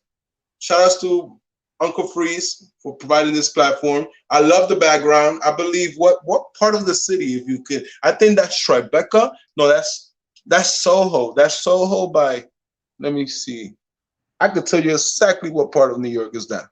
Because I'm like that. Oh, that's Chinatown, bro. That's Chinatown. What? Ni hao, shoot me to the other Asian people. Asian Lives Matter. Shout outs to Ya. Shout outs to Jeremy Lin from Taiwan. What are you talking about? Wait. What? Jeez, I'm trying to follow messages. What did I miss? No, I was trying to say like the background of the picture is Chinatown. Because you see the World Trade Center, one World Trade Center, and then you see that street. And if you zoom in, it's like a bunch of bodegas and stuff. Oh man, I miss bodegas. Hey, can I ask a question real quick? Just real quick for my chat family. Real quick for the chat family. Has anybody heard from my guy King Aladdin? It's been 2 days, and I ain't heard from him, so I'm feeling worried. You know what I'm saying? Yo, you gotta get Uncle Freeze's back text message number because you gotta. When this happens, you gotta Oh, get you his. want me to text him? You want me to text him? Text him and let him know Cully and Highline was trying to get in. Okay. All right. Hold on. I'll try to put the. Oh no, I don't have the link. I will message Uncle Freeze. So while you look at that, so chat back to the games. Facing the Houston Astros, the motivation for the Houston Astros is that Julius Randle's playing in his home state of Texas. So Abuelita's gonna be there, Tia's gonna be there, Uncle's gonna be there. Like they all getting vaccinated today because they got to show that 3 days before vaccine or 3 days before COVID-free testing. So Julius is with family right now. They're in Texas already, right? Are the Knicks in Texas? City for real? What? Are the Knicks in Texas? Right now? Yeah. Let me see if they. Well, I would tell you right now, my FBI status does not follow the New York Knicks right now, so I have no idea where they're at. I don't know if they're in Texas right now. No, that's severe. But I feel like Julius is gonna go to Dallas, go visit family, and then come back. I like his family, man. He's a very family-oriented guy. I respect that. I respect that from Sir Julius. The fact that he's showing a vulnerable side, like what that a lot of players don't like to show. So he's very open about it, and I respect that. Like he's. And then, like, remember when Steph Curry used to have his daughter on the playoff like table and things like that, like Riley. Yeah. Remember when Riley was like a sensation in the NBA? Yeah, you're good. Hold on, I'm trying to. Kaiden is going through the same passion fruit. You know how he do. This episode of the Knicks Night podcast is brought to you by Welsh Passion Fruit. But I believe with him, Kaiden was all over the NBA Jump interview. All they wanted to do is talk to Kaiden. So America has fallen in love with Kaiden. Kaiden Randall is a sensation, and I think kids are a good luck. Kids are like, you get what I'm trying to say, City for real? Like kids are great energy. Like kids are like they haven't gone through the world that we go through, so they don't have no depression. They don't they're just very naive. So I think having this kid and shout outs to Corey. Shout outs to Corey, the little kid that was like, I want the Knicks to make it to the playoff. Corey, this is your town, little Corey. I know City for Real left me alone again because City for Real is trying to get in contact with Uncle Freezy because Uncle Freezy is not letting people in the background. They out there in the backstage chilling, backstage just like, yo, I'm ready to go. But like, you trying to go inside, nobody trying to get you in. But like, yo, shout outs to Corey. We're gonna make the playoff. Remember Corey, the little kid that was like, I want the Knicks to make it to the playoff. Like that was his Christmas. Mm-hmm. I think that's a meme. I'm pretty sure that kid didn't even say that. Yo, let's go. Yo, we still got people here, guys. I'm telling you. We straight legit. Yo, we straight legit. We have the break night. You know what I'm saying? Yo, Cully, I tried to reach out to Freezy, so hopefully he gets back. We have fans. We have fans that like I think Sunday's too far for me right now. I want to play tomorrow. Bro, that's what I'm saying. It's like, yo, what are we gonna do for the next 2 days, bro? Like, you know what I'm saying? like, I have to go back to society and watch the news. That was depressing. Like, I don't like. For real, bro. Like, I'm tempted to bring Darth City out tonight just because. What are we gonna do for the next couple of days? I think I need to turn in Darth City for the next couple of days until we have a game or something. You know what I mean? Alter ego? Is that the alter ego? Yeah, you already know, bro. Like, oh, that's your venom. That's your venom. yeah, you already know. You know. I don't dip in that bag all of the time, but when I dip in that bag, I dip in the bag. You know what I'm saying? Yeah, you know what's funny? People right now are more fascinated with not the content, not the producing. Like, like this is attractive to the common eye because like when we try to perform like like, oh, this is a game, this is the play-by-play, is different than a play-by-play of a game. It's so addicting to watch the entertainer. It's so addicting to watch Legions of Knicks when Guillermo is calling play-by-play and you're like Guillermo saying, you know, what's Guillermo's favorite sound? Like when we make a mistake, he has like that grunt, like right. Yeah, he hasn't grunt that much lately because he used to grunt a lot, like so I think it's very addicting because we watch the game, but sometimes I'm watching the game and I enjoy more when we talking about the game. You get what I'm trying to say? Like, right. When I don't know, Uncle Freeze's mentions that Randall had a nice dunk, that's when I go back and look at the dunk because Uncle Freeze, hey, Cully in the building. Oh, Hova himself. You know, Cully in the building. Young Cully Hov. in the building. We got some light skin connection in the building. Cully, what's going on, bro? Yo, man, we've been on for like 5 hours, man. I gotta stop it right here.